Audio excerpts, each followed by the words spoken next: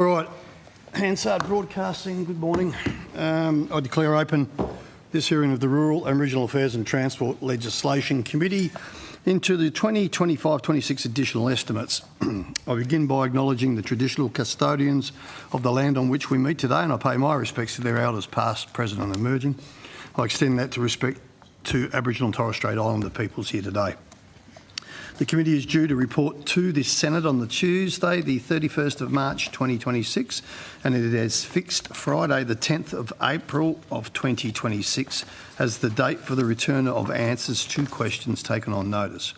The committee's proceedings today will begin with corporate matters of the Department of Infrastructure, Transport, Regional Development, Communications, Sport and the Arts.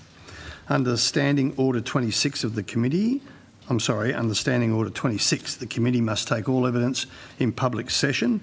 This includes answers to questions on notice. I remind all witnesses that in giving evidence to the committee, they are protected by parliamentary privilege.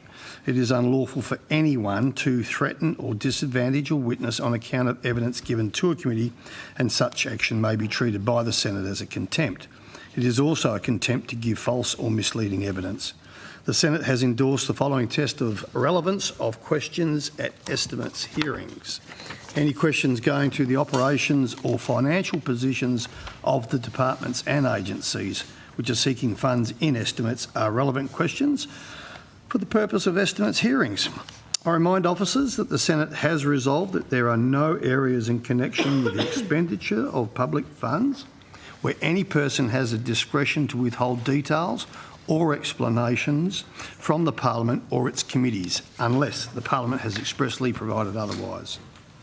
The Senate has resolved also that an officer of a department of the Commonwealth shall not be asked to give opinions on matters of policy and shall be given reasonable opportunity to refer questions asked of the officer to superior officers or to a minister. This resolution does not preclude questions asking for explanations of policies or factual questions about when and how policies were adopted. Witnesses are reminded of the Senate order specifying the process by which a claim of public interest immunity should be raised. I incorporate the public immunity statement into the Hansard. I remind senators of their obligations under the Behaviour Code for Australian parliamentarians to treat witnesses with dignity, courtesy, fairness and respect. An officer called to answer a question on the first time should state their full name and the capacity in which they appear. I now welcome Senator the Honourable Anthony Chisholm, Assistant Minister for Regional Development, representing the Minister for Infrastructure, Transport, Regional Development and Local Government. Minister, do you wish to make any opening statement? Thanks, Chair. Good to be with you this morning, and no opening statement. Thank you, Minister. I welcome Mr Jim Betts, Secretary of the Department of Infrastructure, Transport, Regional Development, Communications, Sports and the Arts. Mr Betts, do you wish to make an opening statement? A very short one, if I may. Please, Chair. Senator Canavan wrote to me on the 28th of January 2026 requesting detailed information in relation to a number of funding programs administered by the department. Consistent with past practice, I'm pleased to table an extensive package of information in response to the Senator's request. Senator O'Sullivan wrote to me on the 5th of February requesting information about 4 projects and programs. The information sought by Senator O'Sullivan is included in the documentation provided in response to Senator Canavan. Thank you, Mr Betts, and we shall now go to questions. Senator Canavan. Thank you, Chair. Look, I just wanted to pick up first on some questions from last time, in particular that we had a discussion about efficiency dividends. Can I just confirm the efficiency dividend for this year is 1% this financial year? I'll just ask our Chief Finance Officer to come to the table.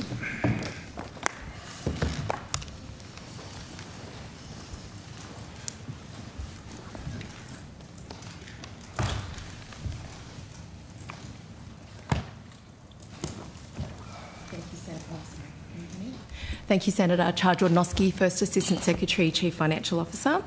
Thank you, Senator. In relation to your question on the efficiency dividend, yes, it is still 1%.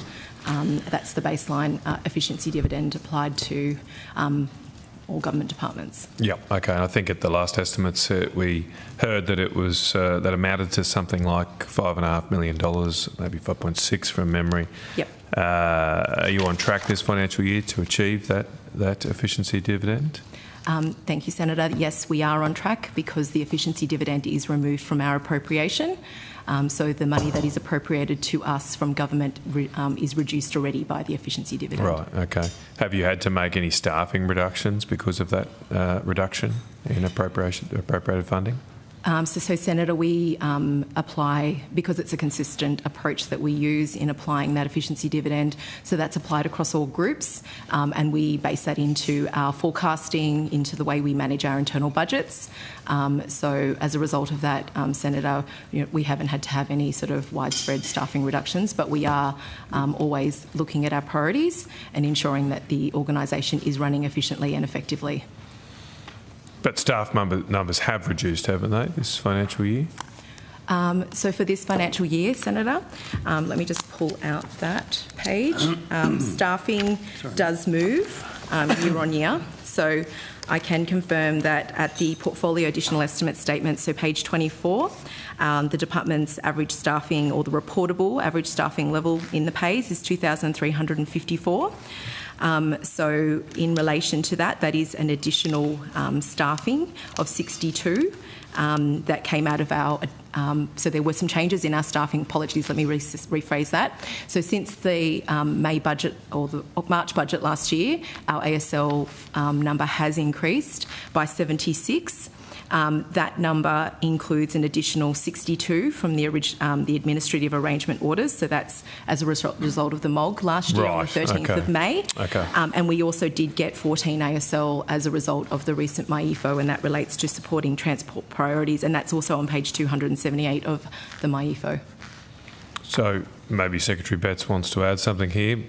So just to be clear, the picture is a bit confused by the machinery of government change, which involved the importation of the Office of Sport from the Department of Health, which is about 76 staff, and then the transfer to Treasury of staff related to housing and urban policy, which is about 14.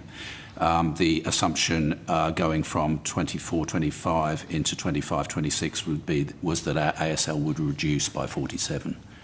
Yes, that's what I was about to raise that. Exactly. So the 47 reduction is... So we've managed that. As we've previously discussed, we have an attrition rate of around 12-13%. Yeah. So we're able to manage relatively modest reductions of that kind through a natural process of attrition without the need to have widespread redundancies or anything like that. But so the 47 reduction... That's, if you like, on a all other things being equal basis, is it? If you're separating out the MOG changes to some degree. That's based around the tally, which is kept by the Expenditure Review Committee and updated each budget. Okay, right. And that hasn't changed. You're able to meet your budget with just that 47 reduction this financial year. That's right. But then I should add in MyEFO an additional 14 ASL. Right. But to answer your fundamental question, as I understand it, yes, we are able to balance our budget this year, and we'll be able to do that without the need for significant staffing reductions. Okay, so just to so I'm clear, 47 was the number at the last time we met. I suppose we had 2 rounds of it, and I think it was still called supplementary estimates in December. So since supplementary estimates, it was 47 at supplementary estimates. There's been since another 14. So for this financial year, the cumulative reduction in ASL is 61 for the ERC purposes. Is that right? Am I? 47, and then we add back 14. Minus back 14. So about 34. Oh, sorry, it's the other way. You've added 14. Sorry, I misheard. Okay, so you added back 13. So now 34. Thank you. Okay. Have you received any additional correspondence from the Department of Finance or the Minister for Finance around an efficiency dividend for 26-27 since we last spoke? So, Senator, I can confirm for you, and I'll just pull out my page. I can confirm that we did have the additional saving that was applied at the MyEFO. So that was the, I think probably the last hearing or possibly the October hearing, we talked about the additional saving, and that was in relation to the $6.8 billion election commitment. So I can confirm this was published, and it's in our pays on page 28. So for 25-26, Senator, we have an additional $10 million that's been applied to our appropriation, or reduced from our appropriation. We have 15 million into 26-27, 15.3 in 27-28, and 14.8 in 28-29. So that's in a total additional savings of $55.1 million from the current year in the forwards, and that was the measure that was applied at the MyEFO. So it's on top of the 1% efficiency dividend? Yes, that is in addition to that. And those amounts are from your departmental appropriation? Yes, it is, Senator. Okay, right, okay. So that... Sorry? So it's applied to our departmental, but also applies to some of our agencies as well. Those figures that I've read out to you are directly for the department. Right, okay. So that does seem quite a substantial cut. Is that because... So the 1% efficiency dividend is 5 million odd, round numbers, and this additional cut to your expenses is 3 times that amount on an annual basis, roughly. Is that right? So, Senator, that we, as we do each and every year, we consider the budget that has been provided to us by government, and we work really hard to live within our means, and that has meant that the department has gone through a number of prioritisation processes. We're always looking at ensuring that we are operating as efficiently, effectively, whether that be our operating costs, procurement costs, consulting, etc., as well as ensuring that, we manage our ASL within that limit as well. Right, okay.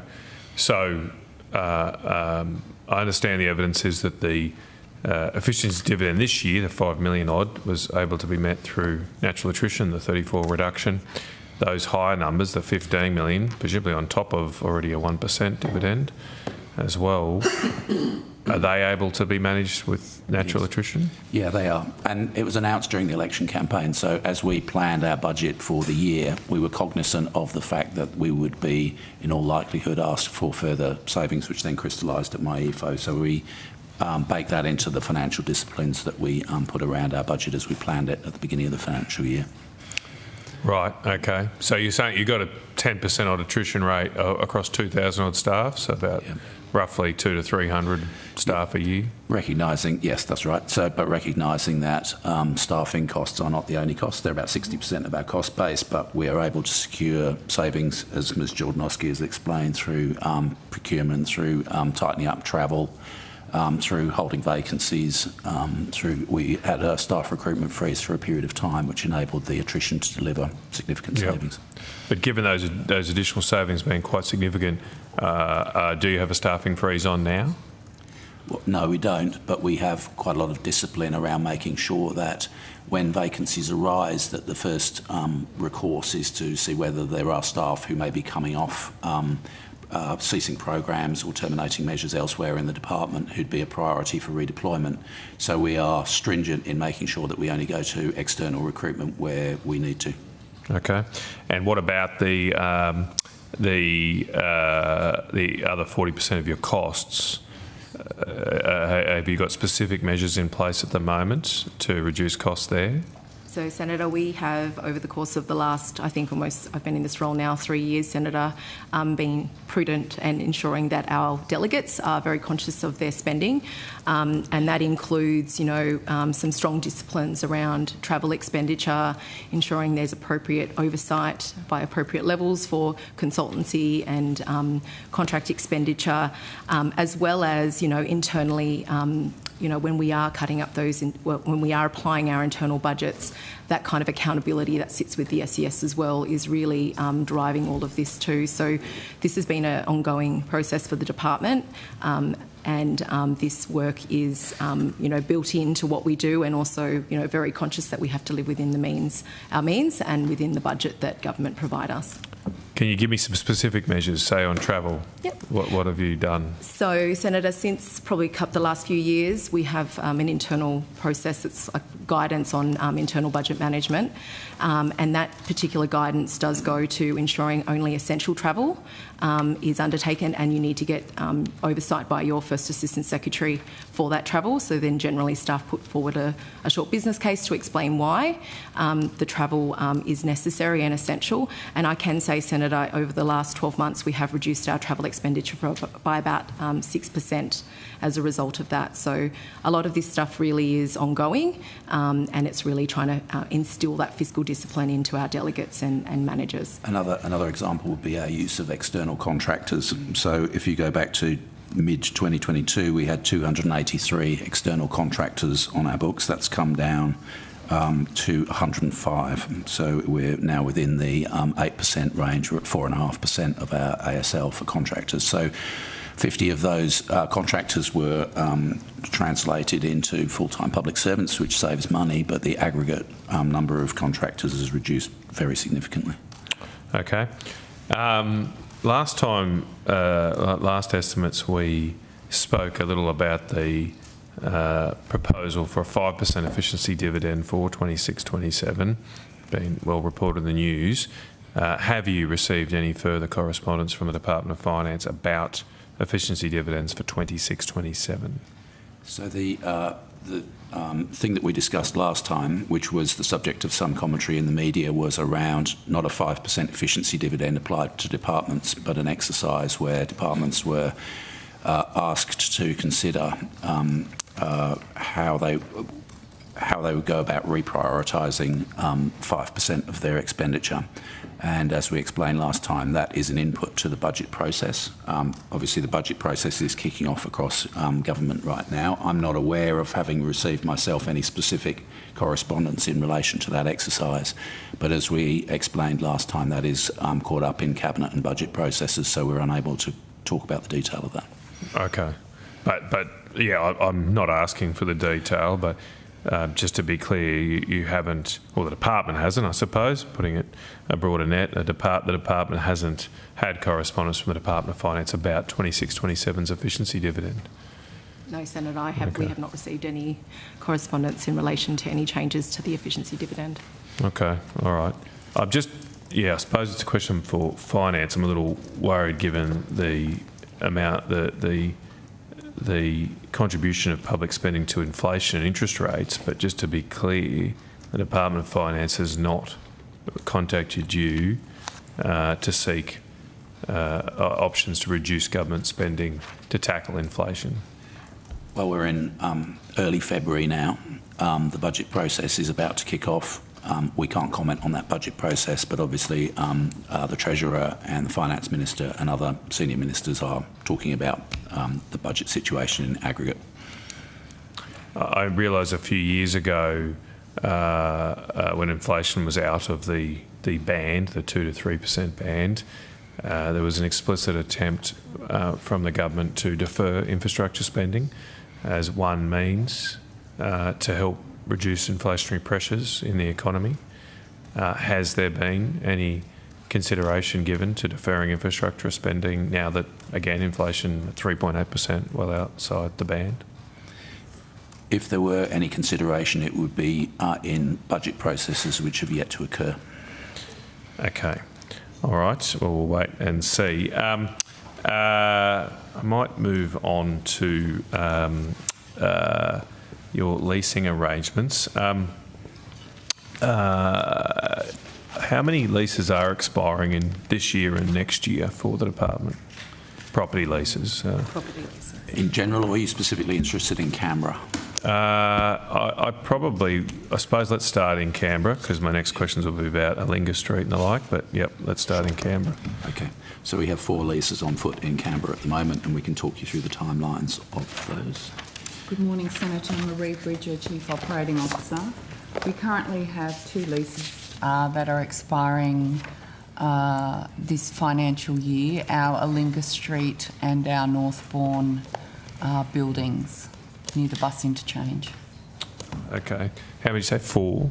We have two expiring this year. And what about next year? And then next financial year, we have our lease at our Nishi building expiring. And the fourth is? We also have an MOU with the ATO for some space that we call Narellan, but I think that MOU expires beyond that time, but we do have the right to exit that MOU prior to its expiry. I just don't have that on hand. And just to clarify... It expires on... Oh, it expires May 27th, so it is next year as well. But that, just to be clear and to clarify what I said before, we are not the lessee there. We have an MOU with the lessee for that particular building. Can you just tell me how many staff at each of those 4 locations, I suppose?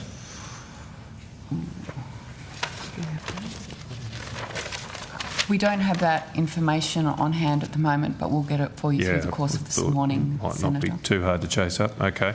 Can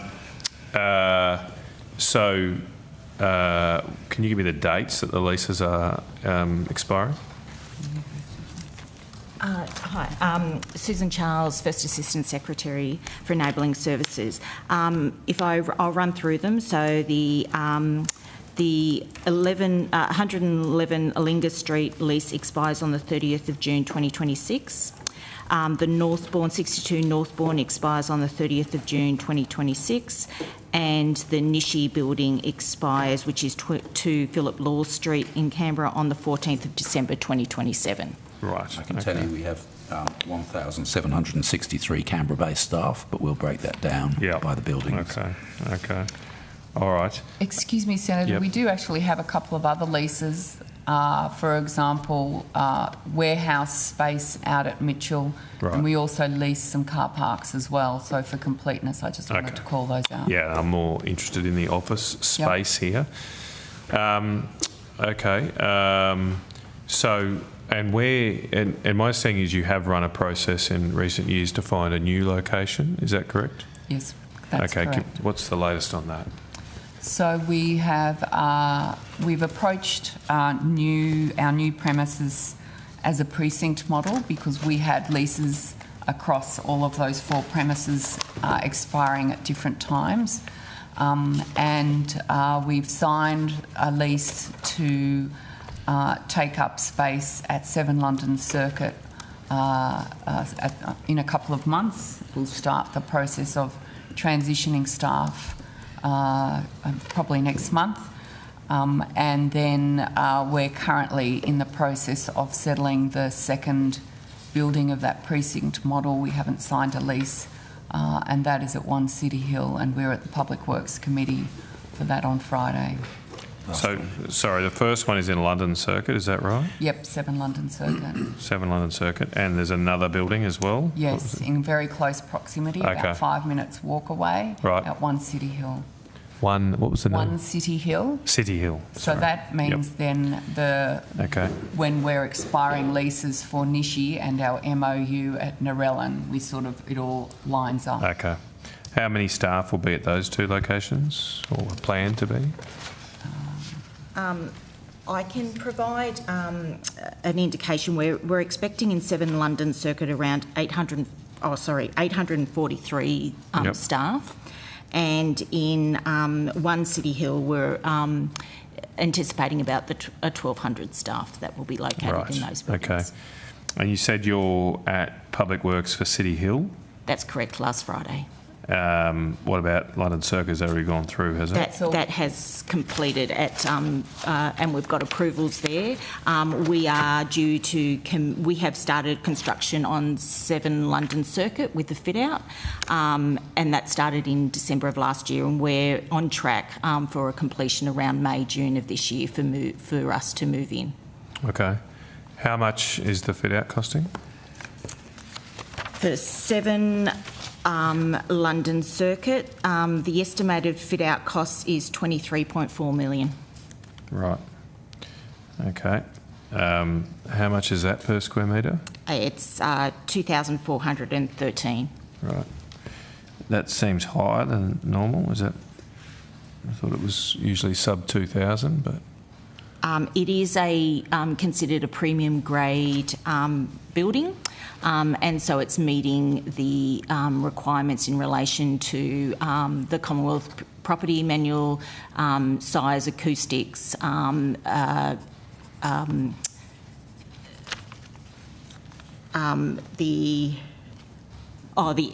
you. I was trying to remember the neighbours requirements as well. That's the energy efficiency, That's is it? correct, Neighbours. yes. Okay. So obviously this has been through a business case and been scrutinised by the Public Works Committee and obviously Okay. by our finance colleagues as well. Yeah. I'm just wondering, I mean, obviously we've got a cost of living crisis, we've got an inflation crisis. What's the rationale for the Department of Infrastructure having a premium grade office fit out? So the office fit out allows greater flexibility in terms of ensures that we've got collaboration spaces and workspaces that are adapted to flexible ways of working. So we're seeing that staff need more, or we're encouraging staff to have, when we did some consultations with staff, they wanted more spaces where they had flexible and hybrid ways of working. And so we've looked at a fit out that meets those requirements, and we've worked with our networks as well around what requirements So they need. Just to be clear, this is going to save money. This is consolidating from 4 down to 2, and it's a 40% reduction in leased office space in Canberra. So part of the benefit is, as Charles has described, is having contemporary office space. There's nothing great about our building at Alinga Street right now. Yeah, I'm going to get to that. So that needs significant improvement, but we will save money over the term of these leases. And that's very admirable. I suppose my question is we could save even more potentially, and we do need to save more. We need to take pressure off inflation. And so I've just come back to the question, just because you're saving money that's not a justification to spend $413 per square metre more than I thought the range was $1,500 to $2,000. So these hybrid workspaces, what does that mean in practice? Like it's a fair increase above the guidance. So our current layouts of our current building is around 19 metres on average per square individual, 19. We're moving down to roughly about averaging 11 square metres per person. So that's a significant reduction in space. We are moving to areas where there are hybrid and collaboration spaces. So that allows people to, and we're also moving to a reduced footprint. So we're moving to 7 to 10 staff desk ratio. So that allows greater flexibility for how staff may want to work. We've got spaces where the acoustics and light sensitive spaces for staff who have special needs or workplace adjustments. So it is allowing that we're accommodating our staff in a place where they're more likely to feel that the workplace is adjusting to their requirements. So this is just a contemporary standard office building. It's not particularly gold plated. We've taken it through the Public Works Committee. We're reducing our office footprint by 40%. We're moving towards a 7 to 10 desk ratio to reflect the flexible working that's in place. So we will save money, and I do think that we are erring on the side of value for money and economy in the decisions that we're taking. So what's the level below premium grade? I'd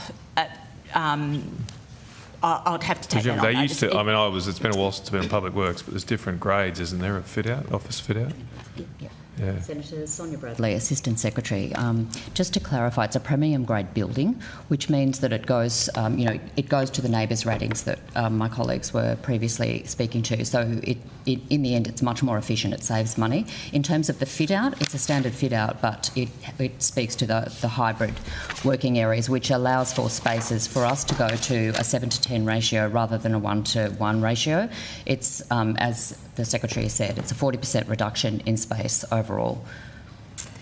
So it was also our colleagues from the Department of Agriculture used to be in the building previously, so we're taking over a building that they were in previously.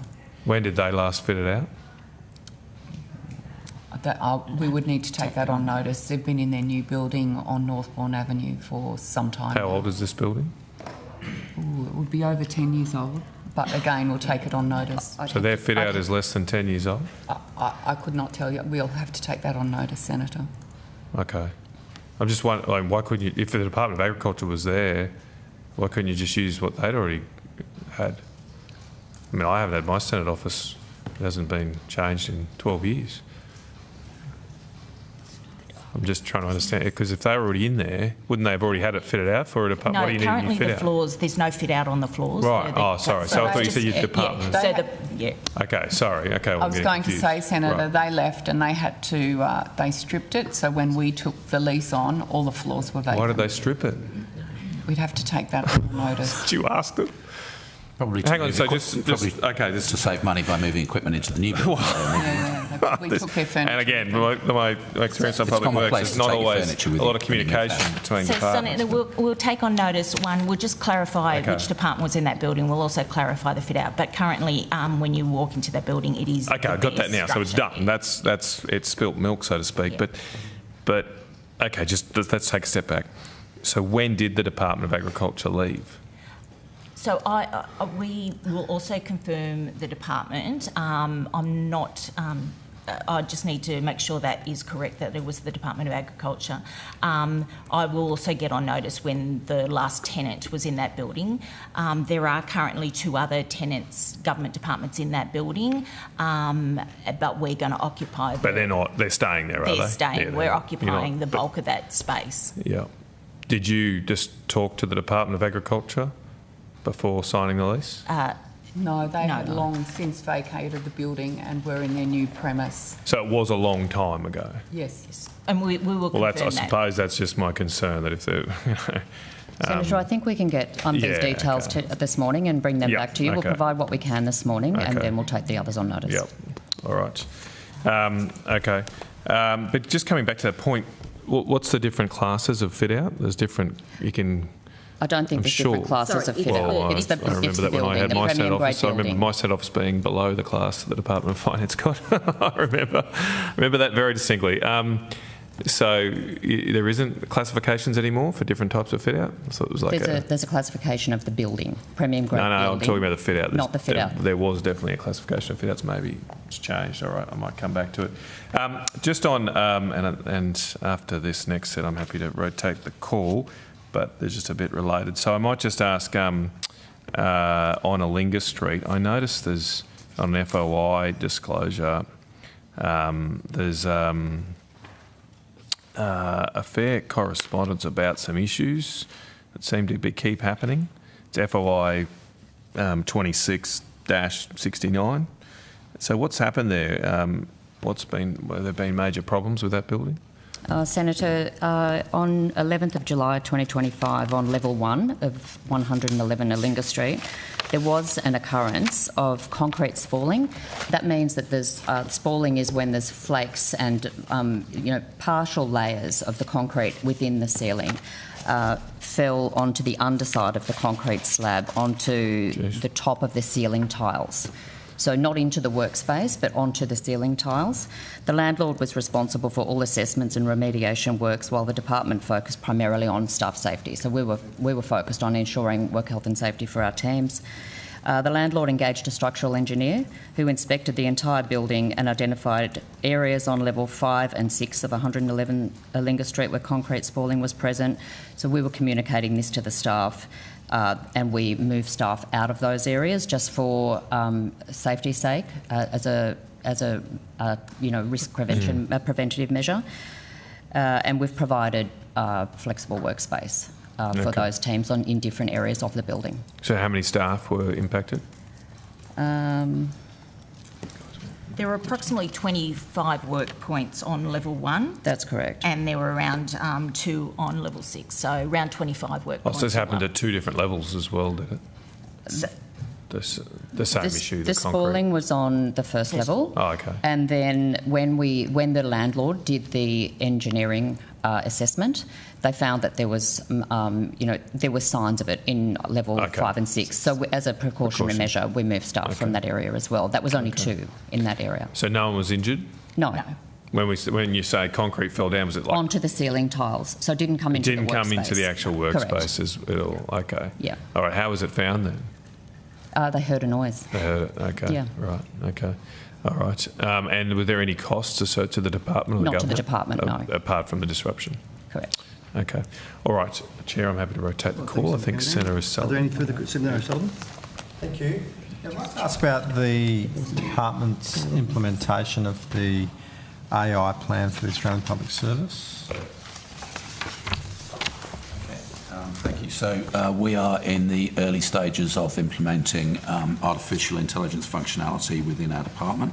Our Chief Information Officer will come to the table in a second. Consistent with the Australian Public Services AI plan, which was released by the Finance Minister on the 12th of November, we are adopting a controlled and responsible approach to the rollout of AI with appropriate human oversight and precautions to ensure safe use. Microsoft Copilot is being rolled out has been rolled out from mid-January this year. Within a protected Microsoft 365 environment, which ensures that we have standard features in terms of security and compliance. In order to access and use Copilot, staff are required to undertake mandatory training in terms of responsible and ethical use of AI. We've undertaken, with support and guidance from the Attorney General's Department, a privacy impact assessment. And are developing or have developed departmental policies on transparency, privacy and so on. The governance that we've established around AI, reflecting recommendations from an internal audit review, is consistent with the APS AI plan, and we are in the process of appointing a Chief AI Officer and AI Accountable Officer, which is required to occur under the plan by the 30th of June this year. Thank you. You've just covered off on my first couple of questions. Thank you. So just prior to the you're implementing the plan now. So up till when the plan first came out, what was the use of AI? What measures were in place? Nil, if any. we didn't have the functionality. We've got. We've talked about our office accommodation. We also have some fairly legacy IT systems. So Microsoft Copilot will be the first time we will have officially adopted AI within our department. And indeed, we've taken precautionary steps to ensure that other generative and other AI apps are not used on departmental devices. We need to establish an appropriate risk-based framework for governing AI use, and we're now in a position to do that, having acquired Microsoft 365 and Copilot. In relation to, you said the appointment of the Chief AI Officer will occur by the end of June. It's required to occur by the end of June, and we may be able to give you more detail. Are you on track to meet that requirement earlier, possibly? Yes, Senator Jeff Godeke, Chief Information Officer. So we've probably got, within our construct now, we have people that are executing the expectations around those roles, but the formal part of the formal governance arrangements will have us formally appoint that, so that'll be signed off by the Secretary. So we expect that'll happen in the coming months, but well ahead of the June deadline. And what level will that position be? It'll need to be at the SES level. So we envisage the BAM 1 SES level.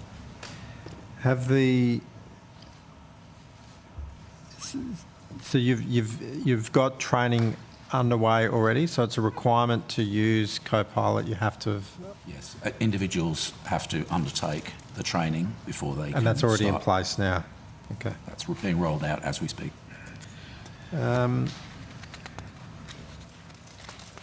What proportion of the departmental staff then have completed that training? So the way it's an opt-in, so different people are more confident than others, so we're allowing people to self-nominate for it. And as the Secretary said, to do that they have to be across our responsible use of AI policy in the department. They also have to complete an AI in government fundamentals course as a mandatory training and acknowledge that, and then the licence is issued to them, and then there's a whole range of training that they can undertake after that. At this stage, it's been about 2 weeks. We've got about 600 people that have opted in so far, and I think, the thing about this is it's a real community kind of effort where people train each other up and help each other out. So we expect that to grow in the next couple of months. And is your implementation of Copilot, does that sort of sit within a walled garden, if you like, in terms of if you're uploading information to it? Does it stay within your own system, or is it? We do. So we have a more widely available. A protected tenancy that we operate within. So that means we can access, use it for more sensitive information up to the protected level. And that all the security and controls are in place to make sure there are no leaks. Okay. Thank you. I'll move on to.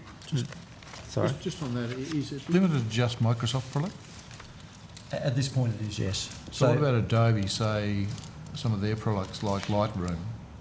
Would any of those be, and which do use AI as part of what they're doing?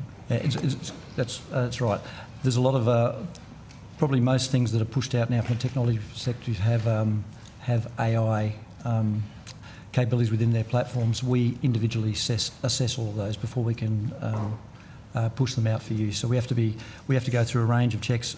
Security is one part of it. Privacy is very, very important as well. So that's how we do that. That's why we're very focused, as the Secretary said at the moment, on just the Copilot implementation. You might recall there was a whole of government trial a way back, which really informed the work that we're doing at the moment. So you're restricted just to Microsoft products at this point in time? You wouldn't be using Lightroom or some of those Adobe products? At this point, we're focused on that. That's right. We've got we have published our AI transparency statement, which is very clear about the use cases that we will be using for the department. So does that contain a definition of AI? The statement doesn't talk about a specific definition. It just talks about how we use AI, the types of things that we will use it for. I think it's probably the definition would be around the DTA would publish specific. Yeah, so the APS AI policy defines terms in terms of AI generally, and then it's applied at the local level by departments and their individual policies and governance structures, and the procurement decisions that we take. So we took a decision some time back to move all of the department to Microsoft 365, and the AI product associated with that is Copilot. However, we only allow access to Copilot, as we've explained, on the back of training to make sure that ethical and other considerations are taken fully into account. So you're doing assessment on other products, I mean, and so I say again, Adobe. Do you do assessment? Are you doing assessments on those? Because if you're limiting yourself to Microsoft products, there are a range of other products out there that it would inhibit your functionality. I would just say, Senator, this is a starting point for us. So, and the thing about AI, it's really about this is about individual productivity. We focus on not replacing people and things like that. So, what we have to do is we have to build the generative AI understanding and confidence in the environment. We rolled out Microsoft 365, which is the digital productivity suite, the most modern one, and that helps with our remote access and people working from home and all those things around the country. It's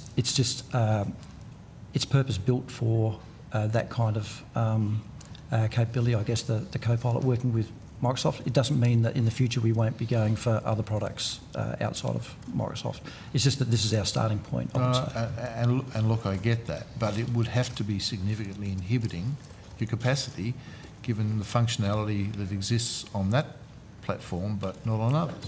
But we're not just we acknowledge that AI has the capacity generally to significantly increase the productivity of all organisations, not just government departments.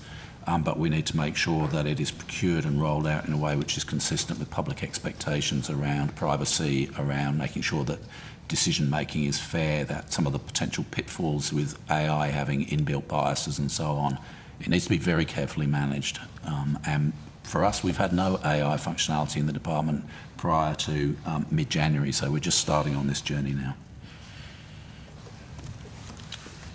Sorry. No, good questions. What assurances have you got that staff aren't working around, like using their mobile phone, for example, loading up ChatGPT or Google Gemini or Grok or whatever, and utilising that? It's a very real risk, Senator, that one. So what I'd say to that is that in terms of departmental information, we don't allow the use of any other products on our department's network. I guess your question might go to, well, what about off the network? I think the biggest risk is not providing tools for people to use, and they'll just go and use them anyway because they use in their own life. So for us, it's about providing capability like Copilot and whatever follows to allow people to use that, so at least you can manage the risks that you can see, because you can't see the other ones. So it's about education as well, I guess. Are staff fully aware that would be a breach of your policies and procedures? Yeah, it's very clear. Yeah. Okay. Can I ask to a different topic? I want to ask about the Infrastructure and Transport Ministers meetings.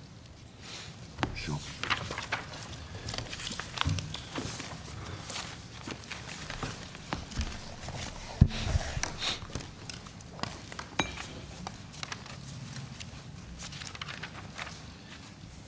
I'm not seeing anyone else come to the table, so is this for you? Well, yeah, I mean, I'm happy to have a go. Obviously, it's infrastructure, which is outcome one, and it's transport, which is outcome two, so it depends on your questions, really. Yeah, sure. Okay. Well, I just want to understand, when was the last Infrastructure and Transport Ministers meeting? That was on the 11th, was it 21st of November, 2025.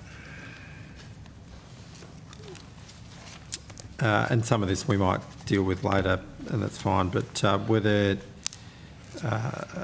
were there any discussions at that meeting, or was it an agenda item to discuss the infrastructure needs to support AUKUS? To support AUKUS? No, there weren't. There was a wide-ranging agenda looking at safety around driving instructors, around personal mobility devices, around the National Road Safety Strategy and default speed limits, which we talked about extensively at Senate estimates in December. Generally speaking, if we were talking about infrastructure investment related to AUKUS, that would be outside a forum which has all of the states and territories represented in it, and more likely to take place in bilateral discussions between the Commonwealth Government and, say, the governments of Western Australia and South Australia. Yeah. Okay. Have the dates for the 2026 calendar been scheduled? Not that I'm aware of, but typically it's a 6-month cadence, so we would expect the next meeting to be around May. Okay. When was the Minister's most recent meeting with her West Australian counterpart? I wouldn't know the answer to that necessarily. We could take that on notice and see what we could find out. Thank you. Therefore, you wouldn't know what was discussed in that meeting, if there has been a meeting? I'll take it. You wouldn't have that information, right? I don't know.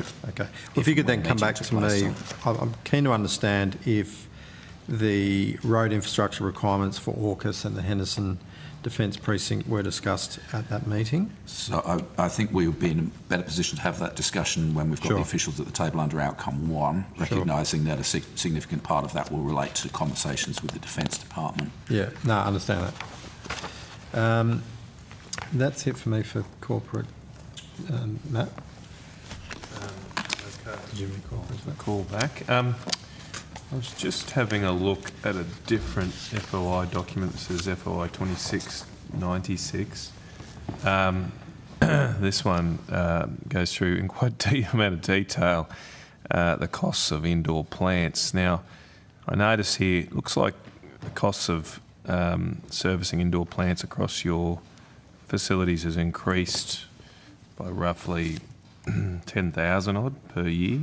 Is that right? So I've got 22-23, it cost 41,900, and then last financial year total cost 52,000. Is that correct?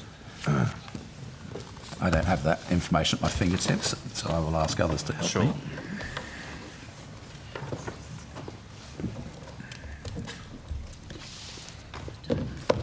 Senator, Senator, I'm just going to check if I've got that information for you.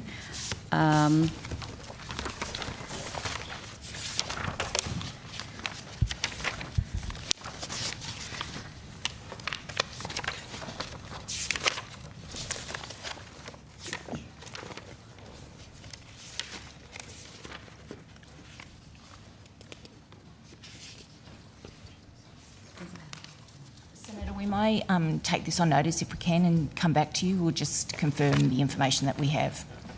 Okay, have you got that FOI in front of you, or can you presumably you've got easy access to those? I don't, but I get a can. table. But I'll come Maybe back to you on that one. Hang on, Yep. I'll send that to the committee so that you do I do have it. further information that I can provide to you on the other question around the ceiling Sure, issue go in for it Nalinga while that I'm I'd just doing like to add and clarify for you. Yep, sure. What was the email? The only other thing that I'd like to add, you asked whether the department incurred any costs as a result of that.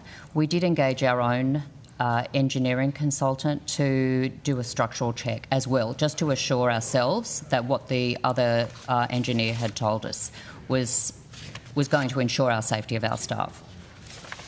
Okay, sorry. Okay, how much were those costs? I'm going to get that figure for you. Oh, sorry, I might Yep. have missed that. I was talking to the secretary. Okay, all right. Well, we might move on then while we get that tabled. Just wanted to ask some questions about policies relating to public holidays. Does the department have EBAs or employment arrangements which allow employees or contractors to choose to work public holidays? Yes. Okay. Do these arrangements apply to each of the following: Australia Day, Anzac Day, Easter and Christmas? It's a long list of days which qualify, and they're specified in whole of government policies under the enterprise agreement, is my understanding. Do we have information on the particular days I read out? Be confident that all of those days are covered, but we can double check that. Sorry, Senator. you're- Australia Day, Anzac Day, Easter, Correct. and Christmas. That's all. They're all covered. Yes. How many employees worked on Christmas Day last year? We had no employees work Okay. on Christmas Day. How many worked on Australia Day this year? This year, we had 32 employees. Work on Australia Day. Okay. For any of those 32 employees, do they receive additional loading or benefits from working on the public holiday? No, they don't. They don't get that at all. It's a day. It's treated as a day swap. Okay. Of those 32, how many worked in the office? How many worked from home and how many worked in the office? Senator Pani Anastasiades, Acting Assistant Secretary. We don't collect that information. We do encourage employees who are approved to swap and work on a public holiday to work from home on that day rather than from any of the department's premises for health and safety reasons. Right, because there's hardly anyone in there. Yep. That's right. Okay. How do you know they're actually working? Senator, that's a local arrangement between an employee and their supervisor where they're expected to ensure that there are key deliverables that are met. And so advice is provided to managers to ensure that they're satisfied that there is appropriate work that employees may proceed with carrying on in a generally unsupervised environment. Okay. All right. Okay. All right. I might move on. Last estimates I asked about carbon values that are used for assessing infrastructure projects. I put on notice a question about how much those or what is the actual value of the carbon prices for these assessments. That was not really answered. I'm just going to bring it up. So it was question 244. It was a pretty simple question. What are the values that they use?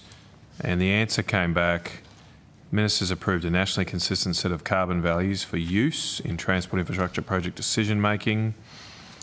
At the following ministerial meeting, Infrastructure Transport Ministers meeting, in June 2024, Ministers provided principal support for the use of a nationally consistent set of carbon values in business cases for projects over $100 million. So that's all well and good, but the answer doesn't tell me what the values are. So what are the values? Okay, so I think the values are held by Infrastructure Australia and I think are published on their website, but I'm going to ask Mr Yu from our economics group to answer that. Hi, Senator. Justin Yu, Assistant Secretary.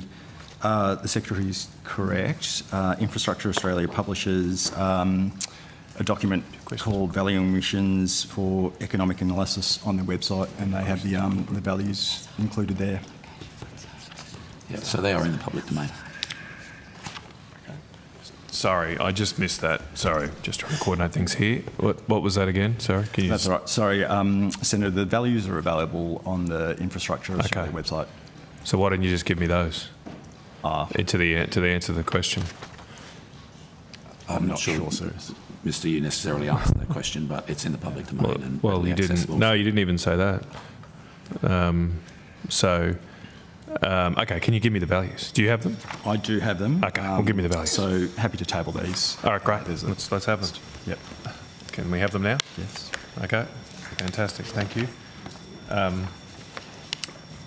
Okay, well, I've got a couple of follow-ups, and I think after we get stuff tabled. So, Chair, if I think Senator Mackenzie might have some questions. Sure, Senator Mackenzie. Secretary, lovely to see you. Likewise. Did you have a good weekend? Lovely, thank you.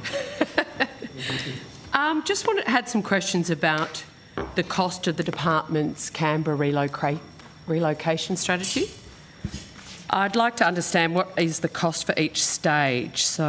And stage one is, as I understand it, relocation from city locations. Yeah, so we were explaining to Senator we'll obviously answer your question. We were explaining to Senator Canavan earlier on that we are moving from 4 locations in Canberra progressively to 2 over time. The first move will be to consolidate around 843 staff into 7 London Circuit. The lease commences around the middle of this year, and then we are in the final stages of negotiating leases and securing appropriate approvals for the second building, which will be 1 City Hill. And we will move progressively from our 4 locations down to 2 over the next 18 months. Is that over 18 months, did you say? 18 months, yeah. Yeah, that's correct. Excellent. So what is the cost for stage 1 and stage 2? Okay, so we'll answer that in terms of the fit-out costs. As I was explaining to the Senator earlier on, part of the reason we're doing this is to save money. So over the term of the leases, we will save money, not least through a 40% reduction in leased office space within Canberra for our staff. But obviously when we move into new offices, there are upfront costs associated with project fit-out. And I'll ask Ms. How long Charles. are the leases for? So the lease for 7 London Circuit is for 15 years. Yep. And the lease for 1 City Hill will be for 20 years. 20 years, right. What are the fit-out costs? So the fit-out costs for 7 London Circuit will be $23.4 million. Mm-hmm. And the estimated fit-out costs at this stage, noting that we went to the Public Works Committee last Friday, are 33.3. 33.3. Okay, so what is the change in office floor space between your existing arrangements and these new buildings? So it's a 40% reduction. So a 40% reduction in office floor space? Yes. So we're going down from. Are we Ms. Charles, 40% less staff? No, 40% less office space. So part of the move is to move from a 1-to-1 ratio, everyone gets a desk, down to a 7-to-10 ratio, which reflects the fact that we now have a much more flexible working environment with staff working from home on a number of days a week, so we don't need a desk every day of the week for every member of staff. So we were able to achieve a 40% reduction in leased floor space, and that, and again, Ms. Charles will correct me if I'm wrong, 39,153 square metres across 4 buildings at the moment, reducing to 23,500 square metres across 2 buildings under the new arrangement. Okay. Recognising that the lease for 1 City Hill is yet to be finalised. And so over the 20-year period that these leases are in place, you anticipate the work from home situation to continue? Well, I think it's in enterprise agreements that people are permitted to work from home with agreement from their manager. Things will evolve over time, but I think it's highly unlikely that we'll go back to the arrangement that we had pre-COVID where everybody turns up 5 days a week. Yeah. So they're never coming back to the office under this arrangement? Well, people are they? coming back to the office. They're coming back several days a week, but it would be crazy for us to spend taxpayers' money providing a desk for everybody 5 days a week if we think that a lesser number of people are likely to actually show up every day. And so we think a cautious, balanced approach is to say a 7-to-10 ratio is the right way to go. So how many non-SES staff are currently based working across the Department City's offices? Non-SES. So non-SES. So I've got Canberra-based staff at the moment, 1,763, but of those... Ms Charles? That is correct, the number. And if we take out less 90 for SES, that will be... I'll give you the rough... Do the maths. Secretary's better at the maths. Secretary's very... Come on. Grade 4. This is a grade 4 question. I would say 670. I've got performance anxiety now. No. So it's 1,763 minus about 90. I didn't know I had that effect. 1,673. 70. Okay, excellent. And from what I understand you to say, that there will be that many staff desk spaces provided across the current Canberra accommodation in the city and Acton. We will basically provide desks for... No, but what current? So we've got the non-SES staff number. Yep. Yes. The Secretary just calculated. And how many desk spaces currently are there across the 4? So currently across our 4 buildings, we have 2,416 work points. Right, 2,000, sorry, say that again. 2,416. Okay, thank you. Work points, okay. Do non-SES staff have their own allocated desk spaces at current location? In some, yes, they do.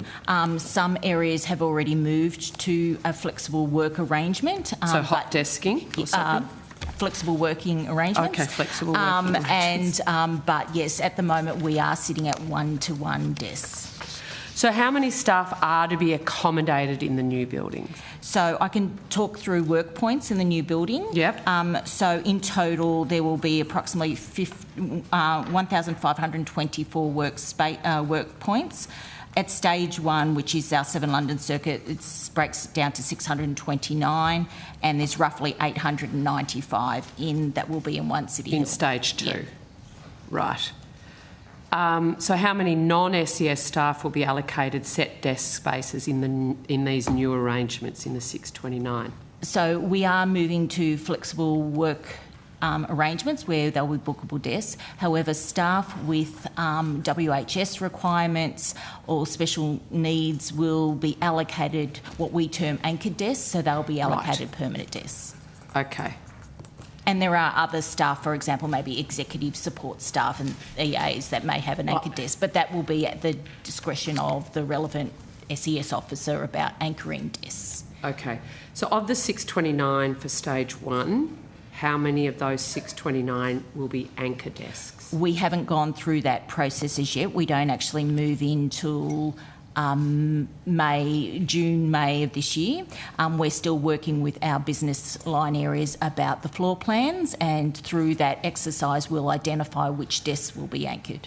And will you be hot desking with your team, or is it sort of a lot more fluid than that? If best in, best dressed, you want the hot desk by the coffee machine, or you want the hot desk by the window? You better get in there at 9 a.m. What we do see is we're creating what we term neighbourhoods. So our floors and groups will be allocated a neighbourhood. Yep. All desks that aren't anchored will be bookable. Staff will, and we'll be able to manage that through that process. But staff will be co-located based around their neighbourhood. Okay, got it. Just to the consultation that's been had with staff about these new arrangements, can I understand and unpack what level of consultation you've had? We've gone through in this committee your staff culture and their views on various aspects ad nauseum in this committee, and I know you're working hard to improve all those statistics. So what consultation have you had, and what are staff's feedback to you? So we've done quite extensive consultation throughout the process. That includes the design and the delivery, and so staff have had a view in terms of everything from our desk booking arrangements to the locker and storage systems, and including the fit out and what the design of the floors. What's a locker and storage system? So if I want a pot plant and my kids' photo. So because we're moving to bookable desks, every staff member will have a locker. So it's that locker system that will be in place where they will come in and put their stuff and move to their desk. The engagement with staff has comprised of things like staff surveys, interviews. We've done some benchmarking, discovery consultations, so quite extensive. We've also worked with our employee networks, so our disability. How are your employee networks different to your staff? They're a subset of our staff. So, for instance, there is a network for people with disability. Right. So it's important that they are consulted and that the needs that they have in all their diversity are properly factored into our planning. Okay, excellent. And we've also engaged with the CPSU reps and our departmental consultative committee. So, and what was their feedback? Have staff expressed concern about this new arrangement?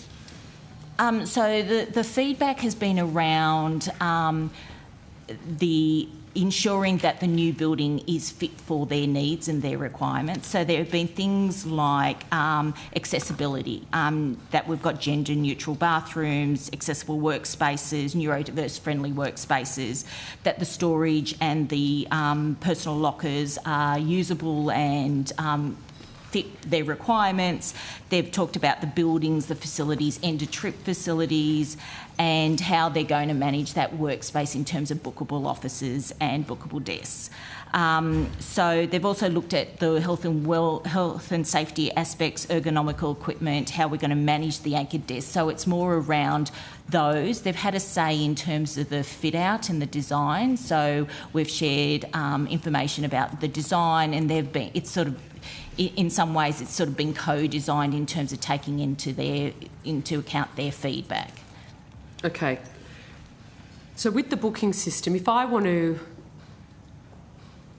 am a staff person that likes to sit in the same place and have my personal items around, are you able to book a desk for months? No, we are going to lock it down so that staff can't do that. We're also... Sorry, what did you say? We're going to lock down the system so people can't book 6 months ahead and book. So you can't have a desk if you want one? Well, you can have that desk on that... so you go into the bookable system. We're still working out the parameters, but it might be locked down for a 2 or 3 week period. We are also asking managers... It's a bit of courtesy and respect in the workplace, and we are asking managers to ensure that when we move to this system that it's fair and equitable in terms of the allocation of desks, and that is a local matter that we expect that area, that branch, that group, that division to be managing. How many lockers are going to be? We will have sufficient lockers for every staff member. So given that I think there were 629, 2,400 workbenches currently for 1,800 staff. Correct. So how many lockers in the new arrangement when you're planning to have 629? There'll be enough. So we expect there'll be 840 odd staff moving in to 7 London Circuit. Each one of those staff will have a locker. Right. Okay. This seems to be a system that is set up for people who are in an arrangement where their flexible workplace means they're not permanently in the office. What about the staff in your employ who want to be permanently in the office? It seems as if they're being completely... There's no choice about the culture of the office here. You can't just say, I want to be one of the people that is in the office 4 to 5 days a week. That's how I like to work and how I can be most productive, it seems that they're unable to do that under these arrangements, if that's the type of worker they are. They can absolutely do that, but they aren't necessarily guaranteed they're going to have the same desk 365 days a year. It seems, Secretary, they can't even guarantee they can have the same desk month in, month out, week in, week out. This is a pretty standard arrangement. When I was working in New South Wales government, you had deputy secretaries sitting in an open plan environment with no one's bagging out open plan environments, hot desking, flexible work arrangements, but to assume that every one of your thousands of employees has the same mindset, I think is disappointing. But taxpayers' money is being spent here, and we need to make sure that we invest in a way which reflects genuine attendance rates in the department on any given weekday, and that we have the flexibility to make the best use of the accommodation that we've got and get best value for money. So, thank you, Chair. Thank you, Deputy Chair. Thank you. I just might start where Senator Mackenzie left off. I did have a look at the Public Works submission on the fit out at the new building. And as we discussed earlier, it is above the Public Works Committee range of $1,500 to $2,000 a square metre. Did the department ask for a quote within the $1,500 to $2,000 per square metre? Senator, I'll have to take that on notice. But we obviously ran a competitive process for the purposes. No, I understand that, and it's not so much about the choice of the contractor per se, but I didn't see the submission. I don't think I couldn't read every word, obviously, but I couldn't see a sort of plan B or a separate option being put forward that was below $2,400, $13 per square metre. Was that the only option costed?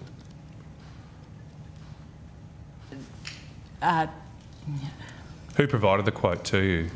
We're getting the details. The fit-out costs are very standard for market rates, but we're just getting the details for you from the previous But I'm just question. wondering, what's the point of having the Public Works Committee do this range if you don't even try and meet it? That's right. I mean, maybe the 2,400 was value for money and worth it, but the struggle for me is how do I compare that? Well, like, you're telling me you need it for these hybrid workspaces and all that, but it's all very vague. Senator, we're in the process of would securing the information. Yeah, we'll bring all the information in this morning. We'll get the information for you. Okay. We'll go through the standard process of approvals, including through the public. I get that. I've been on that committee, and yeah, okay. Shouldn't absolve us from being able to scrutinise it as well. In that submission, I notice as the submission of the Public Works Committee on page 38 of the PDF, there's a rundown of all different types of things in the new spaces. It does say, it says all gender toilet and one on each level. So are there no separate male or female toilets in this fit out? There are. There are, okay. Yes, all right. That's in addition to. Sorry? That is in addition to the standard male and female toilets. Right, so you've got 3 toilets. Yep. Okay, on each level. Correct. Okay, all right. Moving back to the carbon values that I've got tabled now. Thank you for that. I just want to try and understand how these work. So on this table that's been tabled, this financial year, what are we in, 26 now? Time flies. The carbon value is $76 per tonne in 2023 dollars. It grows to $377 per tonne in 2050. I'm just trying to understand how these work in a practical sense. When an infrastructure project does its discounted cash flow analysis, is it got to apply these different carbon values for each year? So say, for example, if the benefits of the road or the use of petrol is happening in the year 2050, it's got to apply the $377 price to that carbon emissions in 2050? Yeah, thank you, Senator. As I understand it, the application of values will basically match up with the length of the project. Yeah. And they'd have to line up. So in 2050, they'd have to be a $377 per tonne. As I understand it, yes. So we'll do our best to answer these questions. Obviously, Infrastructure Australia on at 9:15. Yeah, I was going to say. I don't think I really got to them very much last time. We ran out of time, as often happens. So on that table you've sent me, it says a consistent approach to measuring direct, indirect and embodied emissions, and that's all I'm really worried about. What is the difference between direct and indirect emissions for a typical infrastructure project like a road or a rail project? I think, as the Secretary said, those questions on methodology should be directed to Infrastructure Australia. But haven't these been agreed to by ministers? They have, yes. So why can't you answer me the question if the ministers agreed to this? I just have to take that on notice, Senator. So the work has been done, as we've explained, by Infrastructure Australia. They're making time to come to talk to the committee this evening. I get it, but they're an independent agency. My understanding is this is a decision of government to apply these carbon values. Is that correct? Yes, but the values were developed by Infrastructure Australia. Right, yes, but the decision to apply these values in decision-making is a decision of government. Yep. It's not been something Infrastructure Australia have just decided upon themselves. Correct. Okay, all right, well, we'll come back to it then with Infrastructure Australia, but they're very, very large prices and going to have a big influence, obviously, on benefit-cost ratios. And then finally, back to the plants. Have you got that information in front of you?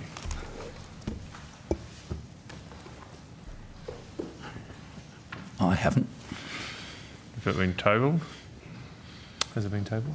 Oh, okay, sorry. I didn't know we were waiting for it to be tabled, sorry. Now we're going to have another delay, perhaps. Senator, I have the costs, the annual costs. I don't have the FOI in front of me, but I do have the costs. Right.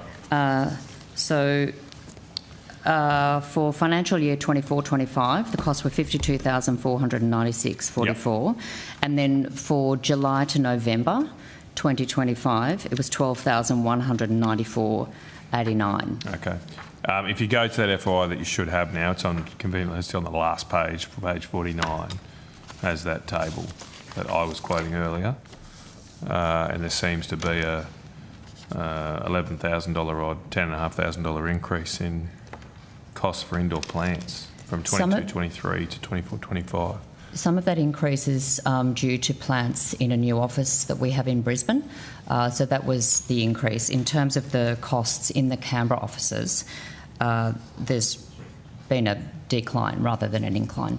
Well, if I look at Northbourne Avenue, it was $10,400. It's gone up to $11,600.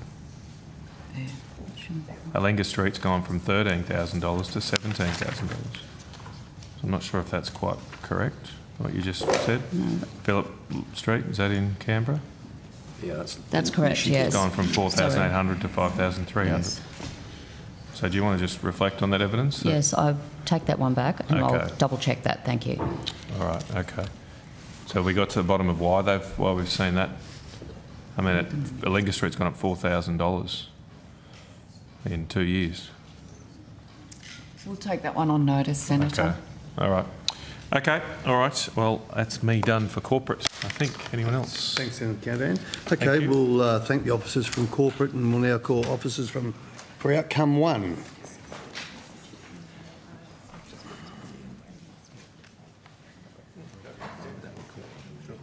Did we table it? Was it officially tabled?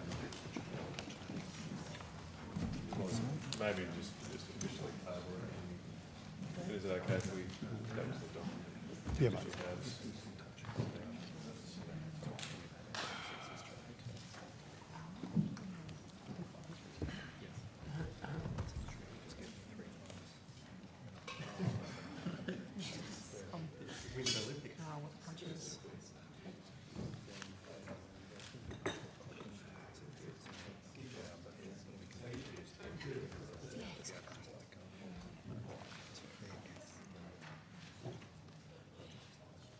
Okay, I think we have the cast and crew here. Senator Canavan.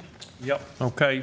Thank you. I want to start with the Bruce Highway. At the last estimates, we were told the 6 projects completed this is the $9 billion or $7.5 odd billion from the Commonwealth project. I just wanted to check, were those 6 projects from the early works program or from the additional works for pre-construction design works program? Bit of a mouthful. Thank you, Senator. We'll just wait for the relevant thought we did have to come up, but I think we've got an update. Right. I think there is now 8 projects completed, but I'll just wait for Mr Brumett. Yep, no problems.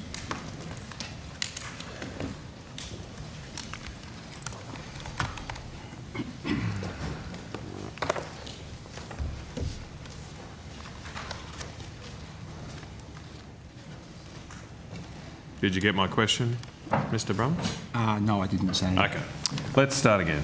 At the last estimates, I think we were told that 6 projects had been completed from the $9 billion Bruce Highway package. Were they from the early works program or from the additional works for pre-construction design works program?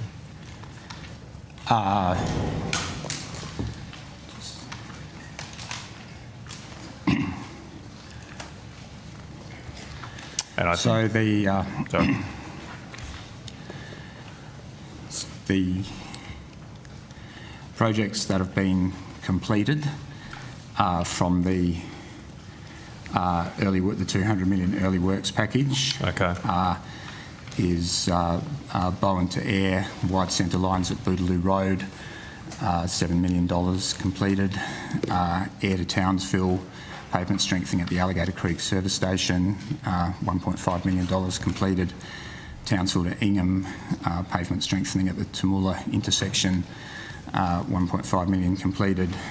Townsville to Ingham, pavement strengthening at Henkamp Creek completed. Ingham to Townsville. How much is that last one? Pavement strengthening at Henkamp Creek. Yeah, how much was that? Oh, you were still describing it, weren't you? $2 million. Okay, sorry. Okay. Completed in June 2025. At Ingham to Innisfail, pavement strengthening at various sections between Ingham and Innisfail, $3 million completed 14 November. Also between, still in the early works, Innisfail to Cairns, pavement strengthening at various sections between Innisfail and Cairns, completed 8th of October. How much was that? $4 million. Right. And that's the 6 that you referred to, and I think Ms. Hall might have indicated there was another 2 now? Yes, then from the additional pavement strengthening projects that were announced on the 28th of November, 1 kilometre of pavement strengthening in various sections at Spider Creek between St Lawrence and Mackay. That was completed on the 13th of October 2025. And between Bowen and Air, 500 metres of pavement strengthening south of Goodbye Creek, $2 million completed in December. So of those completed programs, how much has been spent for those 8 total? 2, 4,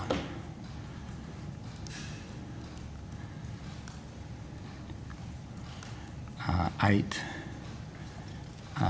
11, 13, 14.5, 16, $23 million. $23 million. And that's been actually spent. You've passed that money on to presumably to the Queensland government to pay for these projects? Well, that money has been, the projects have been completed. Whether or not the payments have been made, spent. You don't know yet. The exact milestone payments. Okay, all right.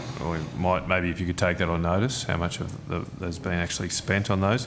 How much are there other projects which money has been spent so far on, if not completed?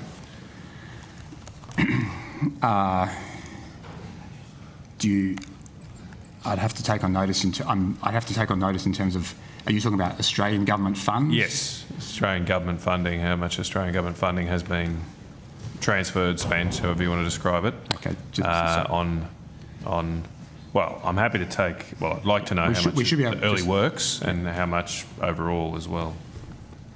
Just give me a second. Let's start with the early works. Let's stay there. The $200 million package.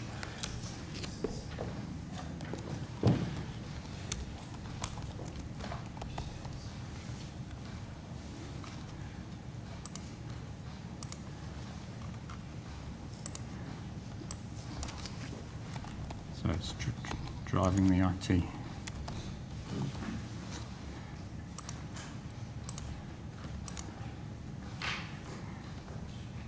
So in total, I think we're actually ahead, Senator. The last payment made was $103 million on the 5th of December. So 103 million? Yeah. Has been paid. And that's in total, when you say last Correct. payment made, Total. but that's in total. Yeah. And that's just for the early works program? Yes. I think so. Maybe on notice, if you could give me what the other 70 million has been spent on. Taking what the 103 million has been spent on, but sure. Presumably 23 of that 103 is the completed projects, and there's another 70. You following me there? Oh, 80. Sorry, 80 million. You got me there. So total payments up until the 5th of December, $123 million. 123. Yes. Sorry, I wrote down. Total payments are 123 million. Right. I think your actual question was when was the last payment, and that was 103 million. Right. Okay. Yep. No. Okay. 123. So, yeah, there's a gap of 100. If I notice, you could get me all the other projects that currently has been spent money has been spent on. Is the $200 million allocated? $200 million allocated to particular projects? Well, that's the early works program. Yes. Yes, but has it all been allocated to specific projects? Yes. Yes, it has. Okay. Okay. And are all of those projects underway?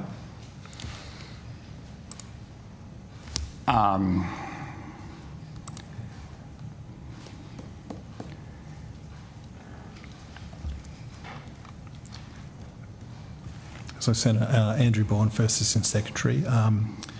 Of the early works projects, my understanding is 6 have been completed, 10 are still under construction. And we got 8, didn't we have before? But of early works, this is the early works package.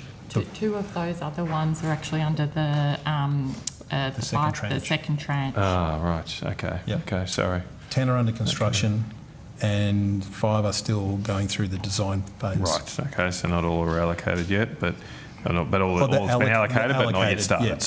Sorry. Okay. All right. I suppose one thing that strikes me from this program, the early works program, things like pavement strengthening, and is that normally funded by the federal government? I mean, I don't know. How does it work? So you got the National Highway Network, the Bruce Highway. If there's a pothole on the highway, who pays for the pothole to be repaired? It happens quite regularly. But who pays for that? So the routine maintenance of the networks is undertaken by state governments, yes. But we're moving towards a more programmatic approach where we're looking at whole corridors and working with state governments to identify flexible packages of works, and pavement strengthening is absolutely part of making sure that the infrastructure of the land transport network is fit for purpose. And so these are actually really important projects in the targeted safety package in terms of it's often pavement widening and strengthening. Yeah, I heard that, but sometimes it says strengthening. What does that mean? What does pavement strengthening mean? Well, essentially it's, I think quite literally it's strengthening the pavement, giving it better underpinnings, deeper sort of, I'm not an engineer, deeper foundations, and in part, I think, to avoid some of the problems you get in terms of, washout. So you'll avoid potholes, potentially? Sorry? You avoid potholes? You improve resilience of the road, potholes fundamentally. By doing this? So you actually rip the road up and redo the foundations? Is that what happens? That can be part of it, yeah. So it's about resilience in the face of climatic conditions, which is obviously a significant issue in Queensland. But it's also about making sure that the road remains fit for purpose when it's used by heavy vehicles and therefore minimising whole-of-life maintenance costs. Right, okay. It does just seem a little different than normally what we fund, that's all.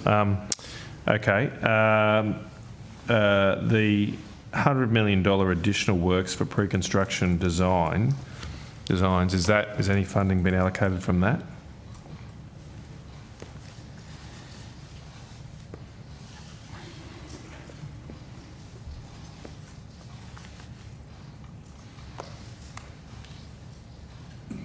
So you're specifically interested in whether funding's allocated rather than the individual packages, just to be clear, Senator? The individual design so how packages. much of that 100 million has been allocated?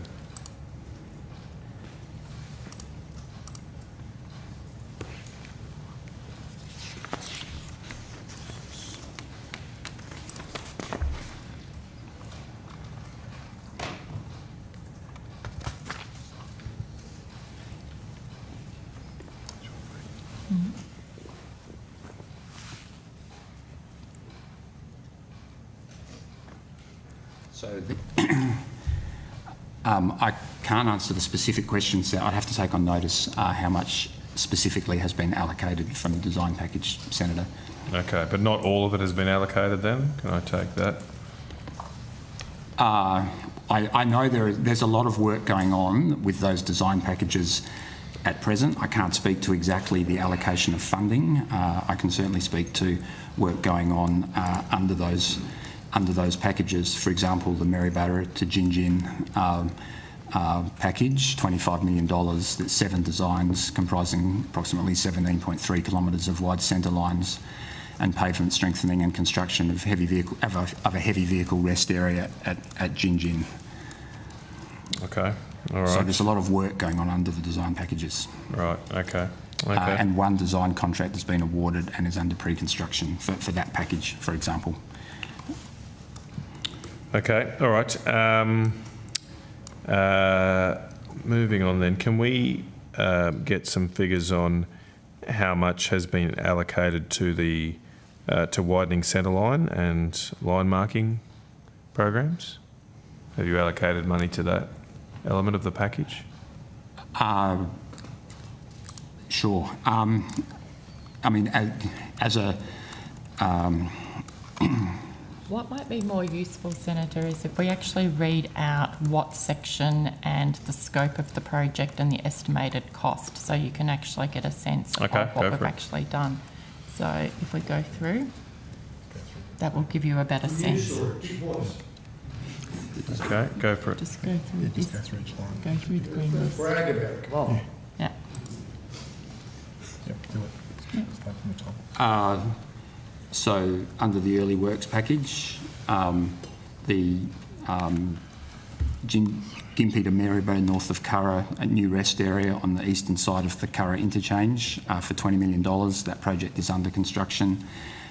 In same section, Gympie to Maryborough south of Borpal, shoulder and road widening and roadside safety improvements at Stratford Road, $12.4 million. That's under construction. Gympie to Maryborough again, south of Borpal, safety improvements and intersection upgrades at Chapman's Road and Mountain View Road, $4.3 million under construction. North of Borpal, Gympie to Maryborough again, safety improvements and new projected turn lane for southbound traffic at Brooks Road, intersection, $2.3 million under construction. Gingin to Banabi, north of Kalonga, earthworks, safety improvements and intersection upgrades at Barton Road intersection, $22 million under construction. Again, Gingin to Banabi, north of Kalonga, pavement widening for future centre lines, drainage and culvert upgrades at 3 Mile Creek, $6 million under construction. South of Miriam Vale, also Gingin to Banabi, construct a new heavy vehicle rest area and upgrade facilities at the existing Granite Creek rest area under construction. Rockhampton to St Lawrence, north of Marlborough, there's pavement strengthening, wide centre lines and shoulder widening between Little Nerrum Creek and Deep Creek, $35 million under construction. But between Bowen and Ayr, the wide centre lines at Bootaloo Road, which I mentioned before, $7 million completed.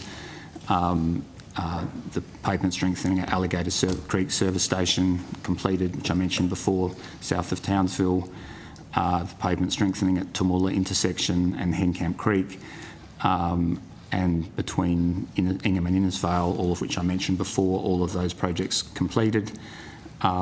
At Tully, between Ingham and Innisfail, wide centre lines between Dean Road and Tully High School, $25 million under construction, at least early works, with main works expected after the early works are complete and weather, depending on weather conditions, obviously. Ingham to Innisfail, south of Innisfail, wide centre lines, guardrails and upgraded property access between Aldridge Road and Poppy Road, under construction, obviously subject to weather at the moment. Innisfail to Cairns, between Innisfail and Cairns, pavement strengthening between Innisfail and Cairns, that was completed. I've mentioned that before. So they are all of the projects currently they are the 16 projects under the early works package to date. We can also go through the $100 million design package for you if you would like. That's what I asked about earlier. Yeah, okay, Yep. I did ask about that. Yep. So the first package, there's 5 packages. The Maryborough to Gingin package, there are 7 designs comprising approximately 17.3 kilometres of wide centre lines and pavement strengthening and construction of a heavy vehicle rest area at Gingin for an estimated cost of $25 million. That contract award was in on the 4th of July with detailed designs expected by mid-2027, and there's currently 1 design contract awarded and under pre-construction. The second design package covering Rockhampton to St Lawrence, there are 4 designs comprising approximately 29 kilometres of upgrades, estimated cost of $20 million. The contract award for the detailed design was on the 30th of June. Detailed design should be complete by late 2027, and so far there are 4 the 4 design contracts have been awarded. Between Mackay and Proserpine, 3 designs comprising approximately 13.6 kilometres of upgrades, including the intersection upgrade at Farley to Habana, between Farley and Habana Road, $15 million. So that contract was awarded on the 10th of December with detailed designs due mid-2026 and a pre-construction tender awarded.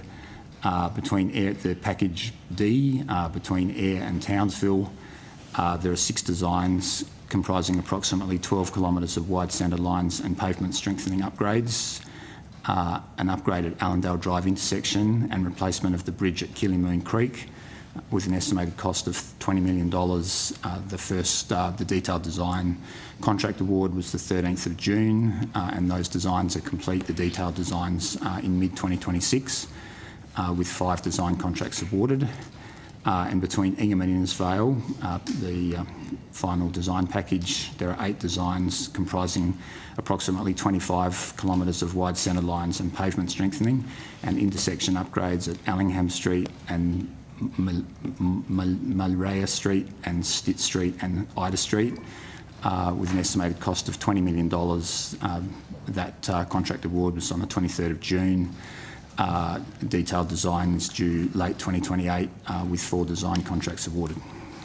And we can also go through the $500 million package that was announced in November that included the additional pavement strength and the wide centre lines, if you would like, as well as another, I don't know, 15 projects or thereabouts. Sure. Between Gympie and Maryborough, 4.9 kilometres of pavement strengthening in various sections between Curra and Davey Road, $40 million. Procurement started in December 2025. Contract award is expected mid-2026, so obviously in procurement. Between Maryborough and Gingin, there's 6.1 kilometres of pavement strengthening between Howard Turnoff and south of Doghole Creek. Estimated cost of $39.6 million. Procurement started mid-26. Procurement is expected to start in mid-26, so that one not yet in procurement. Gingin to Benabi, 6.6 kilometres of pavement strengthening between Colin River and Skeleton Creek, for $30 million. Procurement started in December 2025, with construction set to start in mid-2026. Also between Gingin and Benabi, 1.4 kilometres of pavement strengthening between Charnwood Road and Granite Road, an $8 million project. Procurement started in December. Between Benabi and Rockhampton, 1.3 kilometres of pavement strengthening between 8 Mile Creek and Bajul, a $4.5 million project. Procurement kicked off in December. Between Rockhampton and St Lawrence, there's 5 kilometres of pavement strengthening in various sections between Kunwarra and Hutt Road, a $21.5 million project with procurement starting in December. Also between Rockhampton and St Lawrence, 5 kilometres of pavement strengthening between Mount Milson Road and Toowoomba Creek, $22.5 million with procurement starting in December. between St Lawrence and Mackay, 1 kilometre of pavement strengthening in various sections at Spider Creek, a $2 million project. Procurement, that one is complete. Finished in October 2025. Between St Lawrence and Mackay, also 3.5 kilometres of pavement strengthening at the northern and southern entries to Serena, $36 million. Procurement started in December. Also between St Lawrence and Mackay, 2 kilometres of pavement strengthening in various sections at the southern entry to Mackay, $10 million. Procurement opened in November. Between Mackay and Proserpine, 600 metres of pavement strengthening south of Glendarra Road, $2.5 million in procurement since November. Between Mackay and Proserpine, 2 kilometres of pavement strengthening in various sections between Marion Hampton Road and Hudson's Road, $10 million. Procurement to commence is set for that one, set to commence in the middle of 2026. Between Proserpine and Bowen, 8.5 kilometres of pavement strengthening between Greta Creek and Emu Creek. That's a $20 million project with procurement set to commence in the mid-2026. Between Bowen and Ayr, 500 metres of pavement strengthening south of Goodbye Creek, $2 million. That project was completed in December 2025. 3.8 kilometres of pavement strengthening in various sections between Bowen and Ayr, $11.5 million project. Procurement set to commence in mid-2026. Between Ayr and Townsville, 8.5 kilometres of pavement strengthening in various sections, a $16 million project. Procurement commencing in September. And construction... Shit, I lost my place. That one. Yep. Okay. Construction starting in November, so that one's under construction. Townsville to Ingham, 12.3 kilometres of pavement strengthening in various sections, $16.5 million project, and that one is under construction. Between Ingham and Innisfail, 16.2 kilometres of pavement strengthening in various sections. That's a $73 million project in procurement, expected to get in procurement since November 2025 and looking to commence construction once the wet season finishes. And between Innisfail and Cairns, 4 kilometres of pavement strengthening in various sections for $14 million, with procurement starting in November 2025 and similarly looking to get going once the wet season concludes. To summarise, the federal Labor government are doing a lot of work on the Bruce Highway. Yeah, it actually doesn't sound all that exciting, I think, for most people listening. So is any of those overtaking lanes? So I think that's what the design packages will be working on. Yeah, that would be more exciting. Overtaking lanes would be much more exciting. But don't forget, Senator, than just restoring our road to what it should be and expecting applause. I mean, this is the problem. So, Senator, don't forget this should be a basic job, but anyway. This Bruce Highway package has been designed with industry and stakeholders under the Bruce Highway Advisory Group that's been led by the Queensland Transport Minister that actually has representatives from. So it is a. But just to confirm, no overtaking lanes have started yet. A year after, no more than a year after. Lanes are under construction. More than a year after. Yeah. The announcement, big announcement. And I would, I guess, too, the wide centre, the focus on wide centre lines across the program as a whole is driven by a lot of it's a safety program, and it's driven by a lot of safety data in relation to the prevalence of head-on crashes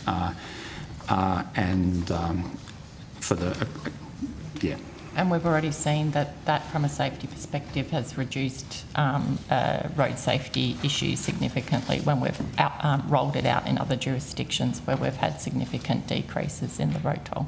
Right. How much money has been spent so far across the whole $9 billion package? So you gave me the 123. I'm just wondering, is that just for early works? Is there anything above that? That's our total payments under the package, Senator. Total payments? Yep. So how much does that work out at?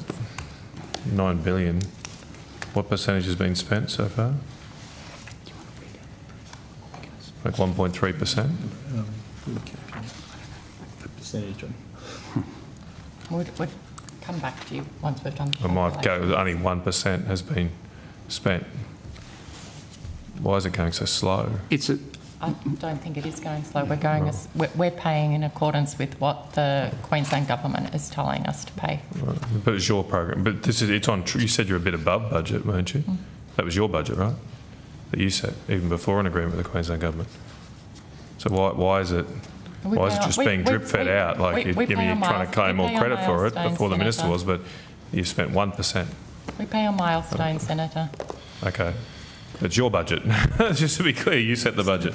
It's hardly... We set the budget, Senator, but okay. we do so in, We pay on milestones, in collaboration with Queensland, who are looking to sequence this project in a way that it can move as quickly as it can and focus on those priority areas. I'm happy to transfer the call. Chair, thank you. Senator Cassidy. Senator Roberts. Thank you, Chair. Thank you for being here. Good morning.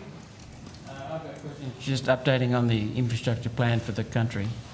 First question is, referencing the infrastructure priority list dated 6th of February 2026, the Brisbane to Gold Coast Highway firstly.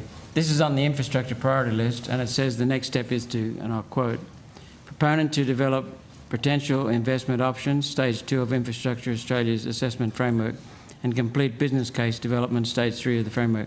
The proponent is the Queensland Government, is that correct? Sorry, Senator, could you repeat that, please? The infrastructure priority list says the next step is on the Gold Coast Highway, Brisbane to Gold Coast, is, quote, proponent to develop potential investment options, stage 2 of Infrastructure Australia's assessment framework and complete business case development, stage 3 of the framework. The proponent is the Queensland State Government, correct? If that's what's on the infrastructure priority list, yeah, that would be correct. Thank you. I note that a 10-kilometre section of the highway was upgraded, yet the M1 is 80 kilometres long. When will we see progress on upgrading the rest of the M1?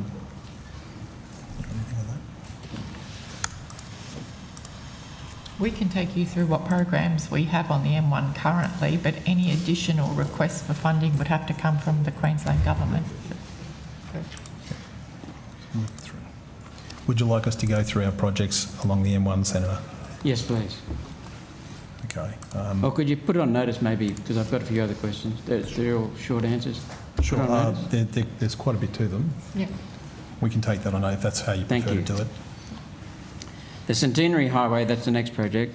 The new bridge is welcome, so thank you for that. People in the West appreciate it. However, the Centenary, Western Brisbane that is, however, the Centenary Highway is 42 kilometres long and the plans to widen the motorway are at the, let's talk about what to do next. Same question, when will we see the rest of the widening occur on the Centenary Highway?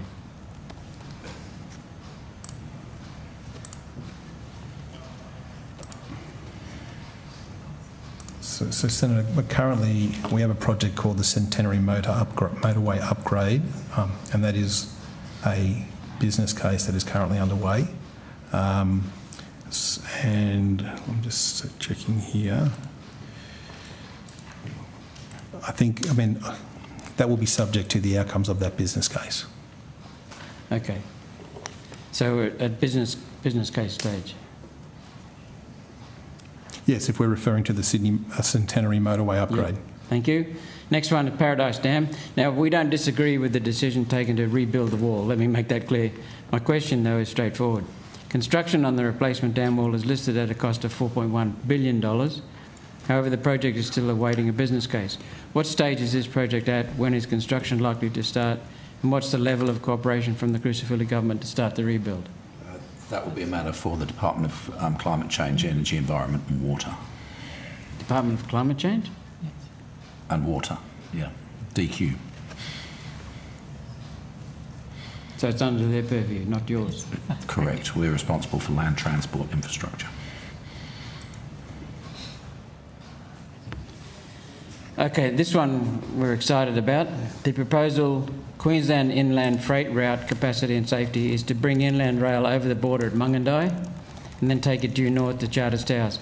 This would link in with the Brisbane line and Toowoomba Airport at Roma, from Roma, the existing line to Longreach, the Port of Gladstone with a small missing link across to the Gladstone Heavy Rail Network, and to Mount Isa and Townsville along the existing Mites route. This is the right alignment for inland rail. At last, we're seeing progress. This proposal appears, though, to have stalled, waiting on the Crisafulli government to do something. At what point, Minister, do you use your power to just get these brilliant infrastructure projects moving? We're delighted to hear these projects. I don't know if the department can provide any update on where that is at. So, Senator, if you're referring to the inland freight route, I think upgrade, because I think you also mentioned the inland rail as well. Inland freight route capacity and safety. Going from Mungandai to Charters Towers. Yeah. Yep. So currently, love the idea. It's something we've been pushing for a while. So that's a road upgrade. Sorry? That's a road upgrade, not a rail upgrade. So we can take you through the inland rail, the inland freight route upgrade. Yep, if you could, please. So there's an early works package that's continuing at the Carnarvon Highway between Injune and Rolleston, the Dawson River Bridge, and Gregory Development Road, and pavement strengthening and widening various sections as well, and then also on the Carnarvon Highway. The Baffle Creek Bridge upgrade is proceeding, and the Gregory Developmental Road pavement strengthening and widening in a number of sections there is under construction, as well as a number of major culvert upgrades. The inland freight route is obviously a very large, multi-year project. It's been going a long while, and we understand why. Yeah. Okay, next one is the East Coast container shipping capacity. This project does not appear to have progressed since problem was identified in 2020. The Port of Gladstone land and sea access upgrade is still on identified problem since 2015. No progress. Is Infrastructure Australia considering the effect of running inland rail to the Port of Gladstone and the proposal currently on the books for a major container facility and intermodal at the Port of Gladstone by IPG Global? Are you considering IPG Global at all? We're not Infrastructure Australia. They're on at 9:15 tonight with the Federal Department of Infrastructure. We can refer to the work that's been funded on connection to Gladstone. So infrastructure, just going back, Infrastructure Australia, you'll have to ask them if they've received a business case, because they don't actually make decisions either. They receive business cases. So if that helps in regards to the questions you want to ask them this evening. Okay, I'll ask them. Yep. Thank you very much. Thank you. Thanks, Chair. Senator Canavan, did you follow up? I want to pick up there, just on the that Gladstone to Toowoomba, what did you say, business case? Is that what you call it? Or wasn't there a feasibility study done or some such? Yeah. Okay, what was it called? I'll just get my team. Yep, here. okay. Senator David Moulton, Assistant Secretary, Infrastructure Groups. Yeah, there was a business case undertaken between the Commonwealth Government and Queensland Government looking at an extension of inland rail from Toowoomba through to the Port of Gladstone. Okay, when was that completed? The work was completed, I think, in 2024. What month in 2024? January 2024. Okay, so 2 years ago. Where's it up to? Has there been a response from government or a consideration at the ministers' meeting? My understanding is it's still being considered by both governments. Okay, all right. Has it been released? No. No? Is there any plans to release it? That'd be a matter for the two governments. How much did it cost? $10 million. Okay, and who paid those costs? So, Senator, there was a $10 million commitment from the Commonwealth to that work. $4.8 million has been paid to date to the Queensland Government based on milestones achieved. Right. Did the Queensland Government make any contributions? In-kind contributions. So the $10 million commitment, only $4.8 million has been spent of it. That's right. Are there any plans to spend any more of that in your future budgets? Future expenditure would depend on the outcomes of the work to date. Right, okay. Explain to me the progress. 2 years on, what's happened? So it's a long time. What you say it's under consideration, what does that mean? Anyone? Anything happening? It's before those two governments to decide what they want to do next. Okay, but has the Minister been briefed about it? Yes, Senator. I think the Minister was last briefed in mid-2024. Just double check that. Mid-2024? Yeah, that's correct, June 2024. So not much has happened for a year and a half. Can you tell me something specific that's happened for a year and a half? I think the priority of the government, Senator Canavan, has been sorting out the mess that Inland Rail became under the government that you were a part of. Obviously, the review that was undertaken identified... For those watching home, you know now they're under pressure. It had tripled in, tripled in cost to actually complete it. So the focus of the government has been getting it back on track, so to speak. And that's what we've been doing in the first term, and then obviously future decisions are available to government this term. Right, okay. But I'm just wondering, Minister, so what is the plan now to respond to this report that cost $4.8 million and is now it's 2 years since it happened? So fine for you to talk about what you think happened years ago, but I think the Australian people are much more interested in what your plans are for the future. So what are you going to do with this report? Obviously, that's a matter for Minister King to consider, but the focus from the Minister has been on fixing up the mess that was created by the previous government that you were a part of. Okay. Right, so back to us. Look, have you been briefed about it, Senator Chisholm, about the report? No, I haven't. Just here, got a media release from you on the 12th of February 2021, following a meeting you had with the member for Gladstone Glen Butcher, the Gladstone Mayor Matt Burnett. I believe you got a briefing from John Abbott, who was then, I think, the Chancellor of Central Queensland University.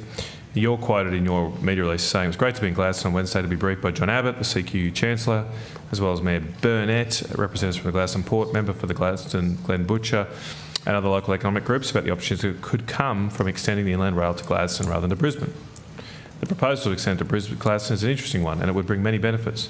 It would help alleviate some of the problems in southern Queensland with the current route, while also helping to support the Gladstone Port's long-term growth and the local economy."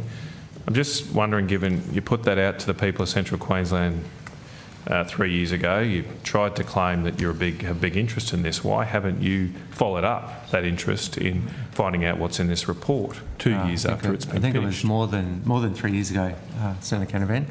That was when we were in opposition, and there was a so now you can do something about it. Can you, if you let me finish, there was a Senate inquiry into it that I participated in, that was chaired very ably. Great report. As well.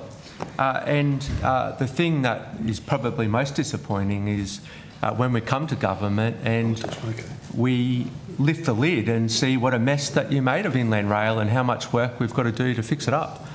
So I'm still very passionate about Inland Rail. I think it's going to be a great thing for the country, but we are fixing up a lot of damage that was done by your party in particular and your former leader, who's now jumped ship to another party.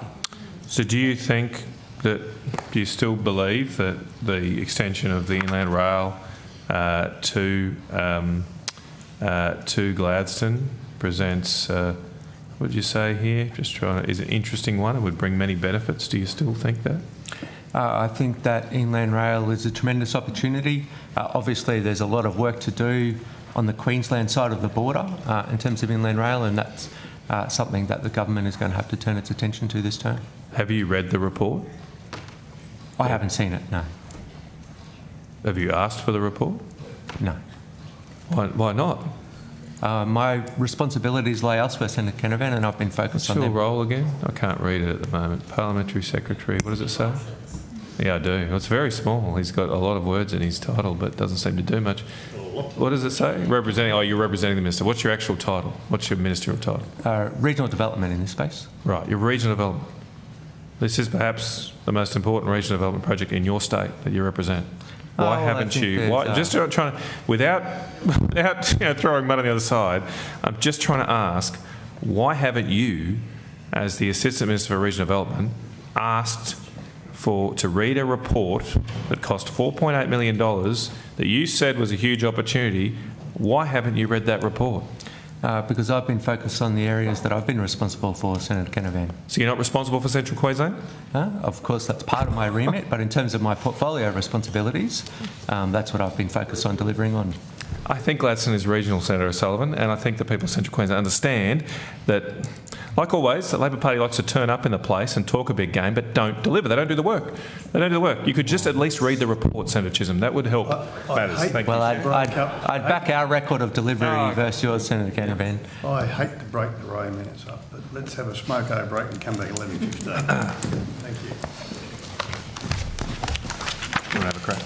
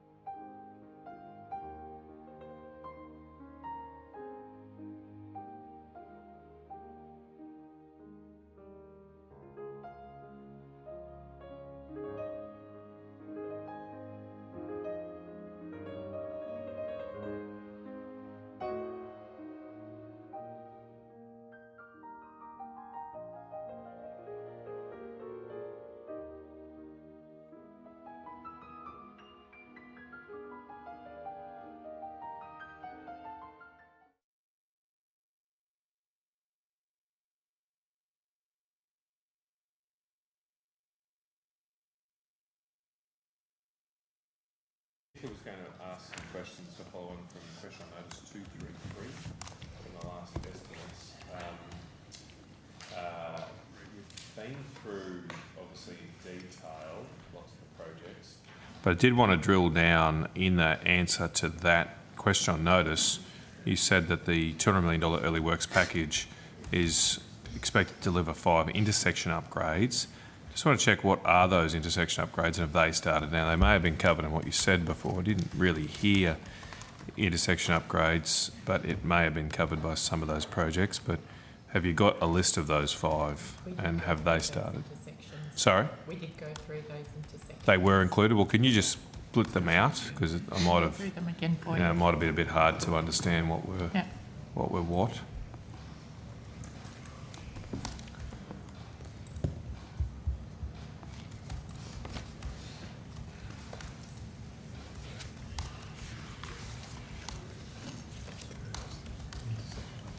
So they're the 5 packages.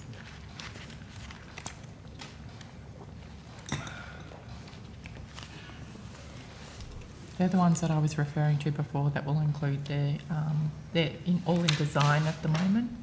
Okay, so they're in design. Yeah. All right, so which are those? No, these are the 5 intersection upgrades that we still haven't done the... Yeah.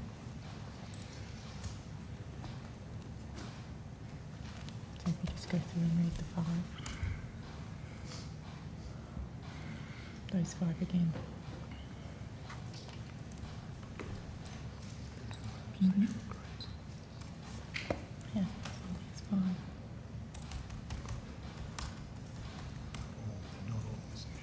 Which was the Quam Centre? 266. Sorry, 233.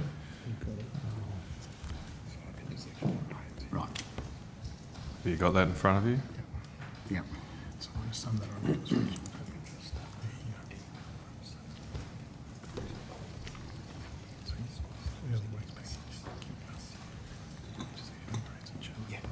Yeah.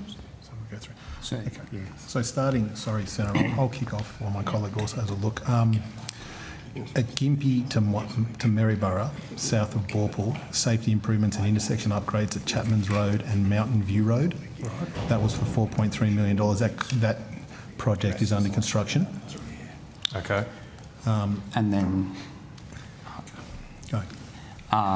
The Gingin to Banabi north of Kalonga, intersection earthworks, safety improvements and intersection upgrades at the Barton Road intersection,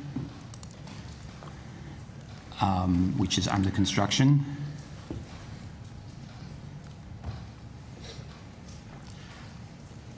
There's also the North Borpal one here, right? It's 2, is it? So I've got one here also at Gympie to Maryborough, north of Borpal, Senator, which is safety improvements and new protected turn lane for southbound traffic at Brooks Road intersection. That's under construction as well.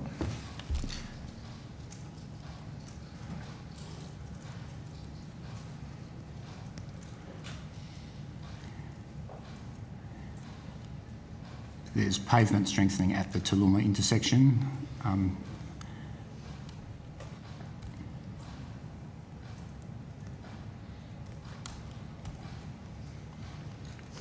Okay, and in the design package, I think I'm down at the design package here, I've got at the Mackay Proserpine, there are 3 designs comprising approximately 13.6 kilometres of upgrades, including intersection upgrade at Fairley Habana Road. That's where we mentioned that the pre-construction tender was awarded. And in the Air to Townsville, there are 6 designs comprising approximately 12 kilometres of wide centre line and pavement strengthening upgrades and an upgrade of Allendale Drive intersection. And those 5 design contracts have been awarded. So that's 5. I've got 5 now. There are more. Yep, Is that it? One more. So 6 now. And this is the Ingham to Innisfail, 8 designs comprising approximately 25.2 kilometres of wide centre lines and pavement strengthening and intersection upgrades at Allingham Street and Millray Street and Stitt Street and Ida Street. Okay. And just to clarify, there's the 200 million early works package, which is what the Quan referred to, and then there's the 100 million design package, which is that's the full 300. Yep. Okay. And then the two heavy vehicles, rest areas, where are they? Same Quan?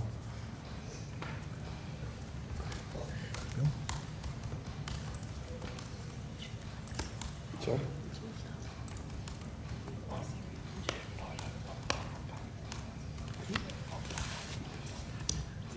Okay, I've got at the Gympie to Maribor section, north of Curra, there's a new rest area on the eastern side of the Curra interchange. That's under construction.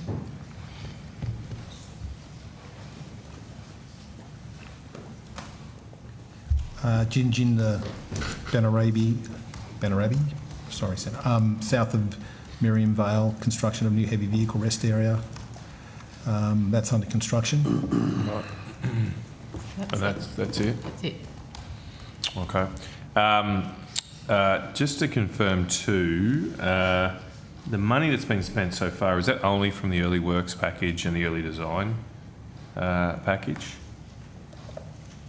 The money that's been actually expended? From the Commonwealth? Yes, from the Commonwealth. That's right. That's it. So there's been nothing on any of the other programs at the moment? Even though there's been two projects that have been completed in that second tranche, that's right, we haven't. Yep. Okay. Okay. Do you have data on how many fatalities occur on the Bruce Highway? We do, Senator, yes. Okay. Do you have that available to you? Yep. Yeah. Well, I mean, there's obviously what depends the level of detail, but in 2025, the number of fatalities on the Bruce Highway was 32. Which were, as a comparison, in 2024, the number of fatalities was 42. In terms of hospitalisations, 153 hospitalisations in 2025, 498 hospitalisations in 2024, 462 in 2023. We have data, or at least I have data here, back to 2015. Right. Is it, well, roughly speaking, is there an increasing trend, stable? Or obviously, you've had a decrease in 25, which is welcome. It's relatively stable on the hospitalisations, and it goes a bit up and down in terms of the fatalities. Do you divide the fatalities by the section of road? Or it's just for the whole length? Not the data we have. Yep. Is for the whole line. Okay. We can actually take that on notice. Yeah, if you could, I suppose we have done that previously. I'd be particularly interested. I'm not exactly sure when the Gympie bypass opened, but I'd be particularly interested to see any changes when new upgrades do occur. 8 months ago. Yeah. 8 months? 18 months ago. 18 months. So yeah, it would have. Okay. I was just wondering if it was all of last calendar year, but it would have been then on that basis. And we've got information on how the work that we have been doing has actually, over a period of time, I think TMR has actually provided advice over upgrades on the Bruce Highway over a period of time, and the reduction in fatalities and serious injuries over that time, and the impact that it's actually had, so we can get that information. Okay, great. I've got some more general questions on road fatalities. Is that in this section? Road safety, yeah, we can do okay. it. We actually do it in outcome 2. Outcome 2. Okay, I can leave it till then. I was going to transfer the call anyway, Chair, if I could. Thanks, Senator Canavan. Senator O'Sullivan. Yeah, thank you. I've got my magnifying glass out and had a look at the spreadsheet. Thank you. I've got electronically as well, which is helpful. So I just want to go to the Nicholson Road, Garden Street past project.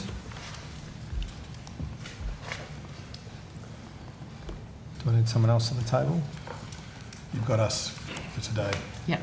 Excellent. Sorry, Excellent. So in estimates in October, you told me that it was going to commence in mid-2027, but I noticed now on the spreadsheet it's actually under construction.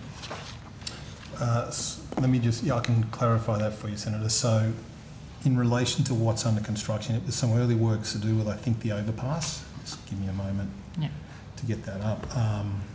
So that's the pedestrian underpass, my apologies, was completed at the end of October last year. I think at the time I was referring to the main works that I think you were alluding to. So, but that is actually a part of the project. Yeah.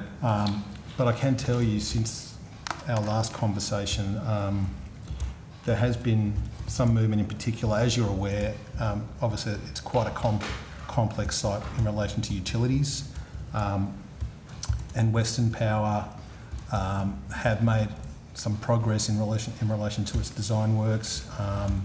They've issued, including issued for construction design for Yale Road and 25% design construction progress on the Wilford Road and Bannister Road intersections, and we're expecting these design works and for the relocations to be underway early 2026, clean to mid 2027.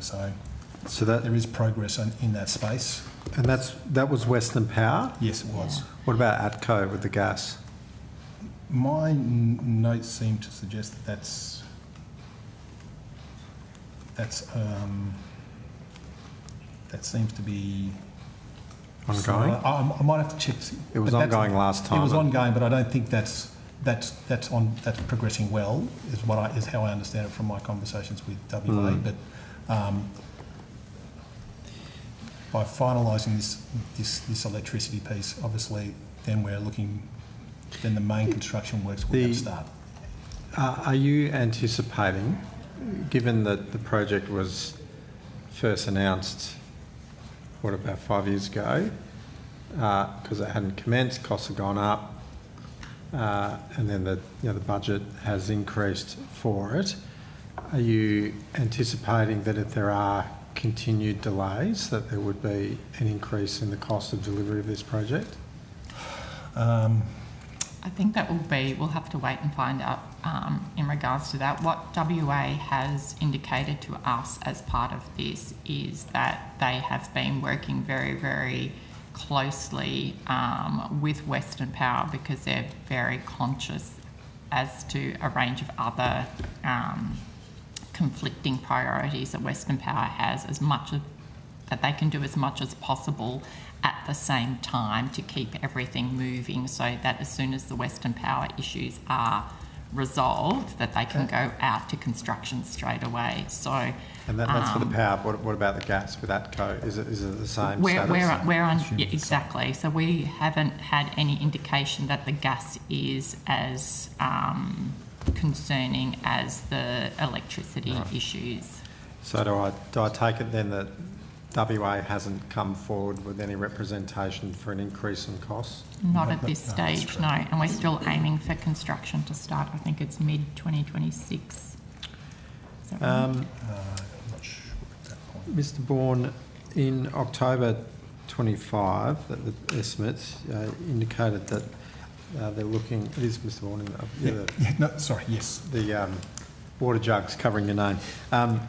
That indicated that looking to go to market for the main contract in 2026. Is that still main contract in 26 and construction in 27? They are still looking to synchronise or sequence those things so they can move as quickly as possible into construction. Okay. Excellent. I now want to go to the Henderson Defence Precinct. Yep. Obviously, there's a big expenditure there in quite a concentrated area, $12 billion on the Henderson precinct as part of AUKUS, $12 billion. That has quite significant ramifications for the wider area. Yep. And so I've asked about this before. I want to go to it again. I note that some of the $12 billion was recently included in the mid-year economic fiscal outlook. And I understand this department's not the lead agency, that it's actually Defence that is the lead agency. However, I realise that obviously Defence don't build roads, and when it comes to sort of that interfacing with the rest of the network, you presumably play the key role along with the respective state jurisdictional department. Ms Hall, you said last time that they still have to work out how the precinct is going to interlink.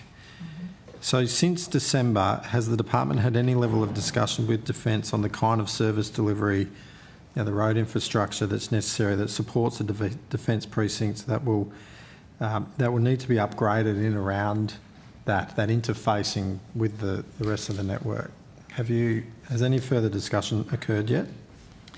So my understanding is that an AUKUS community task force has been established in February to identify the local needs and opportunities for transport, housing, health and community assets in relation to AUKUS.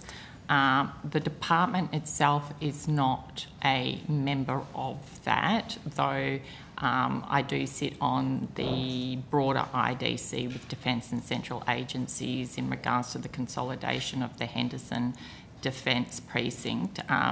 The Honourable Madeline King is a local member and she is a representative on that community task force. The WA Department of Transport, I think, is there to support the local government, the local road and transport needs. Are you talking about Henderson or Garden Island, HMAS Stirling? Because when you mentioned the local member, that Madeline King has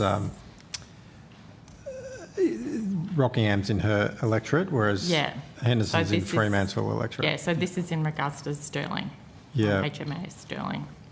I mean, they're interrelated, but I'm actually asking about. I'm asking about the whole, because we were talking about the whole, all of the defence issues. So in regards to the actual review of the transport, I understand that there was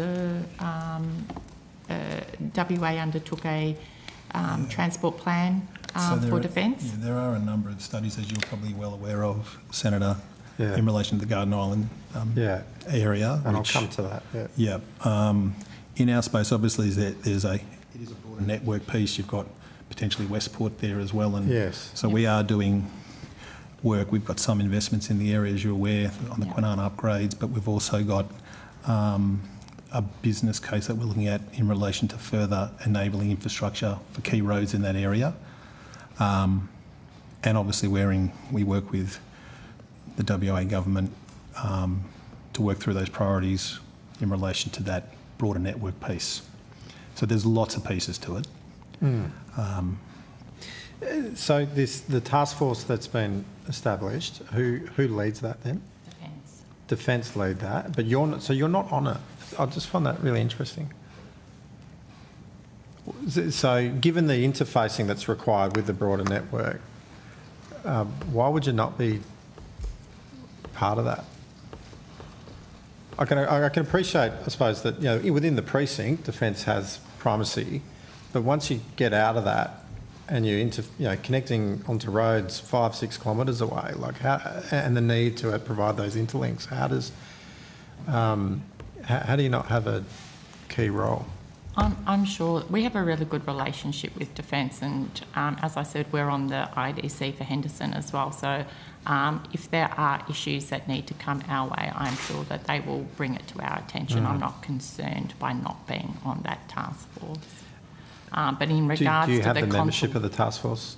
Sorry? Do you know who's on the task force? We can get the detail, and it may have even been put together by the WA government, that task force too, Senator. Yeah. Okay.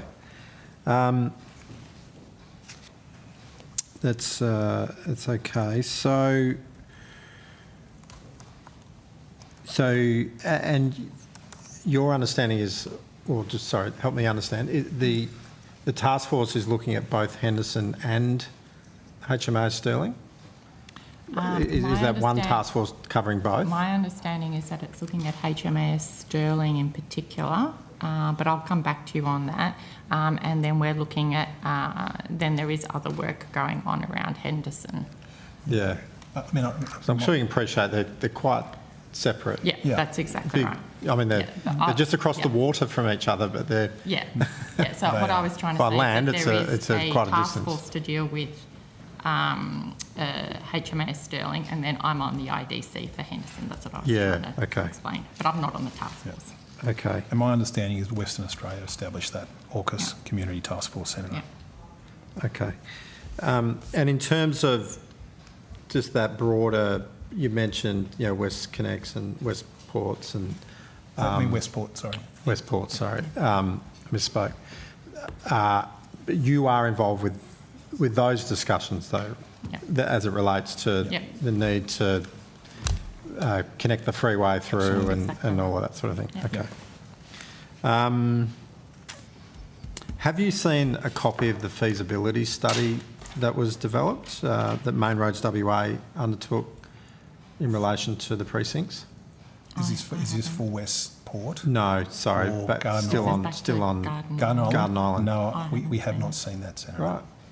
Okay. I think it's only just been It's just been released. And well, I think it hasn't been released, but it's not that long ago. Elements of it have been disclosed, and the key recommendation is to not proceed with Garden Island Highway, which would be a major road that would connect Garden Island to the broader network. Locals and the local council are quite exercised by that, because they want to know then, okay, what else is the solution, because they're seeing significant increase in traffic. It's dangerous. The intersections in and around there are they're not even a roundabout. You've got sort of dogleg sort of intersections that people have to traverse, and early in the mornings, in the peak hour, it's particularly dangerous. And locals are telling me that it's only a matter of time before someone's going to be seriously injured or killed.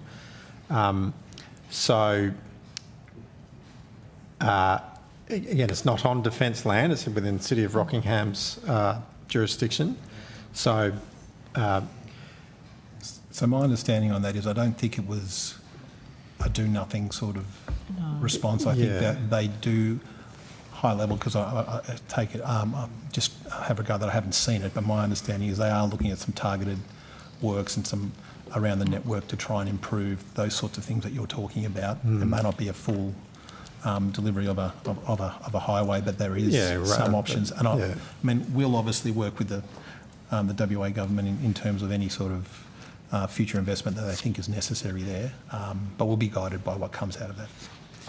So you're not expecting to see the preliminary feasibility study? I beg your pardon? You're not expecting, like you're not anticipating to get it? Oh, no, I just haven't seen it yet. We'll work with our defence colleagues and I'm sure they'll brief us as they see fit.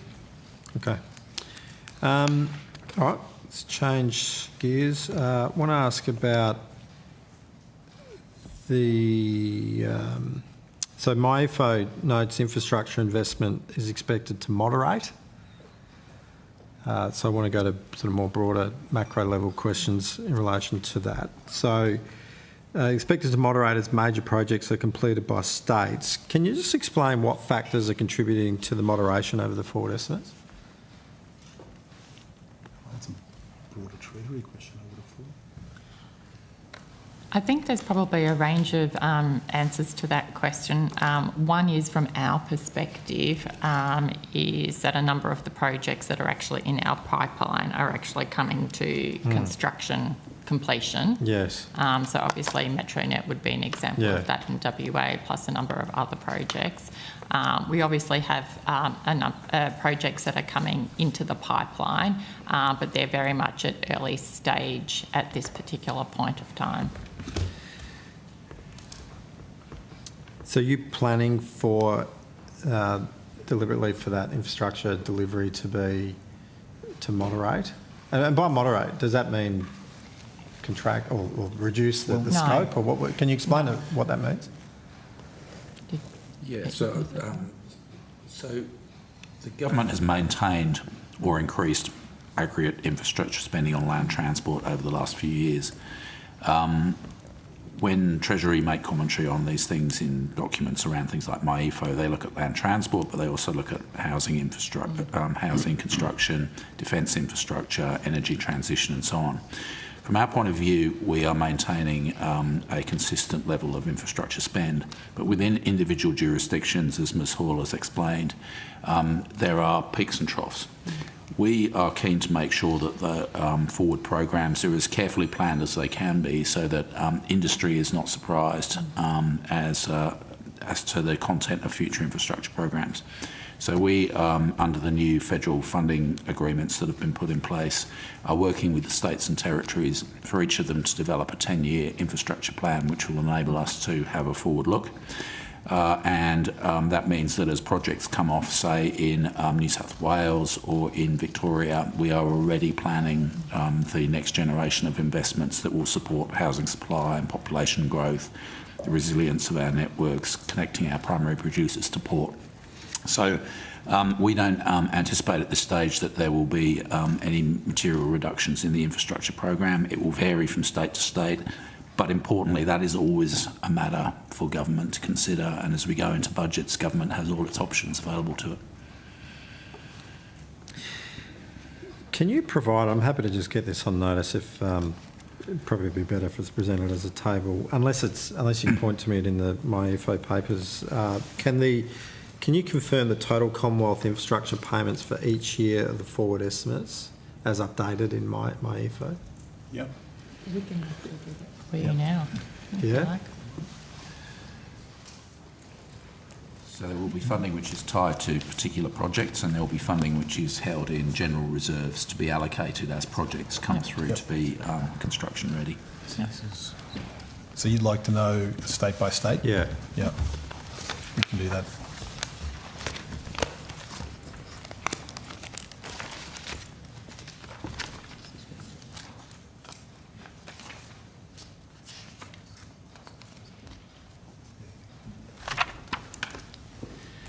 Senator Simon Milnes, Assistant Secretary.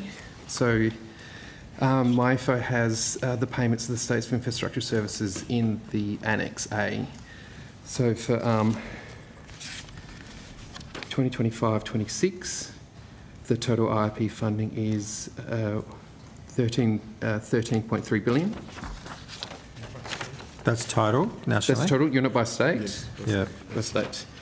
Cool. Okay, so New South Wales is 3.7 billion, Victoria is 3.8 billion, Queensland is 2.7 billion, WA is 1.9 billion, South Australia is 1.7 billion, Tasmania is 326 million, ACT is 293 million. Sorry, just say that number again.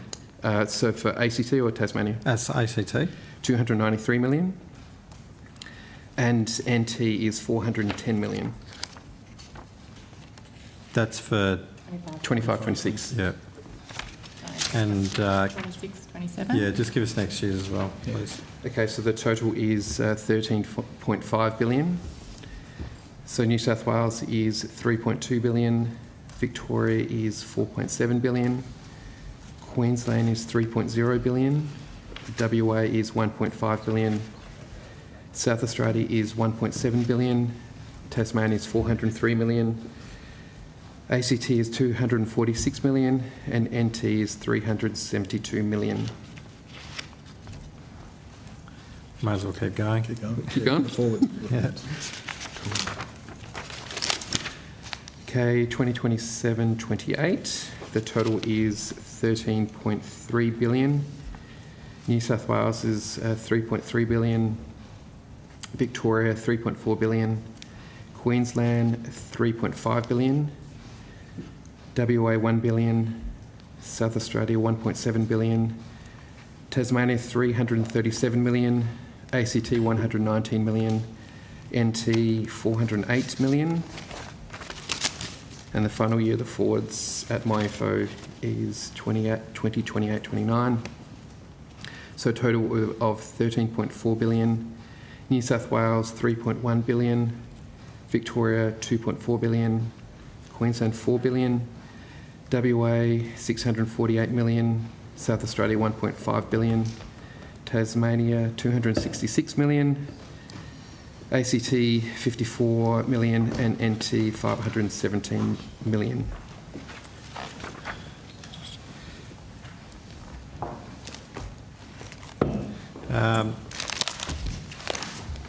Thank you for that.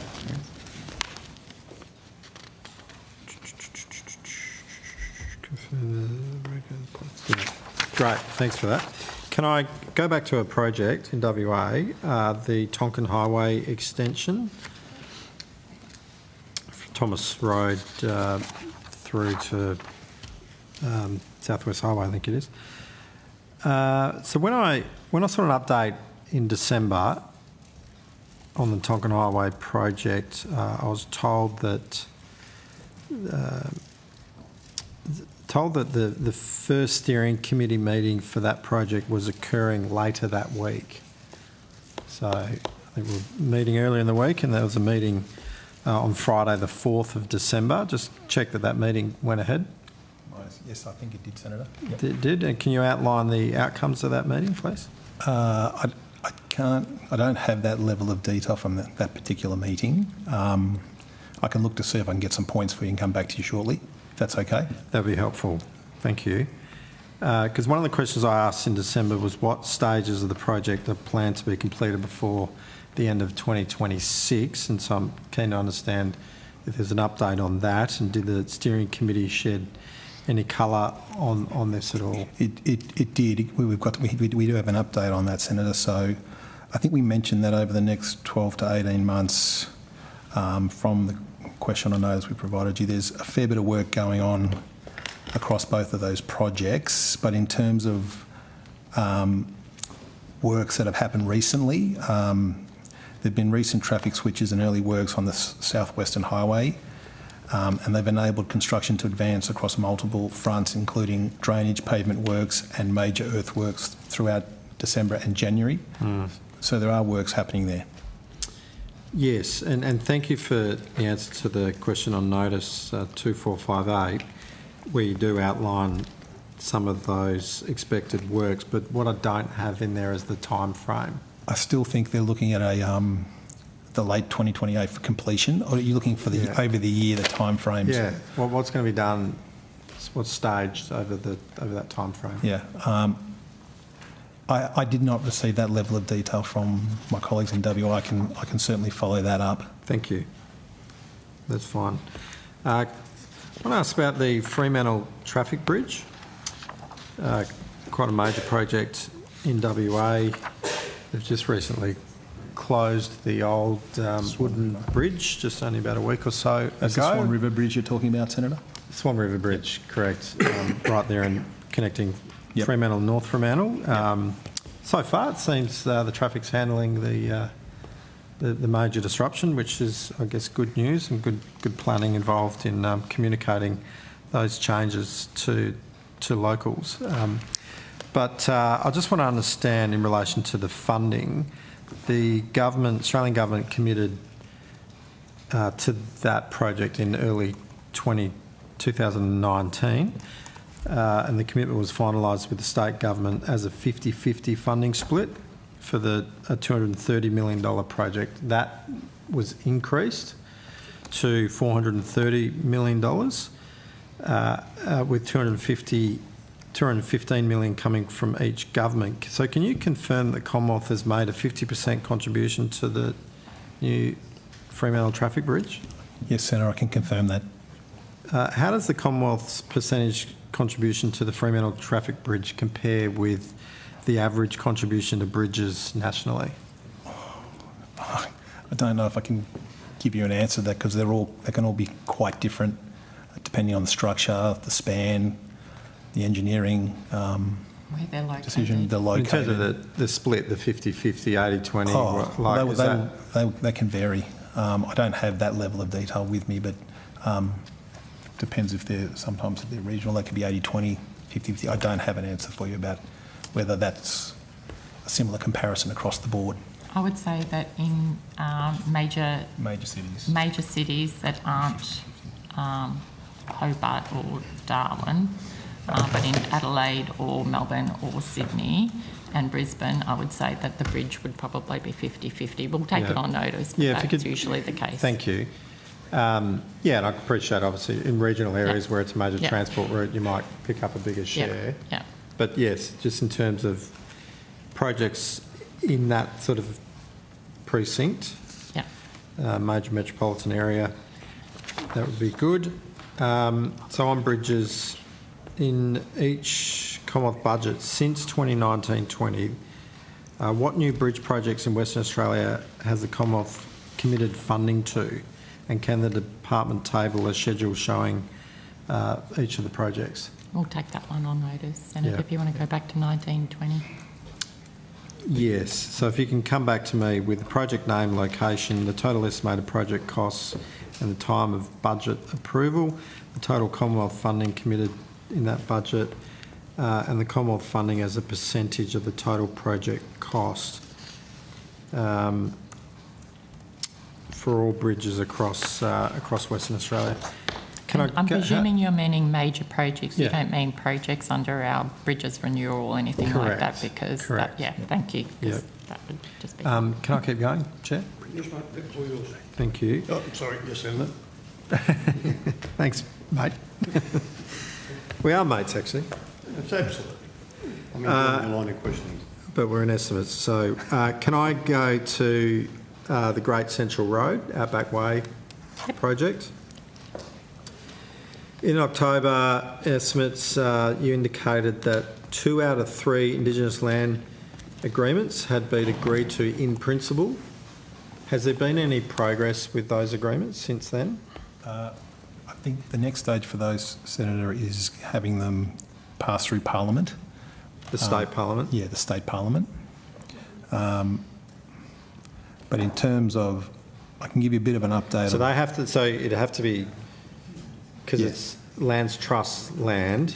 So what you're saying is it has to be excised out of that Lands Trust land so that an LUR can be established. Is my understanding of that correct? It could be. I don't actually know that all the ins and outs of that, other than I do know it has to. Curious as to why it needs an Act of Parliament. It does need an Act of Parliament, a WA Parliament.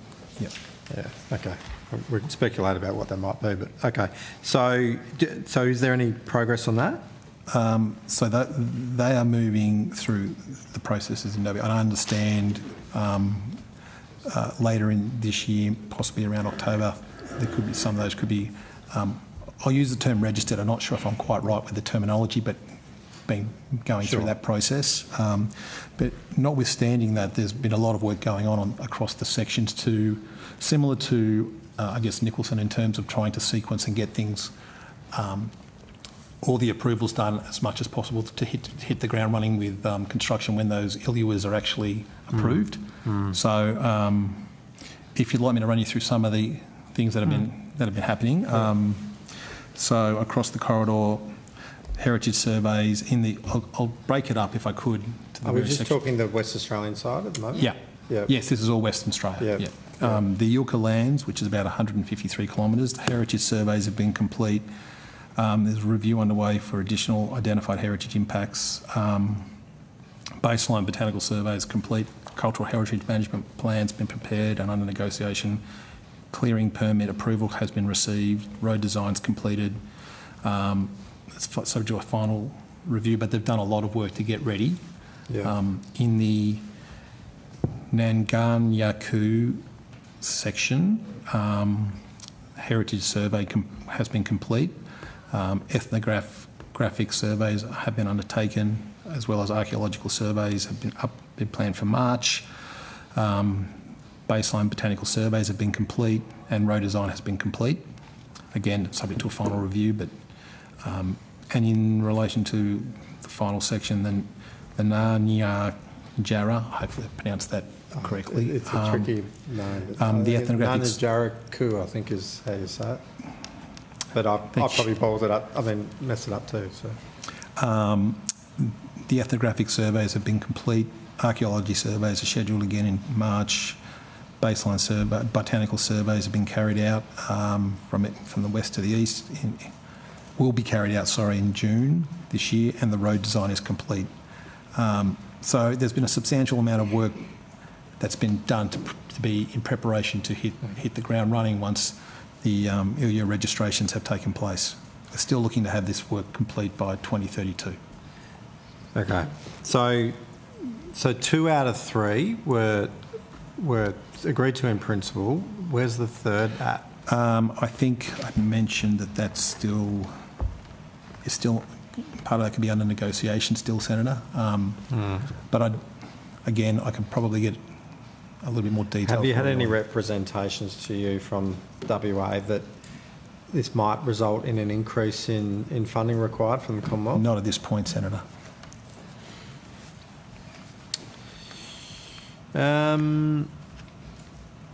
So, Mr. Bourne, you indicated previously that the WA Government has transferred this project to the Office of Major Transport Infrastructure Delivery. How often does your department meet with them and receive an update from them? I know it's regularly, but I will get that. It could be monthly. I'll check. I'll just get that. If you can come back to me on that. Yeah, I'll get that for you shortly. Very good. I actually drove it mid last year. It's a pretty corrugated road. It'd be good to see it progress as soon as we can to provide that third link into Western Australia.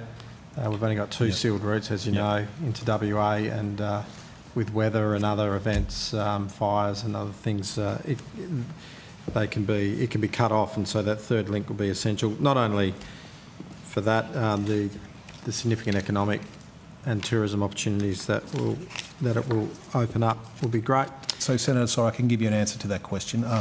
We have a regular steering committee meeting every 3 monthly, but we do we have we have a 3 monthly steering committee meeting, quarterly, but we also have monthly reporting on this one. Okay, great, excellent. All right. Well, I'll get my state colleagues to ask about where that legislation's at. I understand it's been sitting there for quite some time, so. Can I go to South Australia, if I'm right, Chair? Keep going. In December 25, the Department advised that 2 of the 3 tunnel boring machines had arrived for the north-south corridor, the Torrens to Darlington section. Has the third one from the factory acceptance testing in China arrived since the December Senate estimates? Senator Lachlan Wood, Assistant Secretary. The third tunnel boring machine is still undergoing factory acceptance testing. Okay. Do we know when the acceptance testing will be completed? I don't have a firm date for that, but we are expecting the tunnel boring, the third one, to arrive shortly. It is expected to be launched in 2026 too. In late 2026. Yeah. Sorry. So it is expected to be launched in late 2026. Okay. Is that done, the acceptance testing, is that done in Australia, or is it? No, that's being undertaken in China. Yeah, so before it gets correct. shipped out. So, yes. Okay. In the last update, 522 of the 524 properties of the land acquisition was in place. Have the remaining 2 been finalised yet? One of them has not yet. So there's 1 remaining? Yeah, one is remaining, yes. From the QAN that I recently received back, 2463, I understand that all the utility investigations along the alignment have now been completed. Has the South Australian Government advised what the time frame will be to complete the required utility relocations? That will be done progressively as they're working through the project. They haven't given us a firm date for when that will be complete. Okay. Can I... Sorry, I'm going back to WA now again. You're a long road. Yeah, sorry, I've should have held them together. But can I ask about the 2J road upgrade, the Dryandra to 2J project. Can you tell me what works are included in the $48.8 million allocated for this project? I can, yes, if you bear with me for a second, Senator. So you're referring to the 48.8 million that was contributed as part of my EFO. It relates to, let me see, I've got, so additional service relocation costs. So it was designed to fund additional costing relating to the complex geotechnical requirements of the project, additional service relocation costs, updated design requirements, and additional management costs for environmental offsets. So there were a number of matters involved in that cost pressure. Okay. That additional funding, sorry. And can you confirm the split in funding between Commonwealth and state? I can. Just give me a moment.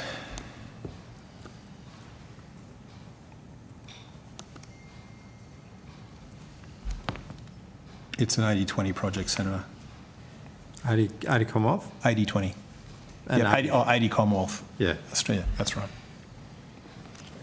Given the corridor's documented safety history, where there's 81 crashes along this corridor in the last 10 years, what safety outcomes are expected from the funded works?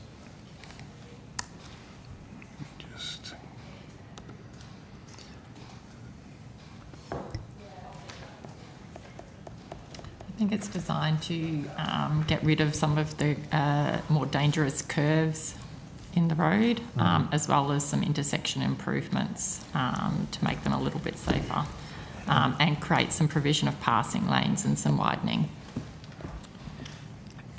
Main Roads had indicated the project was originally divided into sections, with some already completed and the remaining works to be consolidated. Which works in this project are yet to be funded by the Commonwealth?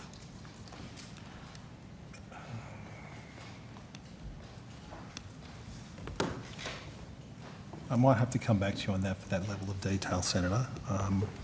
I do know that the contractor for sections 1 and 2 is expected to mobilise to the site in mid-February, and that Western Power relocation construction will commence in February 2026, with completion expected in mid-2026. That's useful, but that's the level of detail I have at this point. Yeah, so I guess further to that question, like is the commitment for funding only covering a few of those sections, or is it the whole section that's deemed to be necessary? I might have to come back to you on that to make sure I give you the correct answer. And since our last time at estimates too, I noticed that, so for the sections 1 and 2, including the new bridge over Jim Perding Brook, that was awarded on the 5th of January 2026. So there is action happening in that space. Sorry, you may have told me this, I might not have heard it. Is there an expected construction timeline? Is there a date for completion? Completion overall for the project, my understanding it's mid-2027 is when it's looking to be complete. Okay.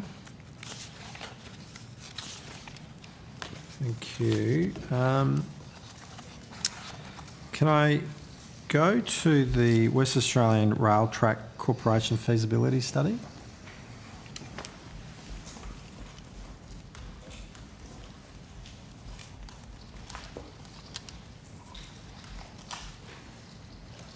These might be questions best directed towards ARTC later this afternoon or this evening. Okay.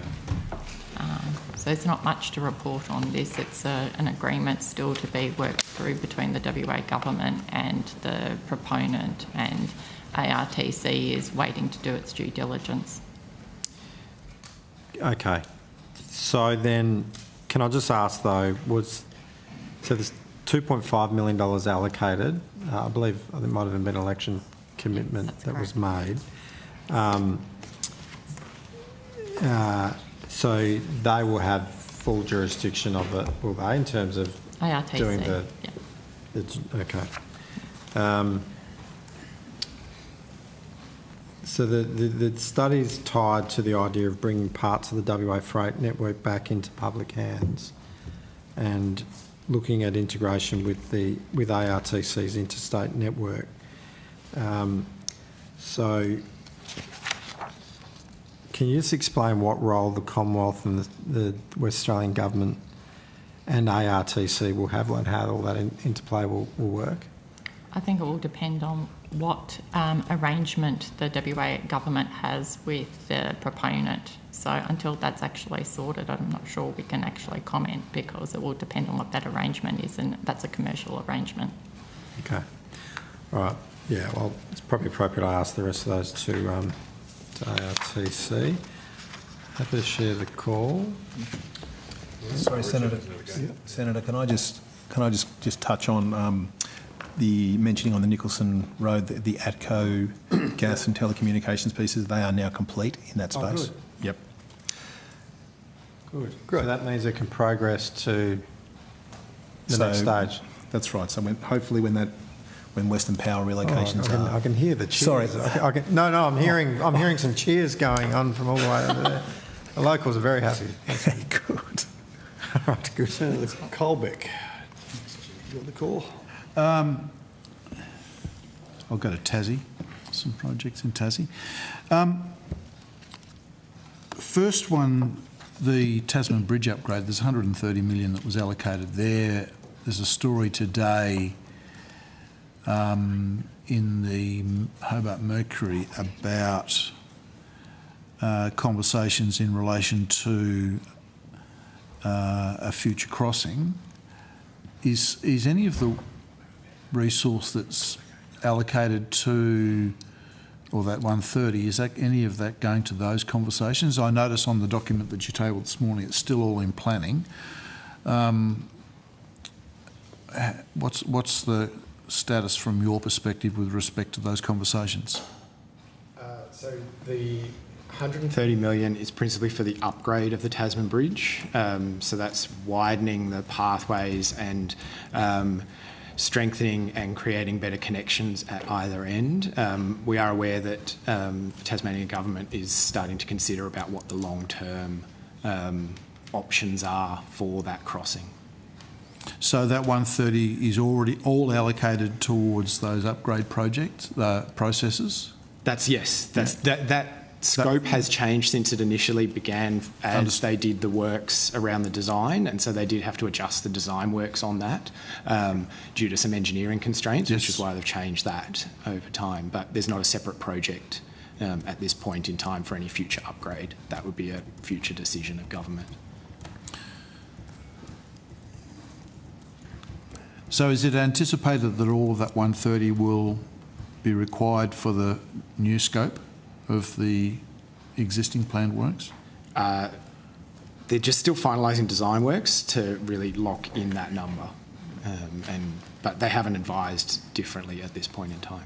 So what engagement have you had with them with respect to a potential additional crossing? It's been very preliminary at this stage. We haven't got into any details. We're just aware that they are starting to look at it. Okay, so you haven't had any conversations, for example, whether or not it might be another bridge or a tunnel crossing? Not into that level of detail, no. Okay. I want to go to another corner of the state, the Wynyard to Marrawar project. It's listed in the document you tabled this morning as a $100 million project.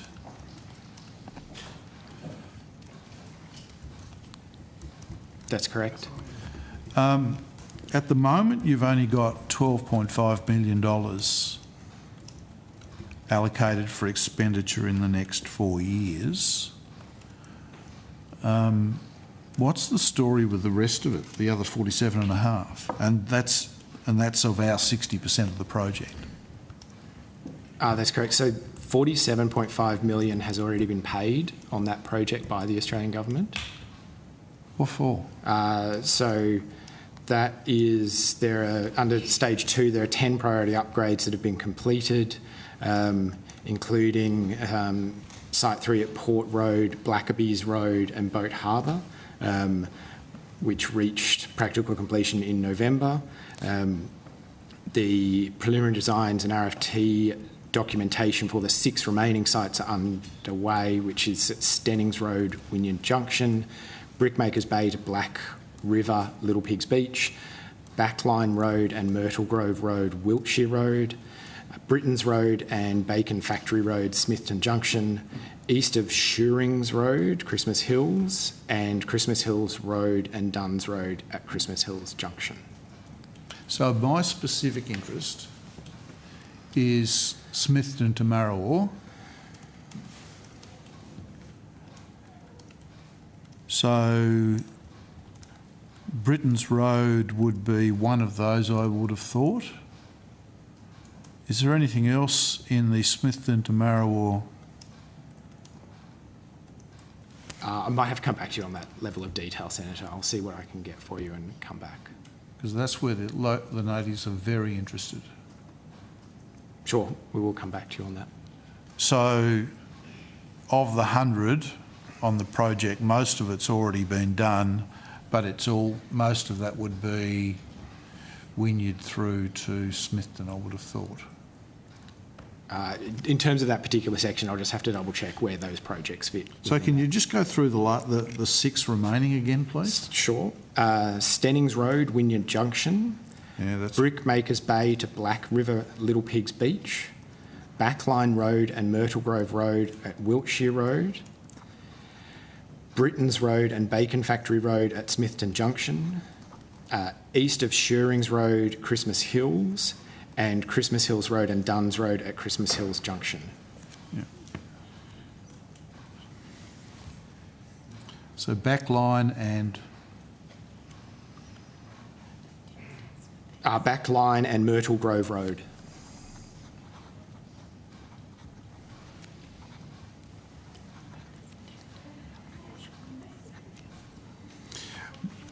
Do you have a costing scope on Britton's Road? Yeah, Britton's Road. I don't have that level of detail here. I'll have to check.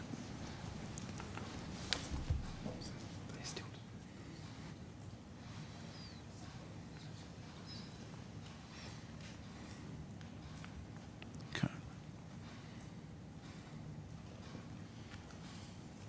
So the rest of that is scheduled to be completed by... Late 2026. 27, looking at the forecast numbers. In terms of the profile for the project, yes, there's 1.5 in this year, 5 in 26, 27, 5 million in 27, 28, and then a final 1 million in 28, 29. Yep. But construction's expected to be complete in late 2026. Of all of those projects? Practical completion, yes. Practical completion, okay.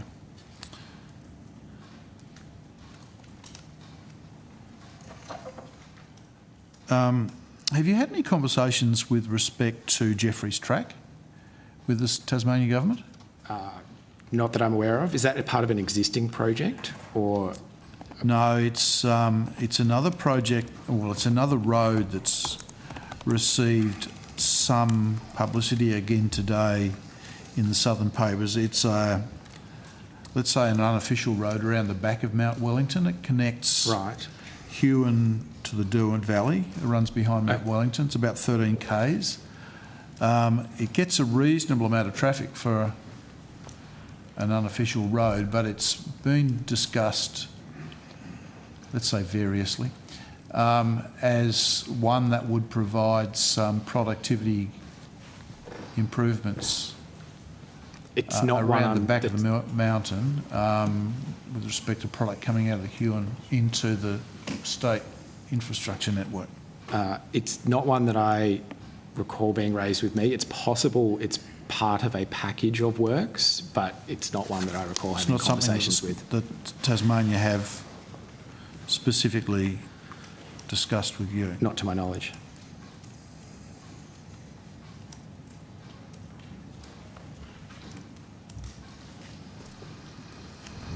On the Kui to Wynyard project, there was some discussion, and there's a couple of other projects there as well that talk about intelligent transport solutions. What is involved in those particular investments? Intelligent transport solutions are usually about managing better the flows of traffic on roads so that there's a better ability to respond to incidents and things like that. So that would be some of the signage that's gone up on the new Tasman Bridge, for example, that talks about travel times through to various destinations along the network? That's correct, yes. It might also be things like letting people know if that there's bad weather to reduce speed limits and things like that. So, if there's been a rockfall or whatever it might be, those sorts of things. So can you give me details of the proposals between Kui and Somerset? I don't have the specific details of what's being planned for that stretch of road. I will have to check that and come back. We can have a conversation with the Tasmanians and come back to you on that. Yeah. So, Senator, we do have, in relation to Stage 3, the Somerset to Kui pedestrian crossings, you might be thinking about those. Detailed design for the 5 pedestrian crossings are complete. The project was approved in December and the tender is expected to be out April 2026. Okay, that'll be the final stage of that project? Could be. I believe that's the final, yes. Yep. The bridge is completed, the realignment's done. Yes, stage 1 and 2 are complete in 23 and 24. Yep. And this is stage 3.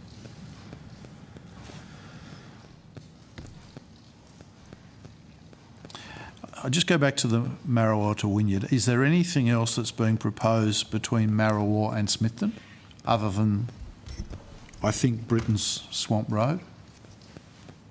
So those 6 that I referred to previously in that part of that package, they're the only remaining sites for works that are planned, which is where preliminary designs and RFT documentation is. So are there any conversations about any further works, particularly west of Smithton? My expectation is that this would exhaust the funding under the current one, so it would be could be the subject to a future request from the Tasmanian government. That's what I'm getting to. Are there any conversations with respect to that? Not that I'm aware of.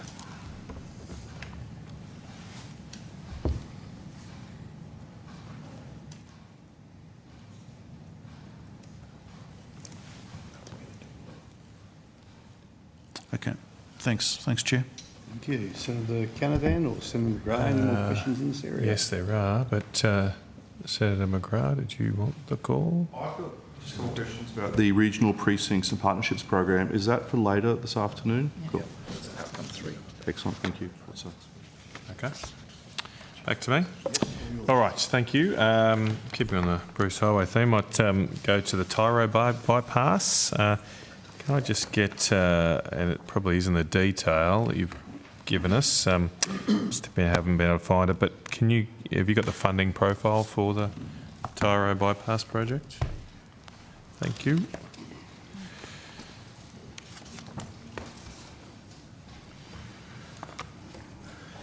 Yes, Senator. So for the Tyro bypass, the profiles over the are for 25-26, 2.2 million, for 26-27, 71.5 million, for 27-28, 39.2 million, 28-29, 86.5 million, 29-30, 57.2 million.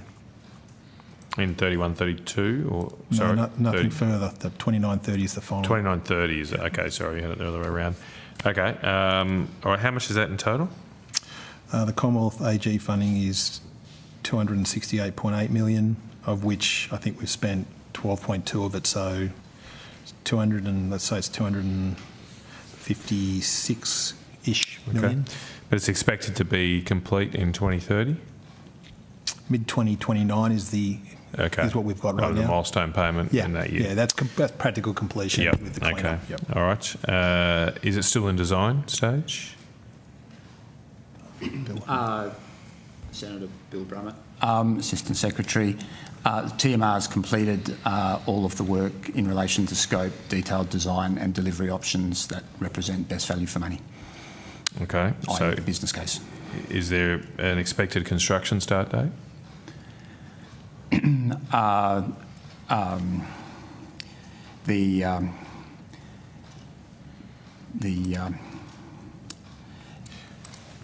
think we're expecting to get their delivery PPR in early 2026, the project proposal report. Yep, that's right. Okay. And so perhaps sometime early 26, so now basically.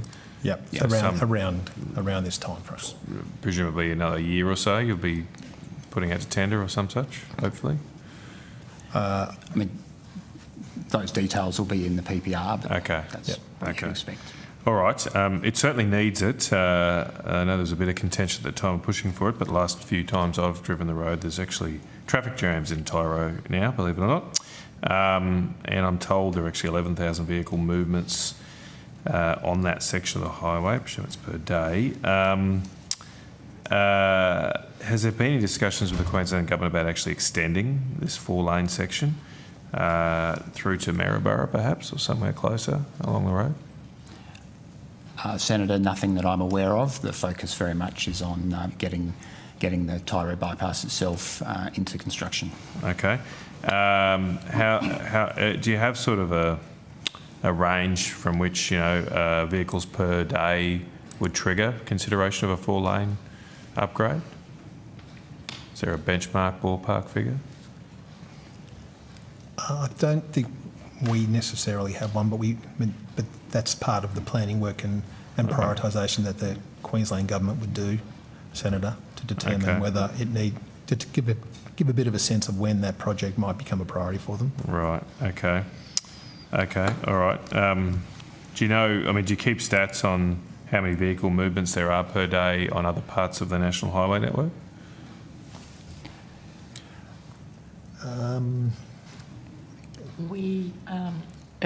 It's probably a question best placed under our transport or to our bureau, but we do.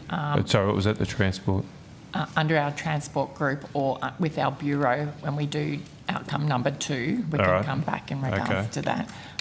But yes, we do keep a monitor, I suppose, of certain types of vehicles and information on the National Land Transport Network, depending on the issues that we're looking at. Right. Okay. Can you tell me? I mean, flick me to outcome 2 if you want, but how do you divide that up? Do you divide the National Highway network up into sections to provide that data? I'd have to talk to the freight data hub and stuff like that, because it might be more around heavy vehicles, for example, as opposed to. All right. Yeah. Okay. All right. I was going to move on to New South Wales Pacific Highway. At last estimates, I did ask some detailed questions about a number of, well, I call them sort of legacy things. The interchanges, intersections. I know much of this highway is now 4 lanes and divided. Well, actually all of it I think is 4 lanes, and there's still the Coffs Harbour bypass, I believe, to go to get rid of the traffic lights that remain.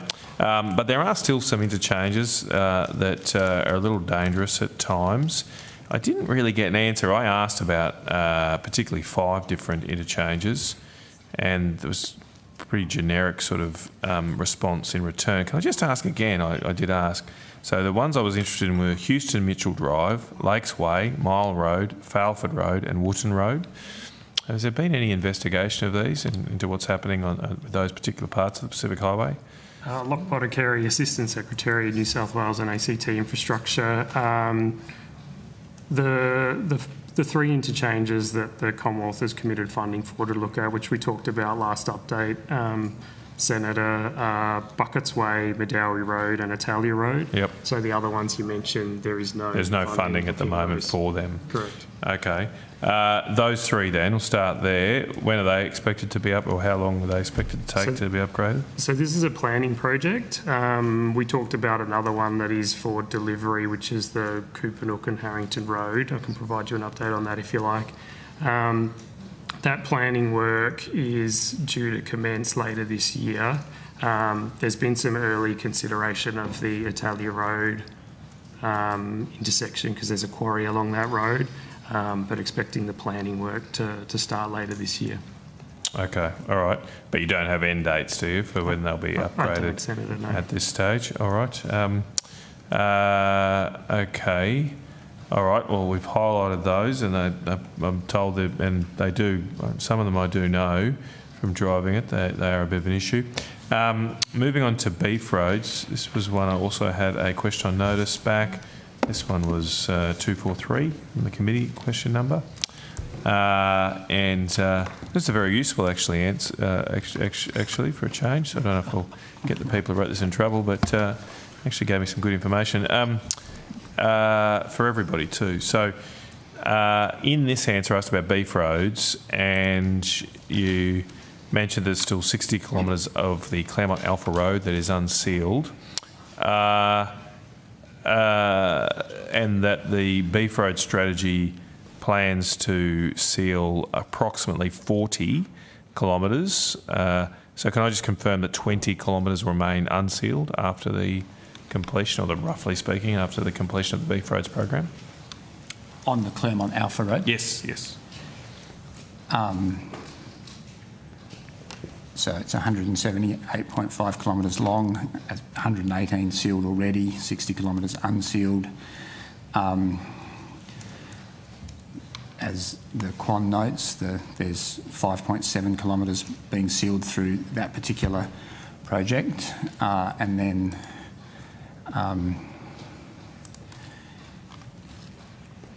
if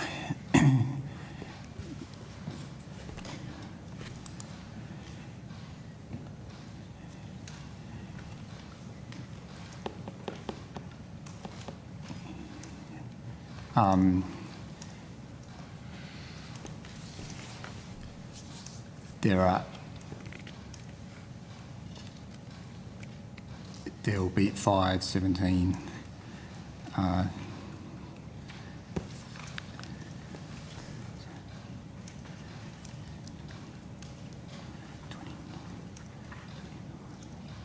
$30, 35 kilometres. I mean, this is if the full scope of the program is sealed. There's essentially there's 5 kilometres of sealing set to be done through the early works package on the Claremont Alpha Road, and then if the full there's 24 projects in total in the beef roads. In the if there are 24 projects in total in beef roads, including the 5 early works projects, and if it's possible to deliver the full scope of that within the available $500 million of funding, then I think it was 35 kilometres left 35, unsealed 35 on Claremont Alpha. Sealed. Sorry. 35 sealed. So, yeah. And 25 then would be left. Yeah, you had in the answer approximately 40 kilometres, so you're rounding up, I suppose, but you're saying it's 35, so there'd be 25 kilometres left to seal on Claremont Alpha. I suppose, well, how much is that costing, that 35 kilometres of sealing? Do you have a budgeted estimate for how much that would be expected to cost? The early works projects, these are approximate costings, Senator, 5 million and 5.5 million, and then the packages in the main works. There's 8.8 kilometres, 18.5 kilometres. That's cost. Well, sorry, that's cost. Yeah, I'm after costs. Yeah. Have you got those yet for the main project? Have you got a budgeted amount against the Claremont Alpha? It's around about 83 million. So 83 million for, we said 35 kilometres. Okay, I'm just interested in how much it's costing these days. Yes, that's correct, Senator. Things seem to have gone up a bit. So it's 2.3 million a kilometre. Yeah, I suppose everything varies significantly depending on the project. Yeah, everything's expensive, I suppose, these days. Well, I might try and go through the other roads, if that's possible. These are really important for our area. So I'm happy to go quickly if you can. What I'm interested in is how much you're expecting to seal how much would remain unsealed, and, well, just give me how much you're expecting to seal. I can work out how much is left. So how much you were expecting to seal on each road and how much you budgeted it to cost. So let's go Alpha Tambo next. Have you got it? Easier, Senator, if we just read through our table. Or whatever you've got. Yeah, as long as it's not, I mean, look, you can do it, but yeah, I'm really just interested in the overall. So I don't need individual, if you divide it up into individual projects. I'm really just interested in, for the length of the Alpha Tambo Road, for example, how much are you sealing and how much is it costing? Yep. That makes sense. Yep. Okay, for the Alpha Tambo, it's 20 kilometres. Sealing, yep. Yep. It's 5, yes. Yep. Bill, if you want to yep. I'm just adding them up as we go, Senator, just to try. Yeah, okay. So you can give me a moment on That's some why I of that. thought it might just be easier if we read them out, but... Well, I'll read them out if you like. Okay, so Fitzroy Development Road. Fitzroy Development. I'll just say Fitzroy Development Road, we've got a length of 4 plus 12 plus 14 plus 15 plus 12 plus 7 plus 3 plus 3. So... That's it? Yep. Okay, great. On Alpha, we've done Claremont Alpha Road. We've done 3. We've done. I think we've done yep. Claremont Alpha. May yep. Downs Road. Yep. We've got 6 plus yep. 9. Yep. Then we've got Juraringa, yep. Apis Creek Road, I think is 8. Then we've got Dawson Development Road, will be 20. Then we've got Kilcummin Diamond Downs Road, which will be 15. And then we've got Glenroy Road, which will be 15. Great. All right, thanks for that. Do you have costs against those? Yep. Yep. Yes, we do. In total, do you want me to just give you the total for each? Maybe. Oh, for each road corridor, that'd be great if you've got it for each corridor. Yep. Yep, so I'll start with the easier ones so that they can start adding bits and pieces up for us. So on the Kilcummin Diamond Roads, it's 46. Right. On the Glenroy Road, it's about 18. On the... Fitzroy is 81. Yep. I think we've done the Alpha, haven't we? Have we done the Alpha? No, not Alpha. No, not Alpha Tambo. Alpha Tambo we haven't done the total. Not the so cost. Alpha Tambo was 31. Sorry, Senator, just on the Fitzroy Development Road, I think the approximate cost is around about 178 million. Yeah, so it looked a bit cheap there, but anyway, okay. Yep. So Alpha Tambo is, I think, 31. Then we've got the Claremont Alpha. We've done that one. We've done that one. Yep. It was 83. Then May Downs, I think I've done. No, I haven't got May Downs. I haven't got May Downs. 49 million. 49. 49. Right. What have we got left? Dawson Development Road. Yep. Around Is 53. 53. Yep. I think we've got Juraringa Apis to go and then we're done. And Juraringa Apis is 23.5. 23.5. Cool. Thank you. That's very useful. And we'll be able to see there'll still obviously be some amounts unsealed left. I presume we did go over this last time and I think there had been an announcement just before estimates. So has there been any other developments in terms of project selections, meetings with the councils on the beef road since we last met? Senator, nothing further beyond the fact that the rain around Claremont has caused some delay in the project that's under construction. Yep. I also just to be clear, in reading out all those numbers, that's on the assumption, including the projected costs. That's on the assumption that that the full 24 projects can be delivered. Yeah, so these are just budgeted funding. costs. They're not. You haven't tendered for most of these, obviously, at this stage. Correct. And presumably you have some escalation factors in there. That's standard. But things can change, as we've seen as well, of course. I think when we first announced this, intention was to seal it all. So obviously, costs have gone up a lot. Okay, all right. I might move on from that. Had some questions about high-speed rail. Is that in this section? Yep. This outcome? I just wanted to understand the status of the business case of the Sydney to Newcastle high-speed rail proposal.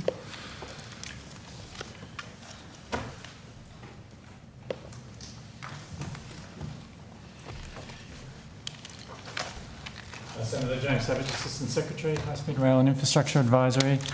The business case was provided to the government in December 2024.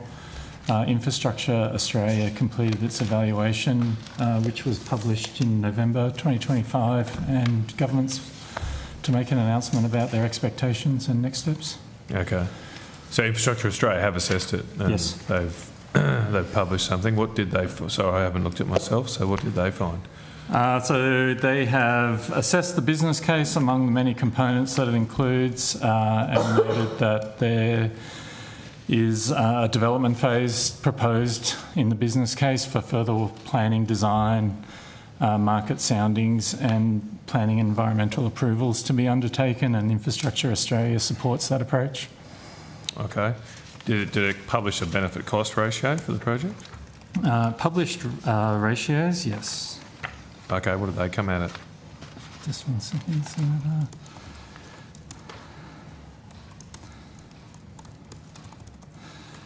So across various discount rates, the benefit cost ratio at a 4% discount rate, including land use benefits and wider economic benefits, kind of ranged between 0.8 and 1.2. Sorry, let me change. So, as you know, Infrastructure Australia is giving evidence later on today, as is the High Speed Rail Authority. So questions of detail probably best left to them, and I wouldn't want us to inadvertently misrepresent any aspect of IA's assessment of that project. Okay, so what's the next steps now? Well, government will make an announcement regarding their assessment and consideration of the business case. Okay, is this being considered jointly with the New South Wales government, or is it something the federal government's taking on board on themselves? It's a Commonwealth initiative at this stage. Just a Commonwealth initiative? Commonwealth initiative, but obviously we are talking to our New South Wales colleagues. Yeah. Okay, all right. Did the report calculate how much it's going to cost? The capital cost was not included in the Infrastructure Australia evaluation. But how did they come to a benefit cost ratio if they didn't have a... That's a good question to ask Infrastructure Australia. Okay. Well, do you know how much it's going to cost? I mean, presumably you're looking at this. That's in a business case which is before government for consideration. Right, so the business case is not released? Correct. Okay, so they've just released a summary and only drip feed us information even though we pay for it? Okay. All right. Okay, yeah, we might ask them a few more questions. Is there there's some authority as well, isn't there? There's a high speed rail authority. Have they got a role here? They will be here this evening. Yeah, well, are they covering this project as well? They are. That's what their whole set up to do. Because they're based in Newcastle, right? They're based in Sydney. Oh, they're based in Sydney. They have an office. in Newcastle. They're on at 10 o'clock tonight on your agenda. Okay. Yeah. All right. How much did the business case cost? So $70 million was allocated. 70? 70, yes. Is that what's been spent?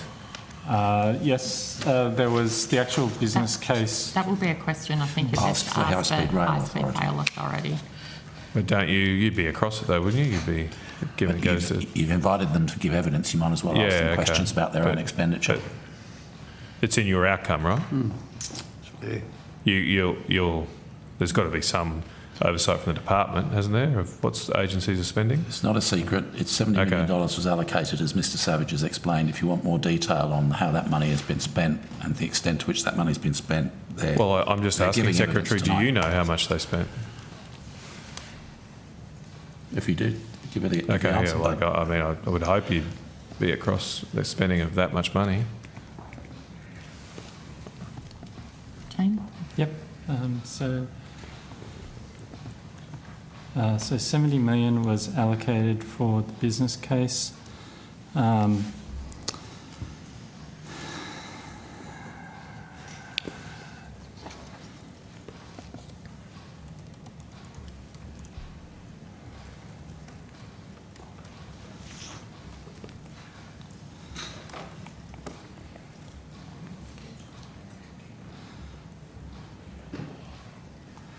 I would have to check the figures, Senator, but I believe there was around 55 million was spent on the initial business case. Has any funding been given to the High Speed Rail Authority particularly to look after this project? Beyond that was all. funding? That's departmental resourcing allocated to the High Speed Rail Authority. Okay. The 70 million. Are they? Well, I'm not that familiar with them. Are they a independent statutory agency or? They're a corporate Commonwealth entity. Okay, but are they housed within the department then, or no? They're separate. They're separate. Okay, but they're not independently. They're not not created under a statutory act or anything like that. Yes. They are. They are. Okay, Yes. that's what I asked. Okay, so they are an independent statutory agency. Okay, all right. Okay, well we'll come back to it tonight.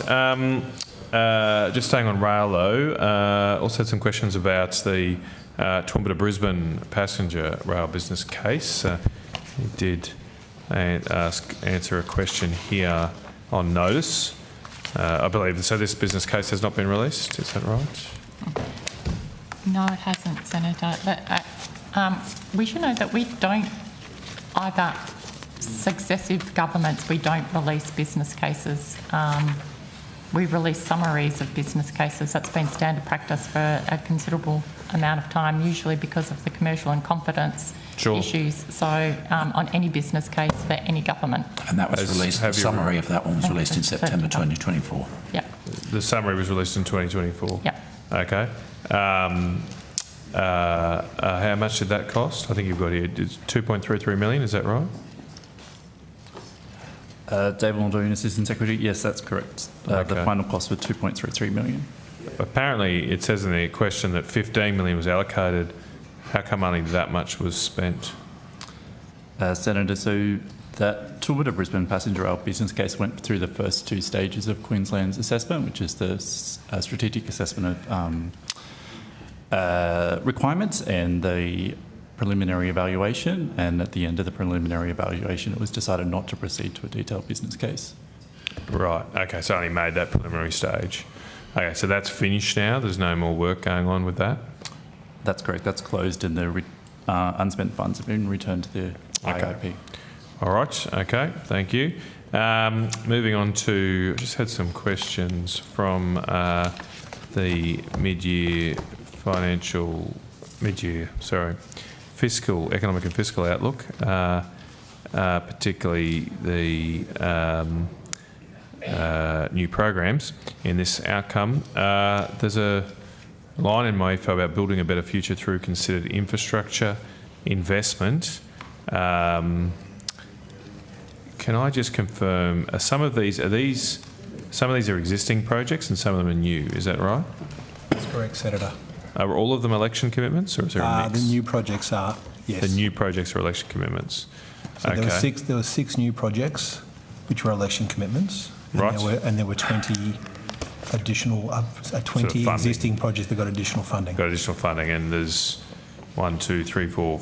Oh no, there might be more. There's 5 or so dot points here, 6 dot points, but some have multiple projects. This is in my info, page 269. Yep. So maybe could we on notice get a list of those 20? Yeah, I can run them up for you right now. Just maybe not the figures, because I presume you've probably done the significant ones in my info. But okay, I can run you off each project if you'd like. Give us a list of the projects. Yep. Sure. Give me a moment. I've already got here Coomera Connector, Peninsula Development Road. So productivity. Are you just happy for me to run with my list? Go for them. Okay. So there was, I'll start with New South Wales, the Hume Highway, Governor Macquarie Drive, Tobin Road intersection upgrade, Liverpool Council, Medlow Bath upgrade, Mount Ousley interchange, Pacific Highway, Wyong Town Centre, Peak Hill Road upgrade part 2, River Road safety upgrades and Swan Hill Bridge. In Northern Territory, Carpentaria Highway strengthening and widening. In Queensland, Cloncurry Tajara Road upgrades at Malbon River, and you mentioned Coomera Connector. Peninsula Development Road, Yeppoon Road upgrade. South Australia Cross Road, Fullerton Road intersection. High Productivity Vehicle Network, Stage 1, Metro Intersection Upgrade Program, Glen Osmond Road, Fullerton Road Intersection Upgrade. In Vic, sorry, those three I just mentioned were South Australia, if I didn't mention that. Victoria has Ballon Road Intersection Upgrade, Windham Vale, and Dairy Supply Chain Road upgrades. And WA is Tonkin Highway interchanges, 2J Road upgrade, and Wanneroo Road, Dunstan Road to Romeo Road duplication. Okay, thank you. Just on the largest of these seems to be the Coomera Connector, the 237 million I've got here for additional costs for that. Why have you needed extra funds for that? I'll just have to get my colleague up to give the details for that.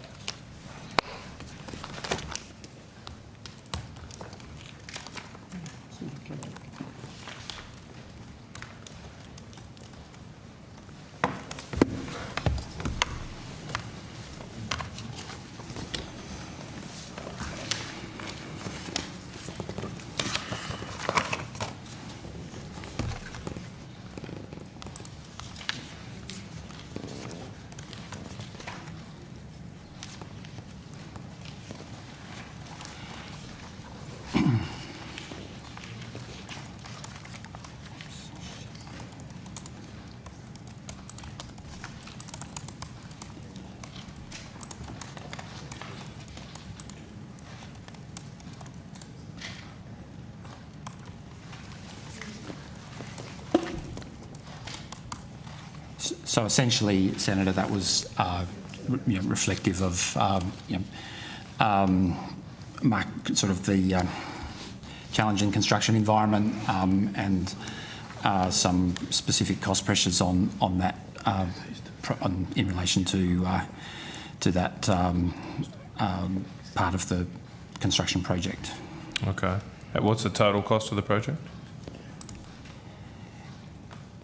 The 237 is the additional funding, I presume. If I'm the total cost of that project's about $3.5 billion. Right. Okay.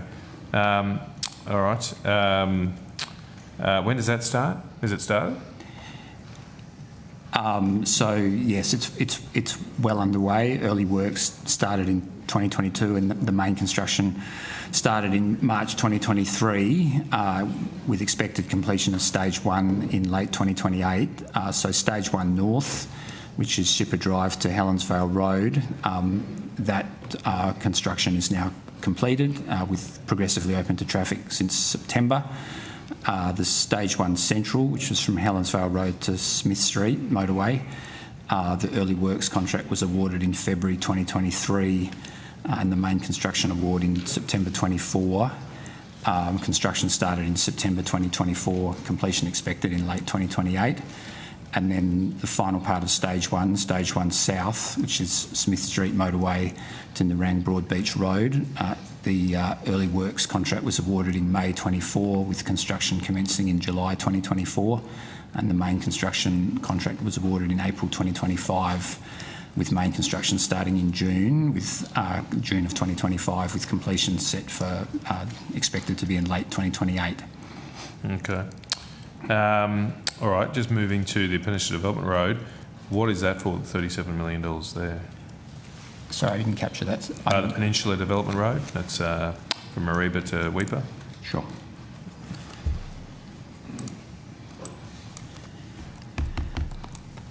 That essentially, Senator, allowed the completion of sealing on the road. Okay, so that will seal it?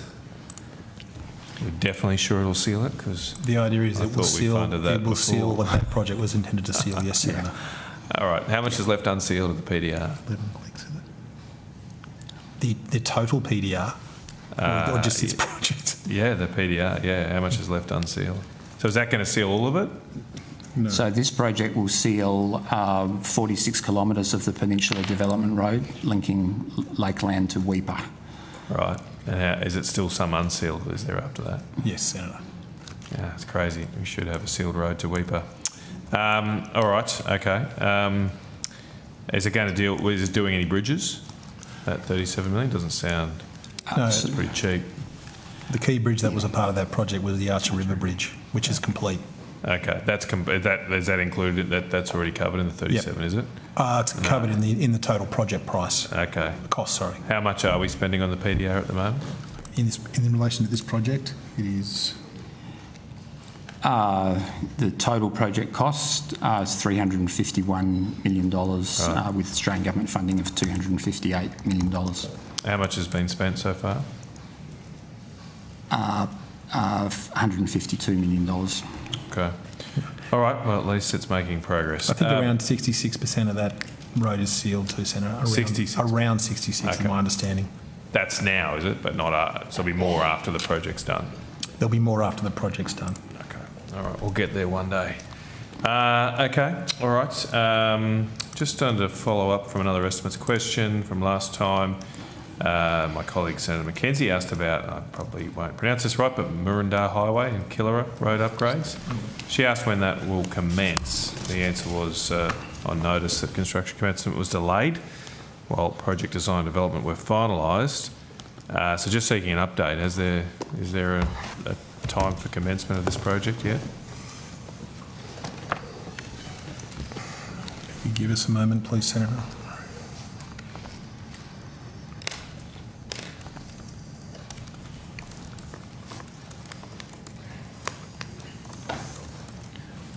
Senator, was that the Maroondah Highway cold stream? Yep. I don't know where that is. I've only got Maroondah Highway. Yeah, that was the one that, if you're referring to that question, I noticed that's the one, Senator. Yeah, 364. Yep.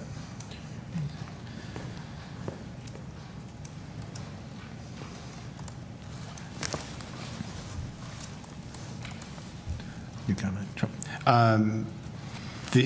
The project, the design works have been undertaken by Victoria, and they have looked at a number of options for that because the current scope of the works can't be delivered within the existing commitment. Victoria have looked at whether there's options to value engineer or adjust the scope in order to fit it within that budget, but they have not been able to. So it remains a decision of government whether further and when further funding would be provided for that project. So it hasn't been completely taken off the table yet, but there's question marks over the project. It's not off the table, but yeah, it needs a decision of government in terms of the pathway forward for it. Okay, how much funding was allocated? The allocation was $20 million for that project. And what does it come back at? Do you have what's the estimate for how much it's going to cost? That I don't have. It was substantially more, but I don't have that number here. Okay. Well, maybe if you could take that on notice. Thanks. That'd be great. Thank you. I think Senator McGrath has some questions. It does in the next outcome. Do you have something change from there? Well, I've got something next outcome, but this is a different area. That's okay, Chair. They might be the next outcome, I don't know. Would you want to check? I'll check. I've got some questions around the Western Sydney Airport and associated infrastructure around that. So we'll give it a go. So I think the airport is opening officially in July. Is that correct? It's on schedule to open in July at this stage, yes. Do we have a date, like a precise date, so we can put it in our diaries? I would ask WSI this evening. Okay, right. Yes. So we're all very excited about that. It's 2-0 so far, Senator McGrath. So you keep... Have another crack. So in terms of what infrastructure projects around the West Sydney International Airport are underway or delayed or yet to commence? Okay, we can take you through those. So the principal one is the M12. Yep. Which is just about to open. Yeah, so I guess just to go back a step, Senator, there was a package of infrastructure projects that were, road infrastructure projects that were committed previously to support access around the airport. So there was the Bringelly Road upgrade, which was finished in 2020. There was an upgrade to the Northern Road. as part of the access arrangements to the airport, which were finished in 2021. And then the M12 motorway is very close to being finished now, so expecting that to be open to traffic shortly, which will be a direct road access into the airport. I don't want to interrupt because the chair will get cranky at me, but Close to lunchtime. Yes, I'm not standing between you and lunch, Chair. When you say shortly, is there, you're speaking to politicians, shortly could be a day or it could be a couple of years? Yeah, so for the M12, next month is the time frame that I've got. Well, that is exciting. In terms of sort of workers and passengers travelling between the CBD and the airport, is there a view on how long that will take now, once this infrastructure, the M12 and so forth, once it's open? I don't have estimates from the CBD. I guess in terms of access to the airport for passengers, so not people driving there.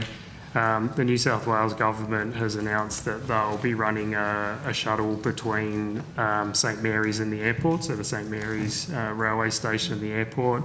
And the New South Wales government's also announced a series of new bus routes that will link into the airport. So they're things that the New South Wales government are providing in terms of bus access to the airport for its opening.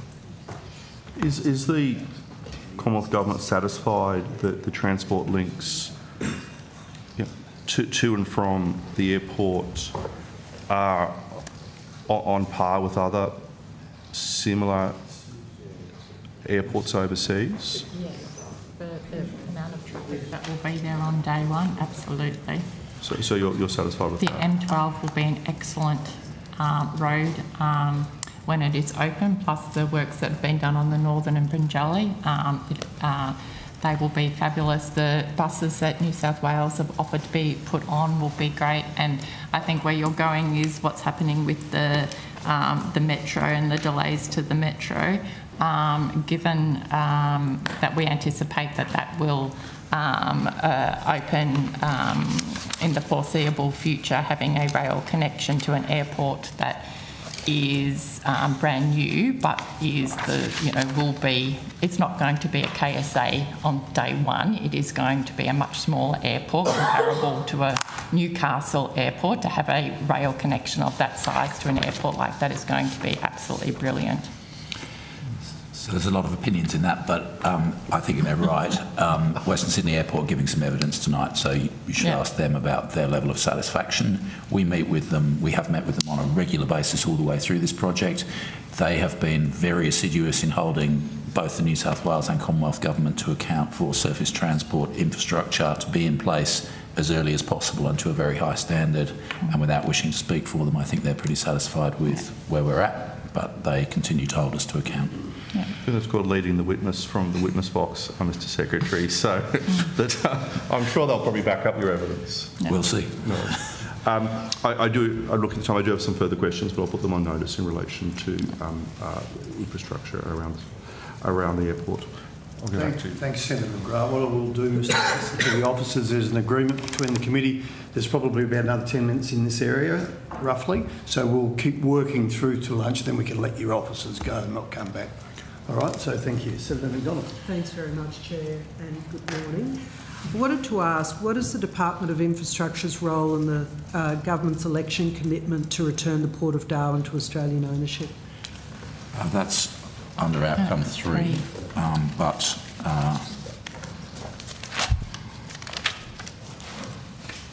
my department has accountability for the execution of that election commitment.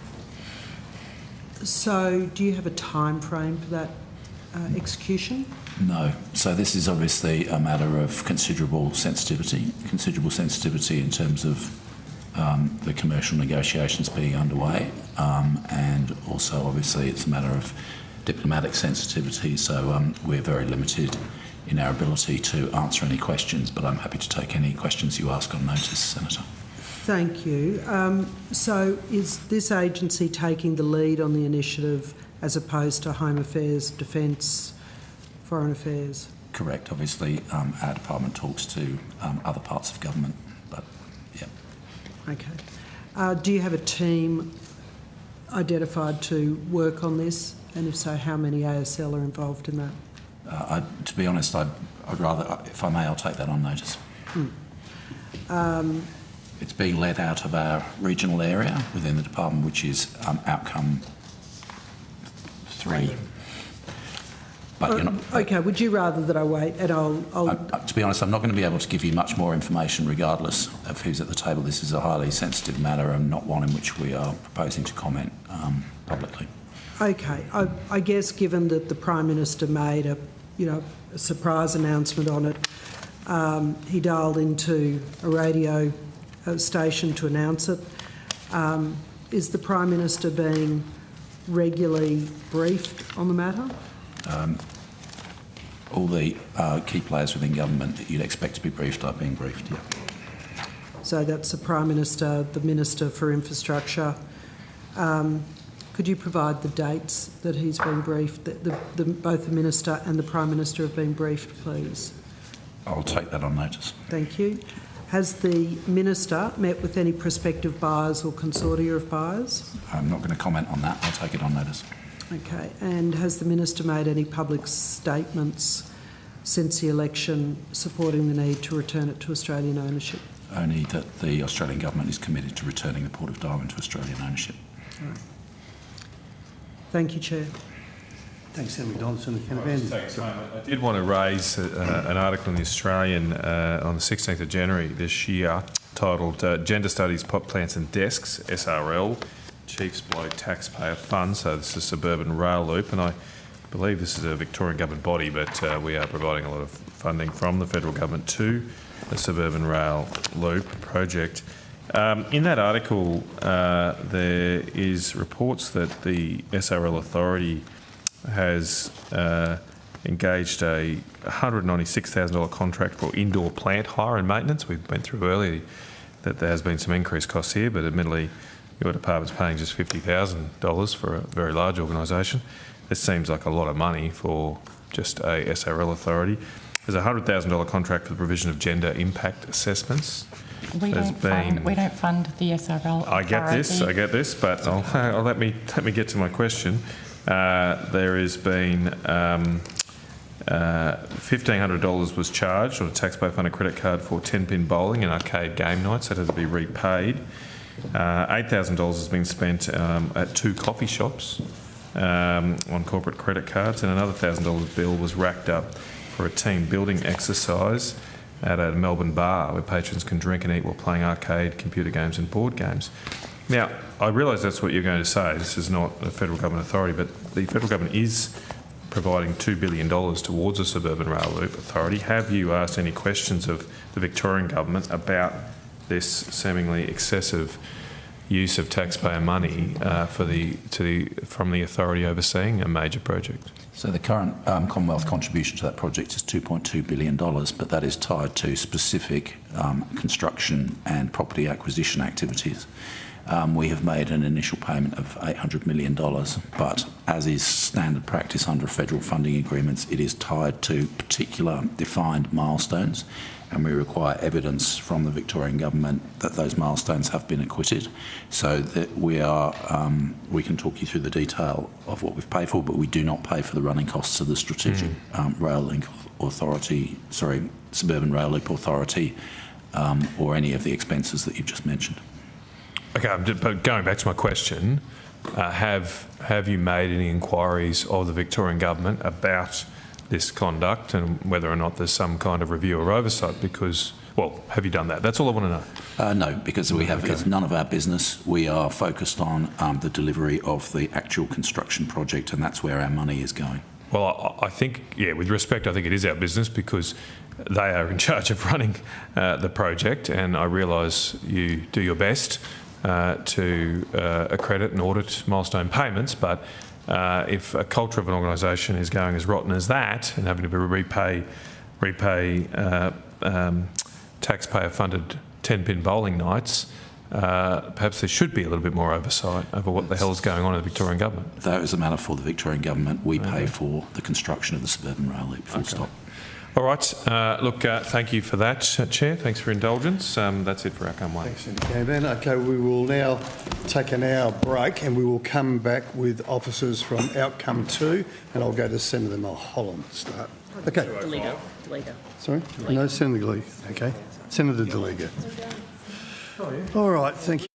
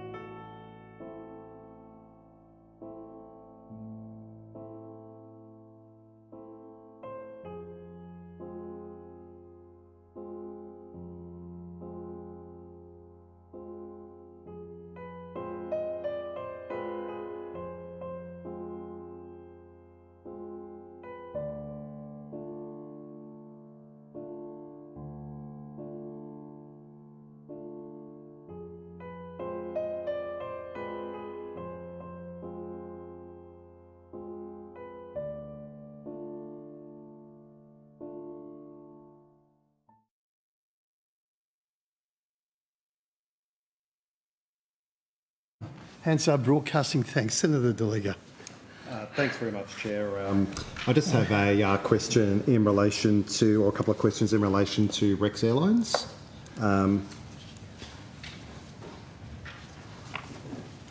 Just give you a moment to come up.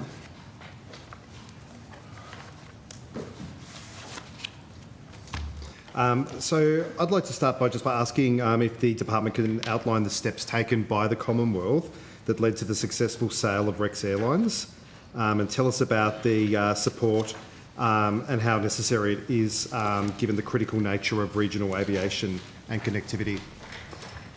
Thank you, Senator. As the committee may be aware, Marisa Purvis-Smith, Deputy Secretary, Transport Group. Thank you for the reminder. My apologies. As you may be aware, Rex Airlines went into voluntary administration on the 29th of July in 2024. We have, for the last 18 months, the government has been providing support to Rex Airlines. The voluntary administrators went through their process and have been going through their process under the Corporations Act, which they have to follow. During that process, the government provided some supports for the continuation of the involuntary administration process to allow the administration process to continue and to allow Rex to continue flying throughout the voluntary administration process. Some of those things that the government did to provide support was to provide a flight guarantee, a ticket guarantee initially, to guarantee and to allow confidence for consumers and customers to buy tickets in Rex while it was under voluntary administration. Minister King waived the application on the what's known as the use it or lose it rule for Rex's New South Wales regional slots at Sydney Airport until the end of the Northern Summer 2026 scheduling season, which takes it through to October 2026. The Minister for Employment and Workplace Relations granted early access to the former employees of RAL, which is the 737 business, to the Fair Entitlements Guarantee. And then the government also provided loans to Rex through the administrators to allow the administrators to continue operating Rex throughout the voluntary administration process. It also supported and said it would support any potential bidder and buyers of Rex, and it has also provided support to the buyer of Rex. The transaction, the administrators finalised the transaction of Rex. The transaction completed on the 18th of December last year, and the government has provided a range of supports to Air T, which is a US company, to support Air T acquire Rex. I can go through those supports if you like. Please, that would be great. The existing debts owed by Rex, which was the loans provided by the Commonwealth to the administrators throughout the voluntary administration process, have been restructured. Approximately $108 million of debt owed to the Commonwealth is carried forward by Air T and Rex, with repayments through a profit-sharing arrangement. A new Commonwealth loan facility of up to $60 million is available to complete the engine care and maintenance program, with a portion available for general liquidity if required by Rex and Air T. The government has maintained first-ranking security over the Saab fleet and the simulator assets of Rex. This is in addition to the capital that Air T will contribute of $50 million. In return, Air T has committed to, on a commercially reasonable basis, best efforts basis, to an ongoing level of service to regional Australia. This includes stabilising and improving Rex's governance, operational and financial performance, increasing aircraft in service from approximately 30 today to 44 over time, increasing the frequency of profitable flights across the network, engaging with the relevant state governments to mitigate the risks of any potential future loss of connectivity for communities that rely exclusively on REX, and including Australian independent directors on the new REX board. The government and the department will receive regular reporting from REX on the company's performance. And so the commitments that they've made, should regional communities have confidence that REX will be around for the foreseeable future now as a result of these steps taken? Senator Etty has made statements that they are here for the long haul. What they are doing is looking to stabilise the current network of REX, increase as new aircraft and new engines come on board, they will increase the frequency of flights in the current network. Once they have done that, they will then start looking at what other parts of the network or increasing their network.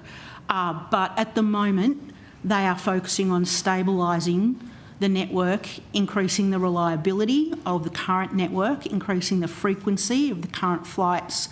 And for them to be able to do that, they need to progress the engine program, which they have committed to do.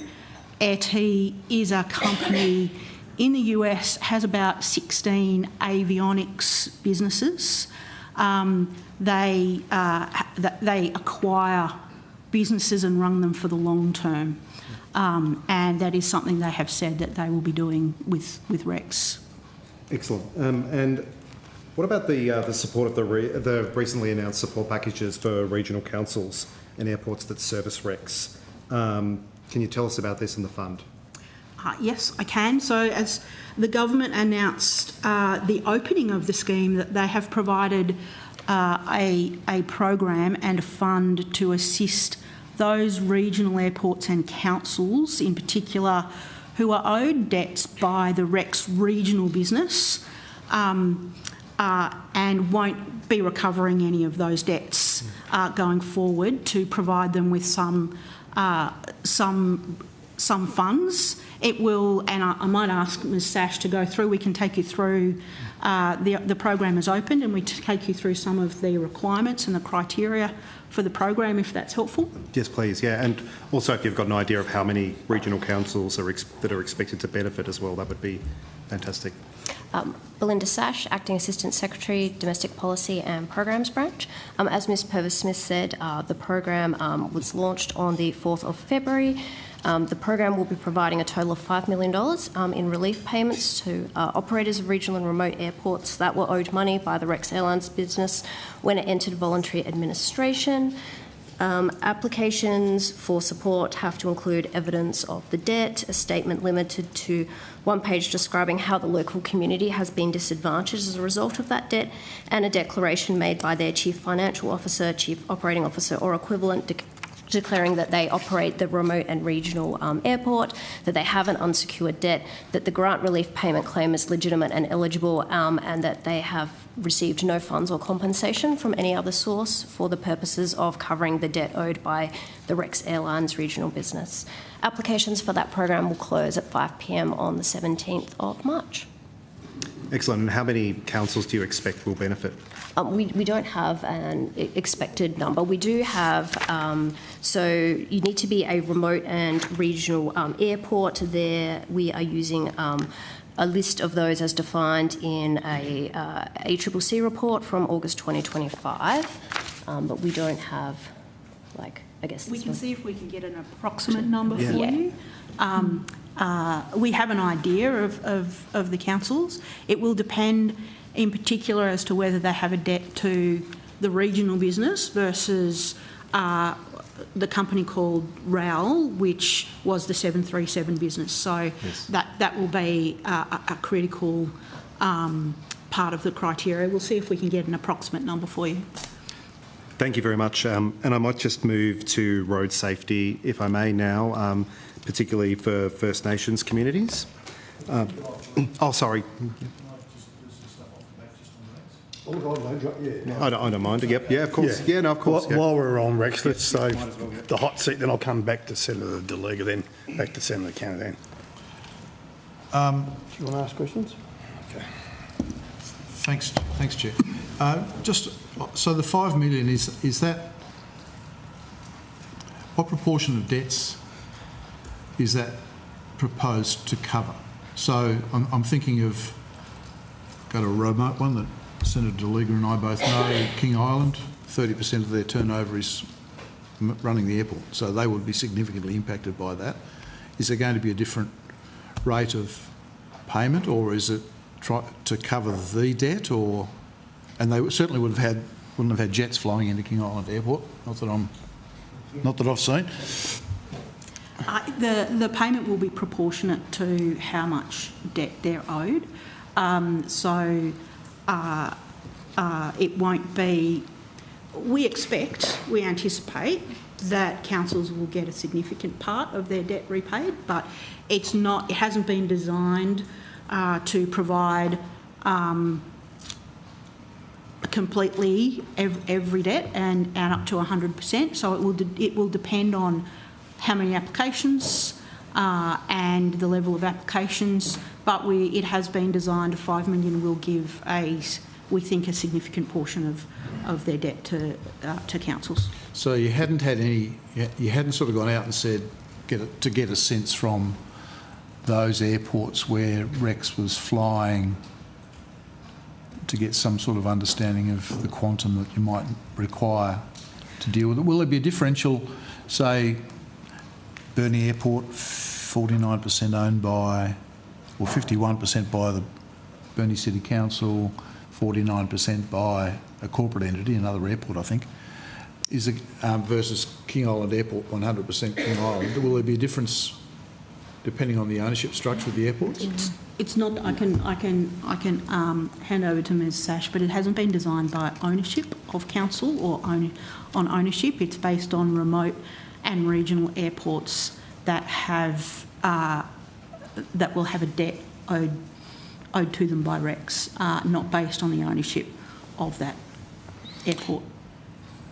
So I can take you through how the payment will work. So this is set out in the guidelines. So payments to grantees are determined based on a formula that calculates the payments against the total unsecured debts owed by the grantee. So, for example, if someone applied for an amount that was equal to 4% of the total unsecured debts claimed by all eligible applicants, then they would receive a maximum of 4% of the $5 million. So that's how it's worked. So what everybody owes is summed up together, and then the percentages are worked out, and you will get that percentage of the $5 million. But the amount that you get won't be above the amount of unsecured debt that you are owed.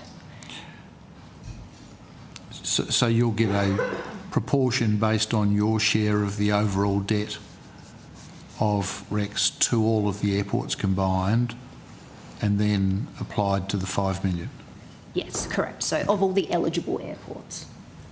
Okay, yeah, okay. But the eligibility is based on the work of the ACCC, you said? Yes, so the definition of the eligible regional and remote airports is set out in a August 2025 ACCC report, and that just lists all of the airports and classifies them against major cities, regional or remote. So we have just pointed people to that list so they can work out if they are a regional or a remote airport.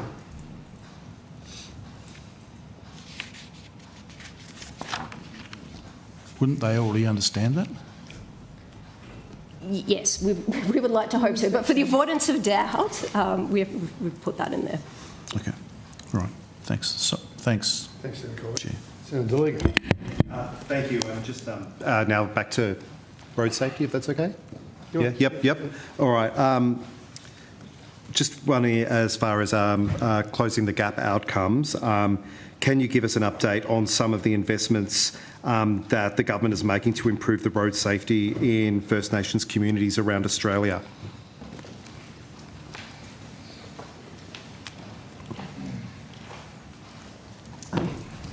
Thank you, Senator. I will get my team to go through the information with you. Thanks, Senator. Katrina Kendall, Assistant Secretary. So the government makes significant investments in a range of measures that are targeted towards road safety. One of the ones that I can talk you through is the National Road Safety Action Grants Program, which provides funding under 5 streams towards some of the government's key non-infrastructure road safety commitments. One of those streams is a dedicated First Nations funding stream, and there's $6.1 million being delivered under that stream to 12 projects. Applications under that stream were only open to First Nations community-controlled organisations who could also partner with other organisations in bringing their applications forward, and that's partly to ensure that the funding is directed towards the local solutions within the communities. The aim of that funding is to improve access to road safety education for First Nations people and also to assist governments to better understand the priorities emerging in those communities. Projects under that funding stream can include things like young driver training activities, improving access to culturally appropriate road safety education tools, development of road safety messaging in local languages, and support for First Nations people to obtain driver's licences, for example. So some of the specific projects that are in there, so through the Tamworth Local Aboriginal Land Council, the government's providing $200,000 to support up to 100 First Nations people access professional driving lessons. So that includes students in their senior school years, unemployed youth and adults, and young mothers through that program. Forgive me on the pronunciation of this one, the Tuwandi Aboriginal Corporation is also receiving $500,000 to deliver a Learn to Drive program where the initiatives are culturally safe and effectively tailored to the specific needs of participants in that program. And the Bigamble Native Title Aboriginal Corporation is also receiving $1.1 million under that funding stream to provide culturally appropriate road safety education, training to Aboriginal job seekers and community members, and a focus on facilitating acquisition of learners' licences in a culturally and linguistically diverse way. Excellent. Thank you, Chair. Do you have any other examples before I go to Senator Canavan? We also have all of the road projects. Oh, no, that's great. Okay. I'd like to see them, and I won't take up too much time asking for them. I'd really like to see that because I've got to make sure Senator O'Sullivan, you and your state and my state miss out, eh? Good stuff. Thank you. Senator Canavan. Thank you. I actually had a few additional questions on Rex, sorry, but we're not too far removed. I just wanted to go to the $5 million package for the local governments. Has there been guidelines drafted for those yet? No. Yes, there has. Well, Ms Ash is coming to the table. Yes, they have. The program is open, so the guidelines are available. Okay, they're public, are they? Yep. Yes, they're on the Business Grants Hub website. When do applications, is there a closing date? Yes, 5 p.m. on the 17th of March. Right, okay. How many councils do you expect are affected? We expect... Well, we've said that... Do we have a... Yes. So we expect approximately 30 councils will be eligible. Right. Okay. And by the sounds of the earlier questioning, the $5 million won't be enough to make them whole. Have you estimated that? Or? We've estimated that it will go a long way to providing them with does that funding. mean It more than depends half on, of their road debt? It'll depend on the applications, and we will need to verify their invoices. So I wouldn't like to give you a number, Senator. Okay. Can I just get a bit of a consolidation now about how much assistance and in what form has been provided by the Commonwealth Government? So initially there were some loans, is that right? Have you got a consolidated amount of how much of the assistance is in loans or remains in loans? And if so, who to? Is it the new entity? And what has been provided in terms of grants? I can take you through. Take you through that, Senator. There's been no grants provided. Right. Okay. So everything being provided is through. Apart from the $5 million, that's a grant. Apart from the five, which is not to the administrators or to Rex. Yep. Okay. So initially, in total, the government provided a loan of a total availability of $110 million to the administrators. and Rex to allow the airline to continue to operate and to fund the administration process. Yep. The amount owing at the end of the deed administration of that was 100. So they drew down 109 million effectively, is it right to say? 100.9 million, sorry, not 109. Okay. Correct Right. myself there. But that's what they owe now, or the administration? No, that's what was owed at the end of the deed administration. Yeah, yep, sorry, yep, that's what I meant, yep. As part of the negotiations with the buyer and the now owner, before I get to there, the government also acquired $50 million of secured debt and the security over the assets that went with that debt. Right. There was some... Was that at a discount, or...? That was face value of the debt was 50 million, or...? We paid $50 million for, in the end, $50 million of debt, but we took the security that went with that debt. So we had a general security over all of the assets of Rex, which included the regional aircraft, planes, the simulators, and general security over all other assets. Okay. There was some repayment made to the Commonwealth of 8.3 million based on some asset sales. Okay. So there was presumably now, sorry to interrupt, but presumably given your security, if assets are sold that are secured, you need to be consulted or approve such sales.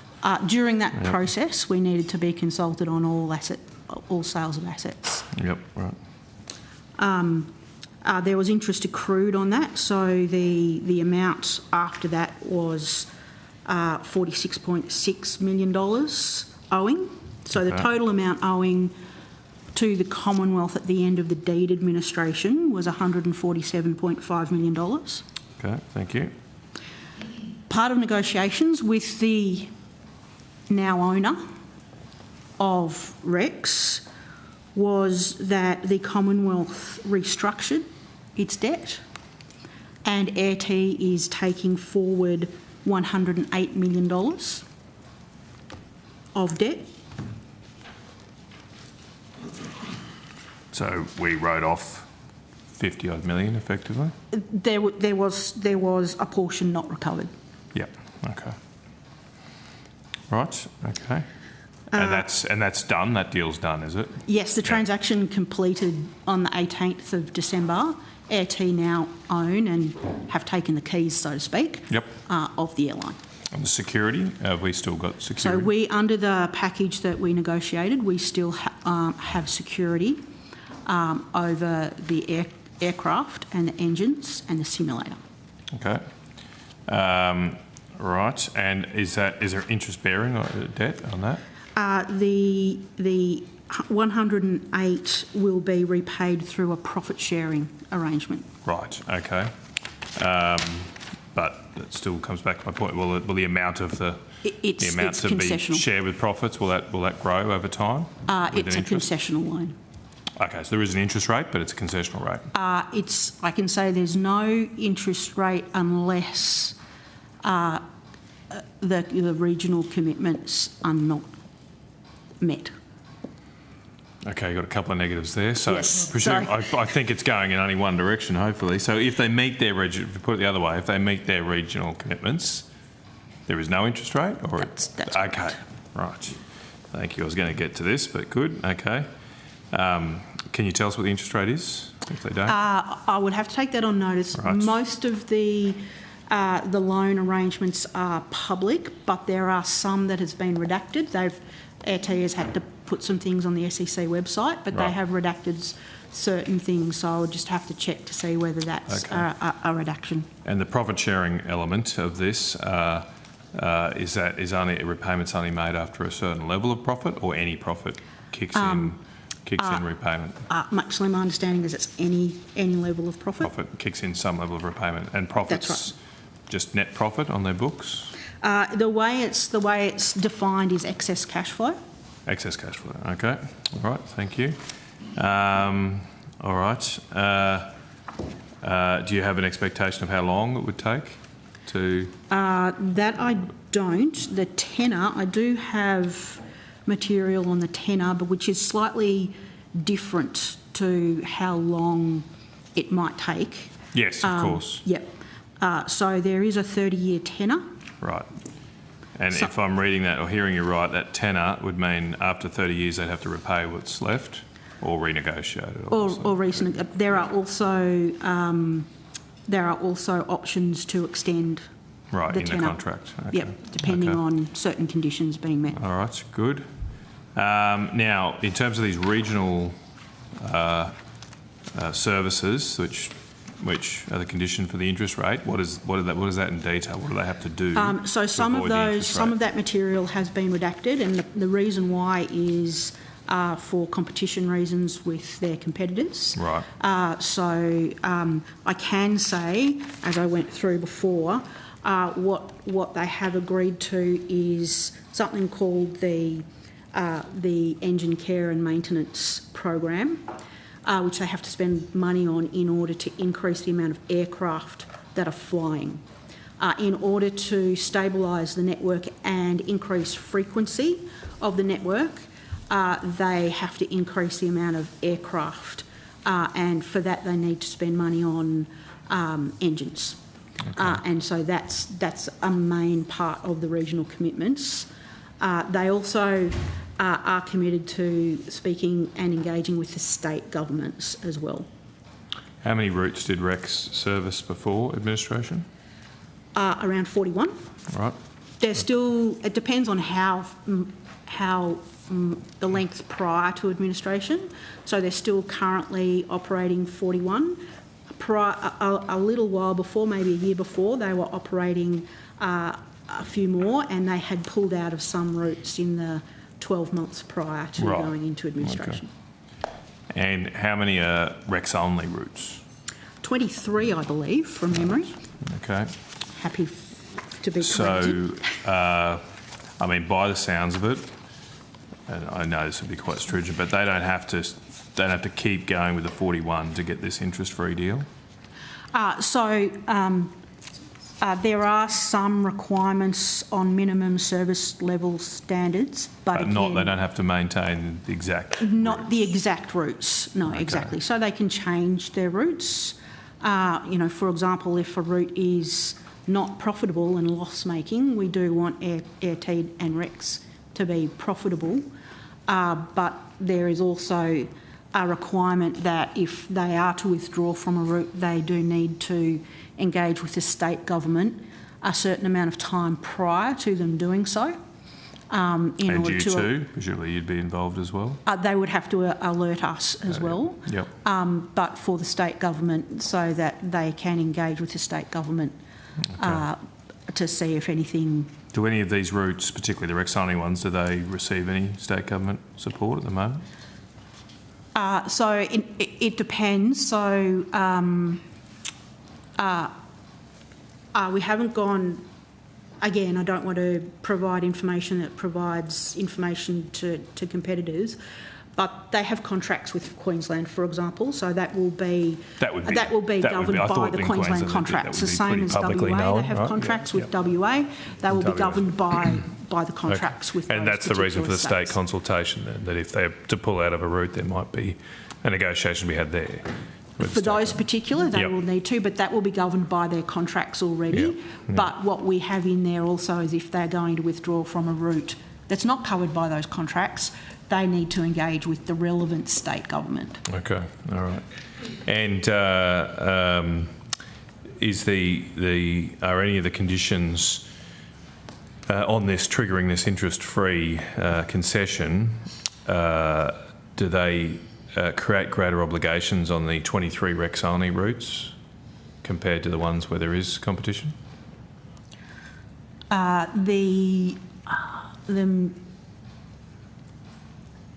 question is, is that distinguished in the contract? Is there different requirements on those? Again, by narrowing down exactly what routes there are is providing.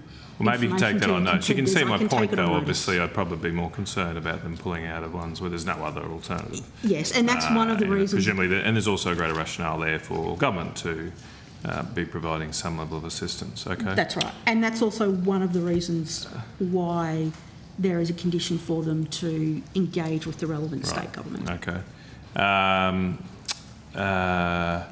Yeah. Okay. Well, look, were you given access to the data room that presumably the administrators ran? Yes. Through this process, you did. Okay. And to AirT's data, were you able to look at their books? During negotiations, we required certain information and data from them. Okay. Including. Are they a separate company here? I'm ignorant. Do they run airlines overseas? Or? So they are. They have about 16 avionics businesses in the US. Okay.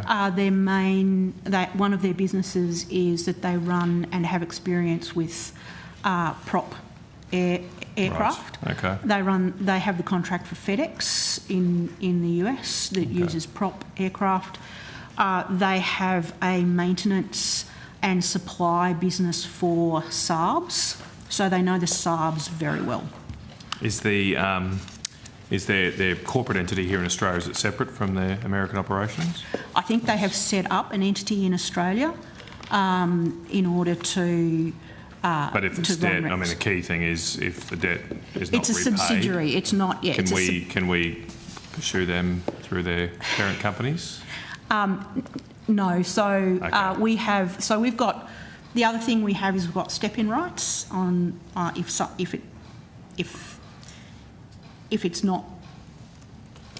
if the worst were to happen, the Commonwealth has step-in rights over AirT as well. Okay. Look, well, I think you've done a pretty good job here so far. That's good. It's a shame we didn't do more like this during COVID with the bigger amounts of money we gave. Hopefully it works out. I just want to do one more question. I'm happy to rotate the call, Chair. I realise others are waiting. I am a little concerned. We'll pick this up in our other inquiry, but I am a little concerned around the circumstances of Rex getting to the situation, particularly potentially the predatory conduct of Qantas and Virgin. Is there any plans to actually investigate what happened? So in a voluntary administration, it is up to the administrators to undertake an investigation as to the reasons why a company went into administration. That creditor's report is public. It outlined a range of reasons. If you would like, I can. Well, did any of them? Did the creditors at all identify any particular? Well, I'll drop the pejorative. Did the creditors highlight any conduct of Qantas and Virgin that contributed to Rex's financial position? The administrators rather than the creditors, Okay. the administrators who undertake the investigation under the Corporations Act. So there was, the administrators found that it failed because of a couple of reasons. Negotiations were in process with a major domestic mainline operator to sell or transfer the loss-making domestic business, which was the 737 business. When an arrangement could not be reached, the directors of that company had no further options available to them but to appoint administrators. The other companies within the Rex structure failed by reason of cross-default under the secured creditors facility. The Rex businesses were subject to a cross-guarantee, which means that if one entity in the business fails or needs to go into liquidation, it crystallises the debts for all of that entity for all of the entities. So it means that basically the debt of one entity is the debt of all of the entities, and crystallising the debt of REL, which was the 737 business, would mean that all of the other businesses would fail.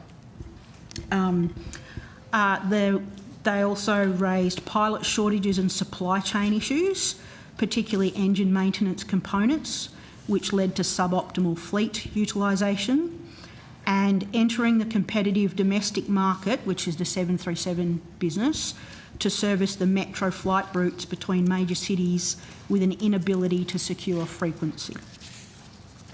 Okay, just I won't hold up too much longer, but the 737 issue you highlighted first, they were the planes they were using on the Sydney-Melbourne route, yes, right? That's right, yes. So I suppose my question goes to, well, why did that fail? Is there, I mean, we can take this up in the other inquiry, but is there any plans from yourselves or the ACCC or any discussions or investigations happening about what happened to deliver this result, in particular, whether Qantas and Virgin behaved in an anti-competitive fashion? Not the department wouldn't. Right. I don't know whether the ACCC would, but then it would need to, it may need the domestic business to be still running for it to take anything. I think they have to take things to court. I suppose that's why I'm a bit worried about leaving to the ACCC, because you're right, there's no business left to, this often happens in these sort of investigations, by the time they get around to relief, the victim is already out of business. But I think there's still potentially lessons here to be had, so obviously we'll take this up in our inquiry that we're doing, and I think it's worth a very worthwhile exercise. Thank you, Chair. I'll come back to outcome 2 later. Thanks, Senator Senator Hodgson-May. Thank you, Chair. I want to ask some questions about Melbourne Airport third runway and foreshadow that they're quite technical and in the weeds. So, do we need any personnel change? Yes. Just a quick one.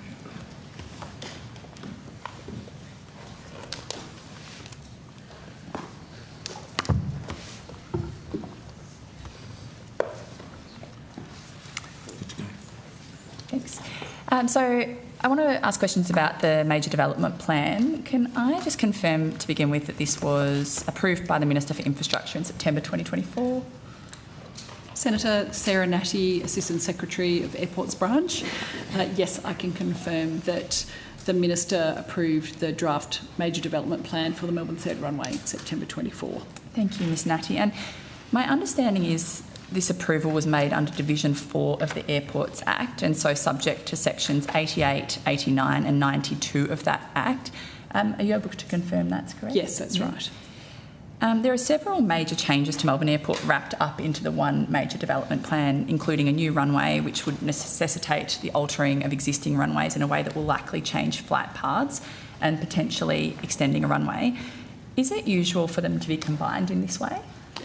So, Senator, just to take a step back, Minister Catherine King approved the Melbourne Third Runway, and it had a number of conditions attached. And one of the conditions was to extend the existing east-west runway because it needed to be shortened as a result of approving the new Melbourne Third Runway. And that's referred to as the Eastern Extension Project. That project itself is not currently in the in-force master plan for Melbourne Airport.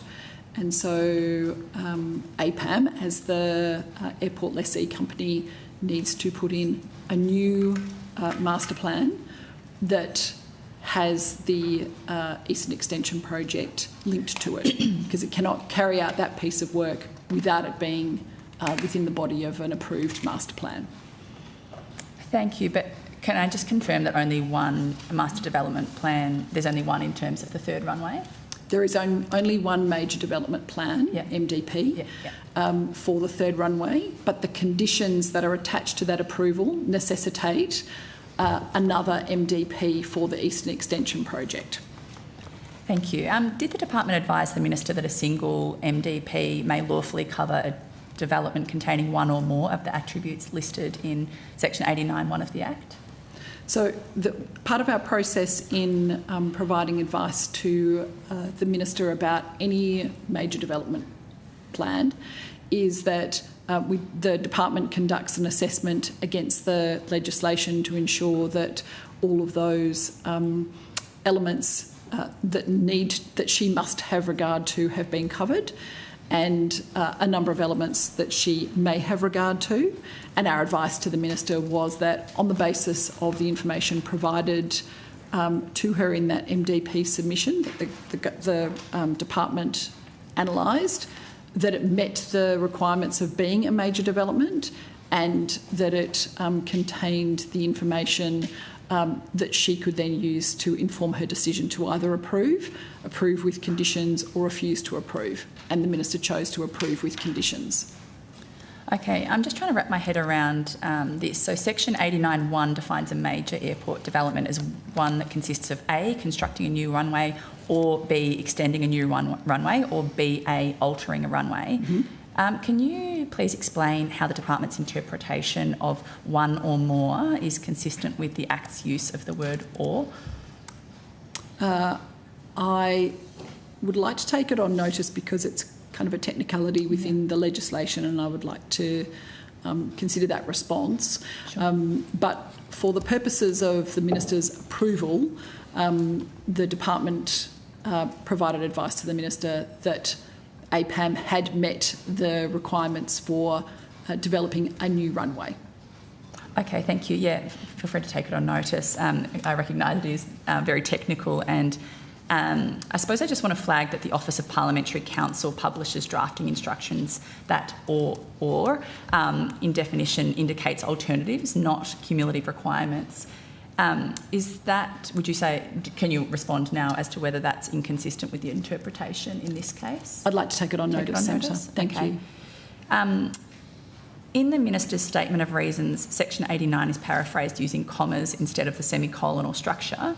Do you know if the department advised that this change doesn't alter the legal meaning of that provision? I'm not in a position to talk about any of the legal advice here, Senator, but be very happy to take your question on notice and see what we're able to provide you.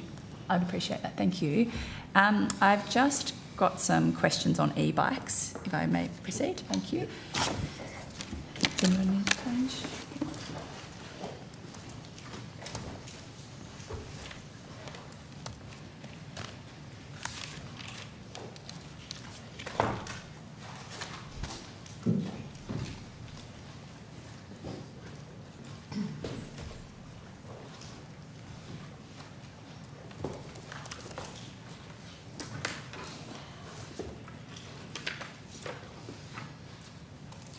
Thank you.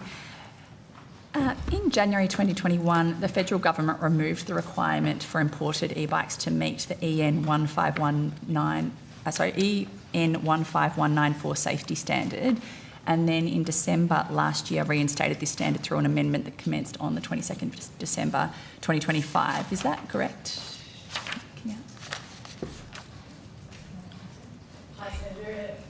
Cashman, the Assistant Secretary for Vehicle Safety Policy and Partnerships. Yes, that is correct, Senator. Thank you. Sorry, the first part of your question. So in January 2021, the federal government removed the requirement for imported e-bikes to meet that standard. Yep. Yes, thank you. Can the department confirm whether the shipment of Fat Boy e-bikes imported in January 2026 comply with EN 15194 as required under the amended determination? Senator, the determination sets out a range of vehicles that are definitely not road vehicles. The road vehicle standards legislation that we administer is for the purpose of regulating the supply of road vehicles. So that determination sets out vehicles that are definitely not road vehicles. There are other vehicles that may not meet that definition, that determination, but which are also not road vehicles. So the specific bikes that you're talking about, I couldn't say. But we have a process by which people can report to the department vehicles that have come in as purporting to be e-bikes but which people believe are road vehicles, and we have an investigative process that we can look at those devices, or if we come across that information some other way. Thank you. So who would make that determination? Would you need to investigate first? I might hand over to my colleague in the operations area. Sure, thank you. Senator. Amanda Vilsarek, Assistant Secretary. So my team, if they receive reports, would investigate these matters. And as for receiving an approval to import either not a road vehicle or a road vehicle, my team will undertake those assessments. Thank you. And do you know about that Fat Boy example that I just... Not specifically, no. Sorry, I'll have to take it on notice. That'd be great, thank you. So they can be permitted to be imported as electric power assisted cycles without knowing if they comply with the safety requirement, is that right? So, Senator, we only regulate road vehicles. So if a genuine e-bike is not a road vehicle, this department on the legislation we operate under does not set standard for those devices. Okay, thank you. I guess what I'm saying is that they aren't legitimate e-bikes. If they're not legitimate e-bikes, is the department aware that these bikes exceed the 250 watt power limit, allow speed and power unlocking through consumer codes, and can be operated without pedalling? And if so, is that consistent with the federal definition of an e-pack? So we would be interested to know, Senator, whether the vehicle met the definition of a road vehicle. That is the type of thing that we regulate. Yeah. So as Ms Milzarek said, if we can get the details of those bikes, we can have a look into those specific ones. Otherwise, states and territories have their own laws about what can operate on the road outside of being a road vehicle or not a road vehicle. And then as consumer goods, the Australian Competition and Consumer Commission oversees their general safety as consumer products as well. Okay, thank you. And so is that something you can look into now, or do you need a complaint or something to initiate that, or is this... We would just have to... Well, I'll let Ms Milzarek answer. Yeah, we can look into that. We'll have to go back through. We may have applications that we've received for them to receive an advisory notice saying it's not a road vehicle, or an application to get an approval to import a road vehicle. So we would need to look into the specific example you're referring to. Okay, I appreciate you doing so, thank you. And if they are later classed as road vehicles that don't meet the safety requirements, what enforcement or corrective actions would be available? So we have a few mechanisms we can use. If we deem it is a road vehicle and it's been imported into Australia without an appropriate approval, through our investigations, examples of enforcement action can be infringement notices as a penalty. We also look at interim injunctions to prevent them from bringing any further road vehicles in without approvals, those types of things. Okay, thank you. I suppose perhaps to the Minister, do you have concerns that these vehicles are potentially being imported and sold right now, given potential for death, or I think death has occurred as a consequence of these? I'm not aware of those specific bikes that you're talking about, Senator, but I do know that this is an issue that's increasingly concerning to people right across the country. I know that Minister King has taken action in regards to this. You mentioned the reinstatement of the EN 15194, which is significant after the previous government got rid of it, and also added this as an agenda item to the meeting of transport ministers around the country, because there's obviously some crossover between the federal and state responsibilities. I heard Minister Graham, the New South Wales Transport Minister, on the radio this morning talking about it following some instances that I saw in the media over the weekend in Sydney as well. So it is something that Minister King is concerned about and has taken action on, and we'll continue to work with our state colleagues to deal with this in the best way that we can, knowing the risk to safety of those people in the vicinity, but also those people riding them as well. Yeah, thank you. Look, it has been raised by a number of constituents who are concerned about the risks, but also that perhaps there's not the level of preemptive investigation happening on these issues. But thank you for your response, and that's all from me. Thank you. Senator Pocock. Thanks, Chair. Thank you for your time. I've got some questions about the Canberra to Sydney rail, not high-speed rail, just faster rail. And just interested what... Right, people? It's an outcome one question, but we'll do our best, and we may need to take stuff on notice if we don't have the relevant experts here. Thank you, Secretary. Sorry about that.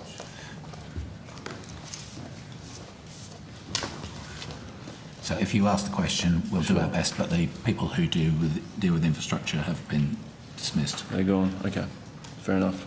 I'm just interested what current work is currently being undertaken, not on the high-speed rail side of things, but just trying to get Sydney to Canberra going faster than the current 4 hours or so? Senator, have we received any work from New South Wales or ACT at the moment in regards to upgrading the rail track for passenger rail at the moment? Okay. And so if there's no request from the ACT or New South Wales, that's sort of the trigger to do work. There's no other process that's looking at rail networks and sort of efficiency and... We usually wait for the states and territories to come forward if they own the track and if they want to bring forward investment into that. Obviously, from a freight perspective, ARTC looks at track from a freight perspective, and ARTC will be here later this afternoon and this evening, and you can talk to them about that. Usually we wait for the states to come forward. They also have their 10-year plans, and we also work with Infrastructure Australia on what is a priority as well. Okay, thank you. And in terms of just the number of services a day, is that something that you have involvement in? No, Senator. No. That would be a state responsibility. Okay.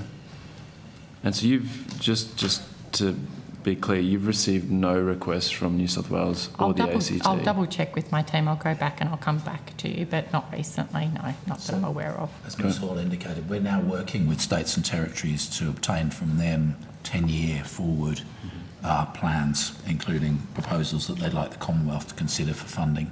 So we might take offline and check and come back to you on notice what is in the forward plans of both New South Wales and the ACT, which may be relevant to your question. Great, thank you very much. Thanks, Chair. All right, thanks, Senator Pocock. Senator Sullivan? Right. Can I ask about the Maritime Single Window Digital Reporting Platform?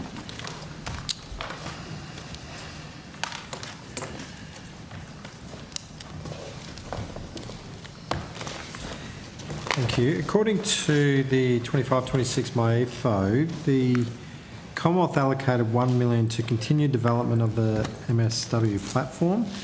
Can the department confirm that a maritime single window digital reporting platform has been in development with the Commonwealth since 2023? Megan Scott, Assistant Secretary, Maritime and Shipping. Thanks for the question, Senator. That's correct. $1 million was provided in MyEFO to continue our work to a first-pass business case to bring forward to government for consideration. And so can you confirm that $1.2 million was allocated in the 23-24 budget? Yes, that's correct. So is this in addition to that? This is in addition to that. There was also $2.4 million provided in 24-25. Okay. So what's the million? What's the extra money for? Further development of the first pass business case, working across government with our partner agencies to develop the legislative framework that's required as well to deliver the project. Okay. And I understand there's a requirement that all international maritime organisations, IMO member states, which includes Australia, are required to use an MSW to streamline information collection from ships. Is that right? That's correct. That obligation has come into effect. Yeah, so that was on the 1st of January 2024? Correct. So we are now behind schedule, or we're not currently compliant with that? We don't have an operational maritime single window, but we are continuing to develop the work required to deliver one. What are the ramifications of not having that under our obligations internationally? At this stage, not all countries are in fact compliant, so we remain one of a batch that are working to deliver single windows, noting that some countries have more complex legislative border arrangements and we are one of them. We want to get it right, so it has taken us a little longer to get to this stage. Senator, if I might add, sorry, Paula Stagg, First Assistant Secretary, Surface Transport Emissions and Policy.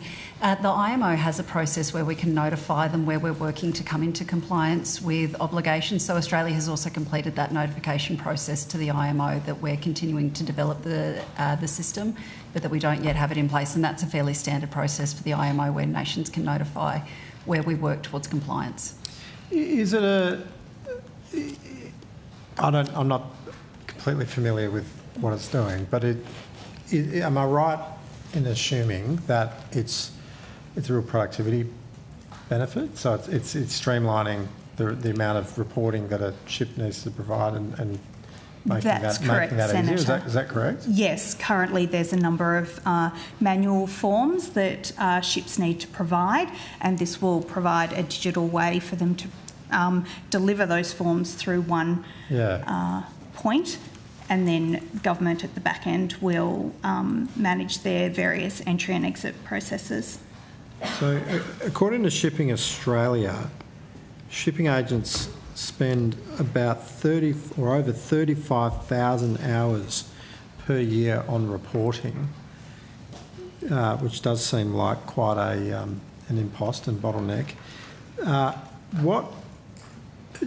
imagine that then is essentially passed through to the cost of shipping and the cost of, we're a very dependent nation on importing and exporting. So what does that do to our?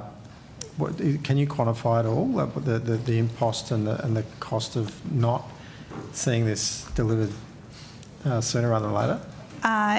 Yes, you're correct. There is a significant administrative impost on shippers because of the complexity of the forms that they have to complete and the various locations they have to send them to.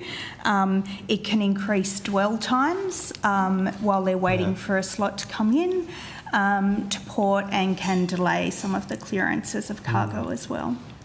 And has that been costed? Like, can you quantify what that what it's actually costing? We haven't done a dollar cost, but we do speak about it in that 35,000 hours, administrative hours. And so what's your time frame? When do you expect to have it operational? That would be a matter for government. Right. Minister, can you shed any light on that? Not really in terms of any specifics, other than it is something that the government continues to work on, and any sort of decision would be a matter for the government into the future. So we were under the agreements with the International Maritime Organisation. Was it a requirement or was it a request to have it implemented by 1st of January 2024? It is a requirement under the FAL Convention, that's correct. Right, so Minister, we're now 2026.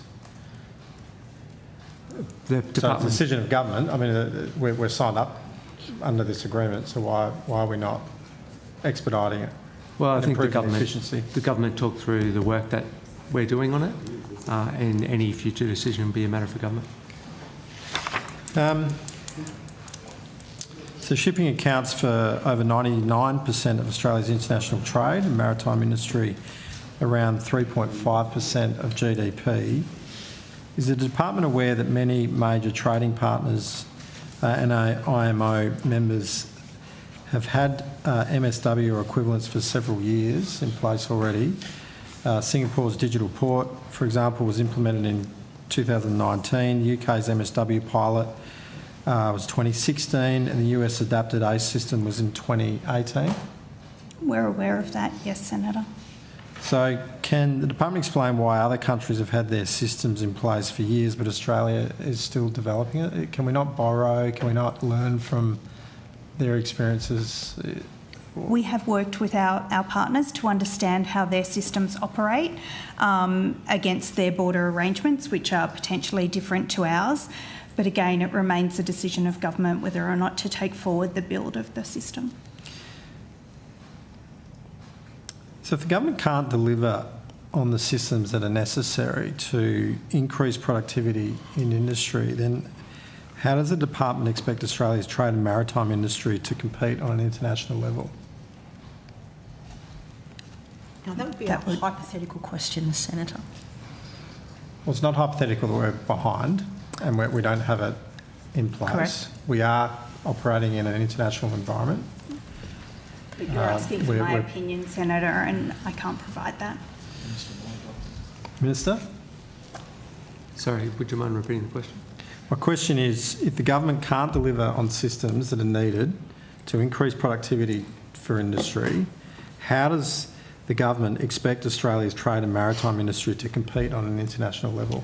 Well, I don't think that's an accurate reflection of the evidence that's been given, Senator O'Sullivan. The evidence is... The work that... I'll let you finish. The department outlined the work that's been going with the business case being put together, and it'll be a matter for a future government decision about how that is implemented.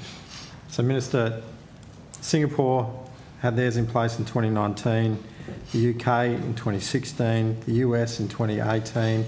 We're competing with these countries in terms of getting products out to market and indeed inbound as well. So why is the government not treating this as a priority to improve the efficiency of shipping for this country? They're your words, not mine, Senator O'Sullivan. I think the department have given you a summary of the work that we've been doing, and that is something that is important, and obviously it'll be a matter for government in the future. So you've said that it's up to government in terms of the time frame, so you haven't been given a mandate from government yet in relation to when this needs to be delivered by? It will be brought forward when the government advises the department that they're ready. Okay. Well, we're hearing that government's not quite there yet. Can you tell me the total life cycle cost of the MSW project, including the funds allocated to date?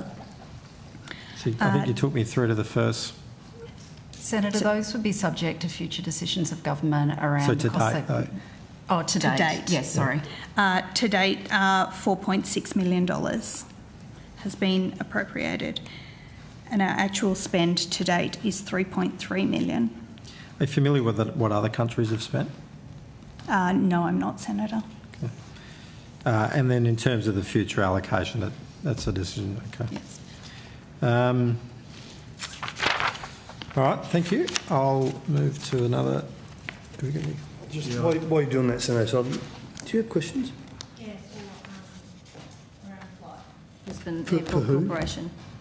Sorry, who? So this block? Oh, this block? RAM Airport stuff. Well, yeah, okay.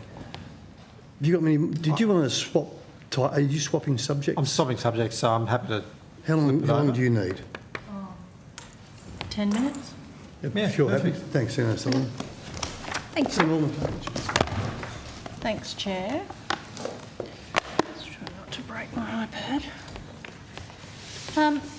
So my questions relate to Brisbane Airport Corporation's 2026 master plan.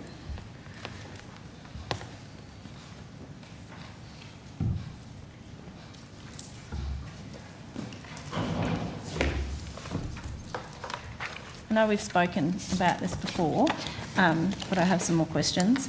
I understand that master plan has been out for consultation, but it is due soon. So I guess my first question is, has Brisbane Airport Corporation's final 2026 master plan been submitted to the Transport Minister? Senator, yes, it has. The Minister received that on the 23rd of January 2026. Okay, thank you.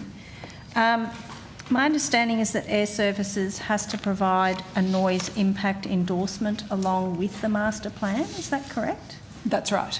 Okay. Has that also been submitted to the Minister? Yes, it's part of the package, Okay, Senator. so it went on the 23rd.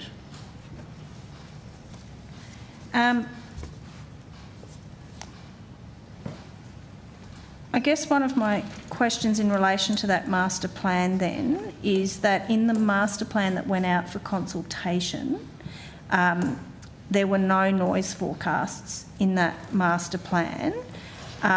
So I'm interested to know how exactly Air Services can give that endorsement if they haven't consulted on that? So there are a number of steps, and I'm happy to take you through them if you'd like, Senator.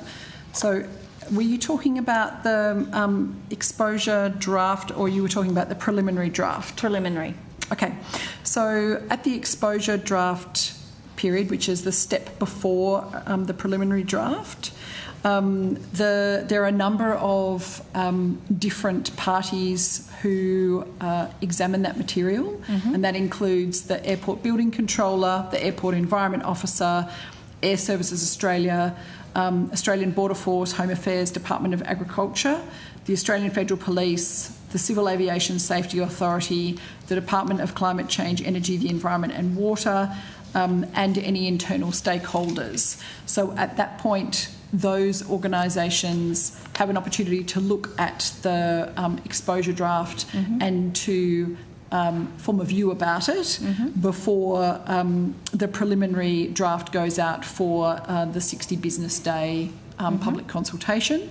And between that period and when the draft comes to us, there's an opportunity for the public to put in its submissions, and then at the draft stage, again, all of those aforementioned parties have another opportunity to provide information to help inform Minister King's decision over whether to approve with conditions, or refuse to approve the master plan.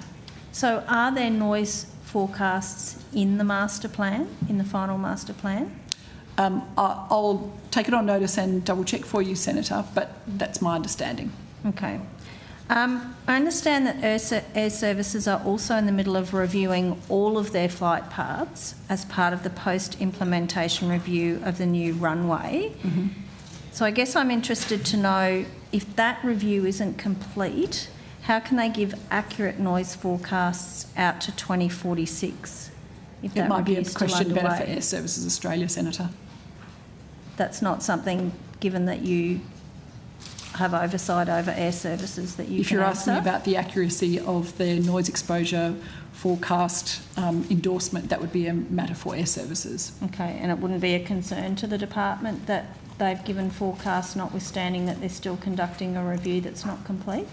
As I said, Senator, there's an opportunity at the draft master plan stage for Air Services and other parties to inform the Minister's decision before she takes it. Okay. Given that Air Services previously failed to forecast and consult the community accurately, which required tracks to be brought in, will the department be conducting any independent assessments of the noise forecasting in the master plan that's been submitted to the Minister? It's not a role of the department to do the noise forecasting. We don't have that expertise. Okay, so how will the Minister, maybe a question for the Minister, given that it was not accurate last time, how is the Minister going to ensure that it is this time?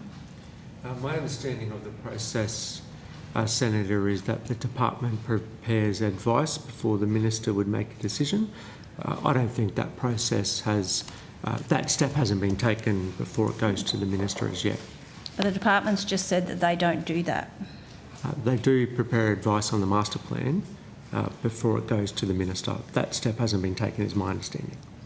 So can I just get some clarity on that? Because my question was that last time there were failures to forecast and consult the community accurately, which meant tracks had to be brought in. My original question was, will the department be conducting an independent assessment of the noise forecasting this time round? I thought what you said was that's not something the department does, but Minister, you're saying you're relying on the department's advice. So who is checking that the forecasting is accurate? My understanding is that as part of that advice, Air Services and CASA feed into that process before it goes to the Minister. So Air Services is checking that it's accurate? All I'm saying is that I'm talking about the general issue of advice on the master plan. Air Services and CASA provide that advice. Are there any checks and balances anywhere in the process to ensure that that is accurate? Senator, if I can just clarify my comments. When you said, would the department make an independent assessment, I thought you meant of the technical aspects of the noise exposure forecast. We do assess that the information has come from Air Services as the technical experts, in the same way that we ask CASA to be the technical experts over any of the safety elements of master plans, and that we then ensure that that is that the obligations under the Act have been met, rather than the development of any technical assessment itself, which is the role of Air Services. Okay, so it's entirely reliant on the work that Air Services has done? Yes, it is. Services being the relevant statutory government agency. Yeah, okay, thank you. Given that the Minister has been given the master plan, the 2026 master plan, maybe this is a question for the Minister, do you have a timeline on when the Minister will be making decisions around that? I don't. Sorry, Senator, and I suppose the point I was making before is that, yes, the master plan has been received, but my understanding is that the department now do the work on providing the advice on the master plan before the Minister makes a consideration of it. Senator, if I may, I can clarify that under the Act it's a 50-day consideration period by the Minister, and that only just commenced in January, noting that the 50 days can be paused if at any point the department, acting on behalf of the Minister, wants to request further information through to Brisbane Airport Corporation, and if that's the case, it triggers a stop the clock. So 50 days isn't necessarily from the day after it's received 50 straight days. It is 50 working days, but they are they may be interrupted by RFIs. Okay. Noting then that it was received on 23rd of January and the clock has started running, have there been any pauses put in place as of yet? Yes, it has. Okay. And so can you give me a timeframe on how long those pauses are, or that's entirely dependent on information that has to then come It's back? entirely dependent on the information that we're seeking from Brisbane Airport Corporation. And the clock will restart the day after that information is provided. Okay. Are you able to give any indication of what the nature of that further information is that's required? I haven't got that with me, but I'm happy to take it on notice. That on notice? Yeah, thank you. Just a little bit more on flight noise. And you'll have to forgive me because I'm not an expert around this stuff, so I'll do my best to ask the question in a way that you know what I'm talking about. My understanding is that Brisbane Airport has a self-imposed nighttime curfew from 10 till 6. It's their noise abatement procedure for the new parallel runway, and it prevents the use of that runway apart from emergencies and closure of the legacy eastern runway. And previously Brisbane Airport has advised the community that that noise abatement procedure won't ever be lifted. However, I note that Air Services Australia released a proposed flight path option in Package 3 last year for aircraft to depart overland from the new parallel western runway and then to immediately make a left turn out to the ocean. And I guess the crux of all this is that to implement that Package 3 option, they would actually need to lift the noise abatement procedure, which they've previously said they won't. So I guess I'm interested in some insight on how the noise abatement procedure was permitted to be put in place in the first place, given that it advantages and disadvantages various parts of the community. So what is the process for that being given permission to be put in place? Senator, it's before my time and I'm obviously happy to try and answer the question. I think it goes largely to a question for Air Services again, because of the nature of the work that it is doing on delivering Package 3. What I can say is that Minister King established the Brisbane Airport Airspace Advisory Board as a mechanism for the community to be able to ask questions directly of Air Services. I am involved as the department's representative on that board, senior air services people who I know will be here later today are also involved, Brisbane Airport and a representative of airlines, as well as community members, and chaired by an independent chair. So what I can say is there is a mechanism that is available to ask questions directly of air services about these exact matters, but I'm afraid I'm not able to answer any of the details about the noise abatement procedure that was originally put in place. All right, so is your suggestion that that question be put to Air Services this evening? Yes, it is. Okay. Just in terms of process, if the nighttime U-turn was to be implemented, does the Minister have the power to cancel the noise abatement procedure? I don't know the answer to that question. I'm happy to take it on notice. Okay, if you could, that'd be really helpful. And I guess a question for the Minister. Given that Brisbane Airport has this strict self-imposed noise abatement procedure, is this just community consultation theatre on the Package 3 U-turn option, given that one would appear to not be able to be implemented with the other? Well, very, very cynical of you, Senator Orman-Payne. I think the work that Minister King has done in terms of ensuring that the community voices are heard in regards to these difficult matters has been an important one. It's a vast difference to what we saw under our predecessors, and it's one that I know that Minister King is particularly passionate about. I guess it's more about, is the Minister aware that we've had these instances along the way where there's been purported consultation, but then clearly not, because it's had to be gone back and either checked or redone, and given this, what would appear to be a clear inconsistency that you can't do one thing and have the other. So are these issues that the Minister is still alive to, I guess, because the community is telling us that they still have concerns? I'm sure the fantastic local member for Griffith, Renee Coffey, would be ensuring that the Minister is well aware of community views in regards to the airport. All right, thank you. That's all, Chair. Senator Canavan. Senator Canavan. Okay, thank you, Chair. Look, I first wanted to ask some questions about full service driving. Is that the right term? The FSD, is that right? Is that full self-driving, sorry. Yes, I thought it didn't sound right. Thank you to my resident Tesla expert to my right. Full self-driving, I believe that sort of is available now in Australia. Supervised, is it? Is that what it stands for? Or maybe some of it is self-driving. Oh, okay, gotcha. FSDS. So I just want to understand the regulatory landscape in Australia with this technology to start with. Mike Macon, Assistant Secretary. Full self-drive supervised is available at the moment. Right. So what's the regulatory arrangements? Is this approved under Australian design rules, or full self-drive? Do the cars have to get approval, or how does it work? Yeah, so full self-drive is a package of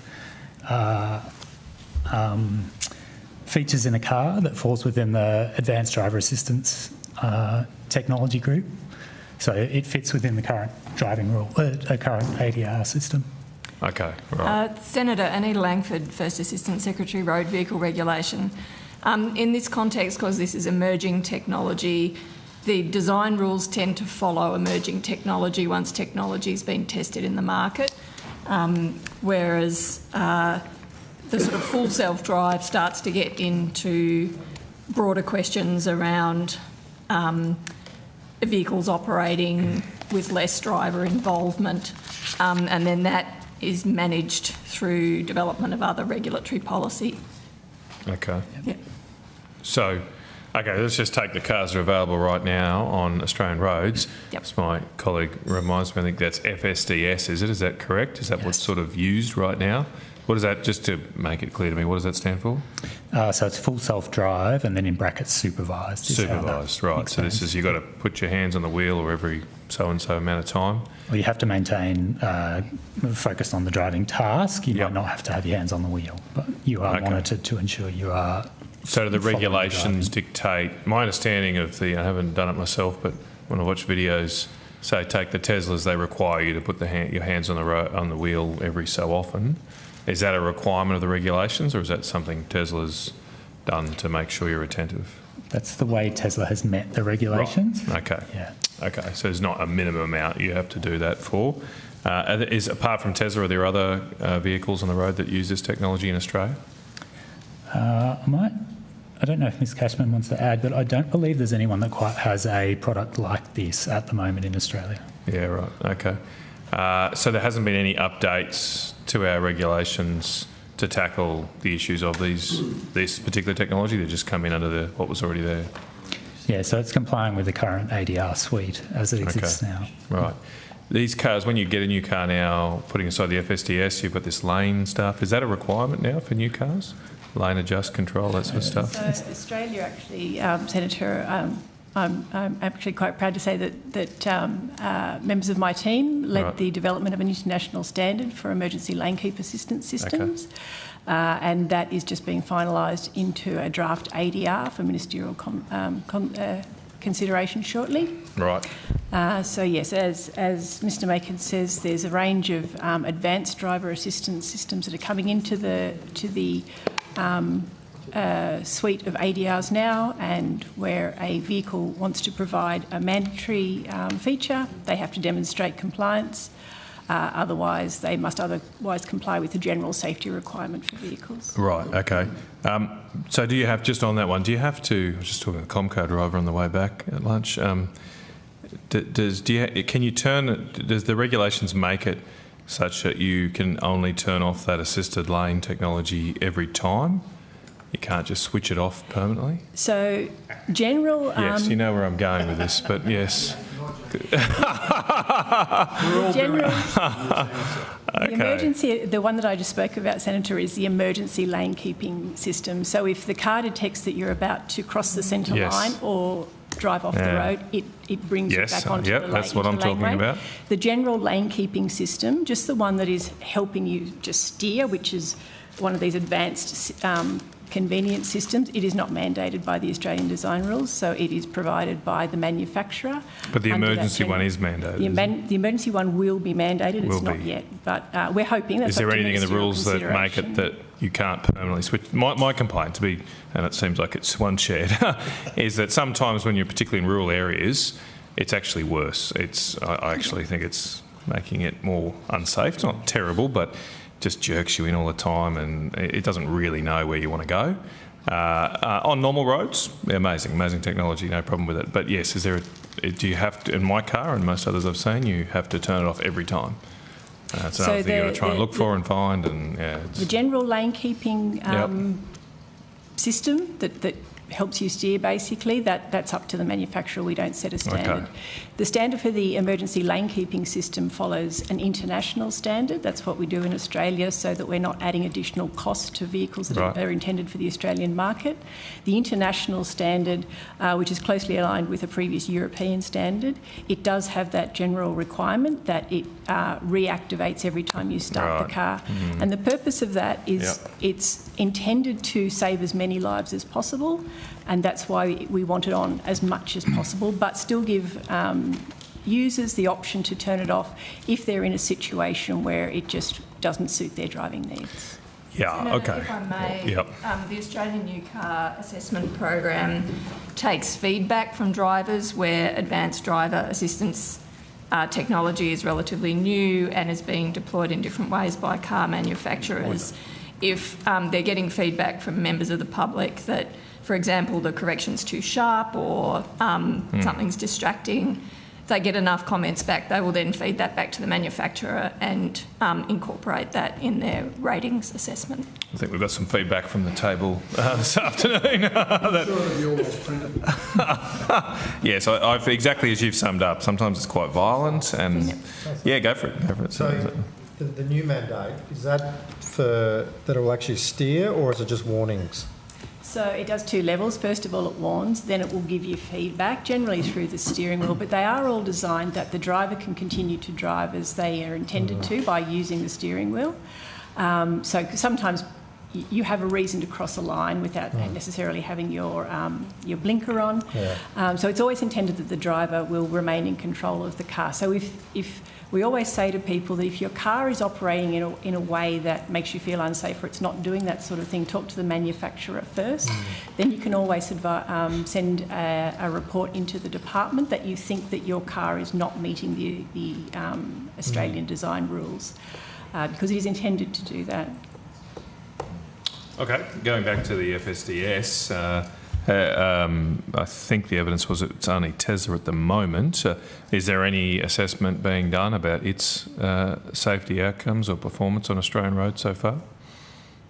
So, no, I was just going to say Tesla engages with us quite regularly and has provided us previously, not just recently, but previously provided us with the number of kilometres that have been driven under full self-drive. They still fall under the general provisions of a recall. So if a vehicle is unsafe, it would be expected to fall under the provisions of a recall. Okay. If we were to become aware of that. And again, people are able to make reports to the department if their vehicle is operating in an unsafe way. Presumably Tesla, because it's a connected car, they have almost live feedback on how many kilometres have been driven using this technology. Mr. Makin's a bit closer to it, yep, yeah, right. that's my understanding. Yeah, so I believe they collect some information. I know they have an internal incident reporting and monitoring type structure that they use. I don't know the details, and it certainly would be a question for Tesla as to how many incidents and how much they've looked at that. But they certainly have. It sounds like they have provided you data on how many kilometres? No, they haven't. In a general sense, they haven't provided any of that information around incidents, but definitely they've sort of given us a general comment around how many kilometres have been driven so far. Has the department asked any questions or have any concerns about whether there's a safety issue here, based on, I suppose, more that there is would be much more data in the United States, for example, than here on this stuff. But have you looked at that at all? Yeah, so there would be more data where the vehicles have been used for a longer period on the road with that technology. We've asked and they've talked us through their safety system around it, and that's why I'm aware that they do monitor incidents and they do look to improve the system, but we don't have any of that data specifically shared with us.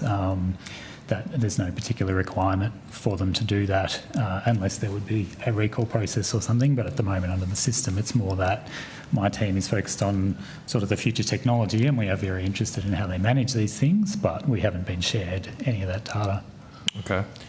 Moving on. Oh, sorry. Yep. Jump in, Senator O'Sullivan. In terms of, in America now, there's full self-driving unsupervised. You know, robo-taxis is the example. What is Tesla or other manufacturers looking at doing that in Australia? So, and what would be required for them to do that? Yeah, at this stage I understand Tesla has been testing full self-drive unsupervised. I don't know that it's in operation anywhere. In Australia? Anywhere. I think in the US they've been testing it. Here they haven't. Running it for... Yeah. So they're testing it, not here though? No. Okay, no, sorry, I just US. want to clarify that, right? Yeah. For an automated vehicle trial at the moment, and that would fall in an automated vehicle sort of consideration, it would have to go through one of the state trial processes at the moment. We have work underway, and it was announced in the ITA meeting in November that we're aiming to have the first stages of the regulatory framework in place by 2027. But at the moment, if they were, any automated vehicle company were to trial here, and it would be a trial, it would be done under the current state frameworks for trialling automated vehicles. That 2027 legislation would be national, would it? Is the plan? The automated vehicle framework has a few components to it, but the ITM agreement is to target some particular automated vehicle types in particular locations. To get to the regulatory framework, there's an automated vehicle safety law at the federal level, which accredits the companies as being safe to operate. The vehicles still go through the design standards checks, and the states need to amend their road laws to create the right environment for these as well. Okay. And there's also a suite of international standards for the vehicle itself that are being developed at the international standard, and they will be translated into Australian design rules subject to the government's consideration. So there's standards on the vehicle, standards on the company, and then the road rules as well that are being looked at.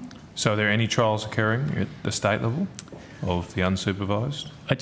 Definitely not of the unsupervised, as in the Tesla product. There has been trials. I don't know that there's I'm any not just live. restricting to Tesla, though. Waymo or no one else? At the moment, I don't think there's anyone running an active trial, but they come and go. There's certainly been trials over the years in various, I think most states have run trials at some point, but certainly nothing live that I'm aware of at the moment.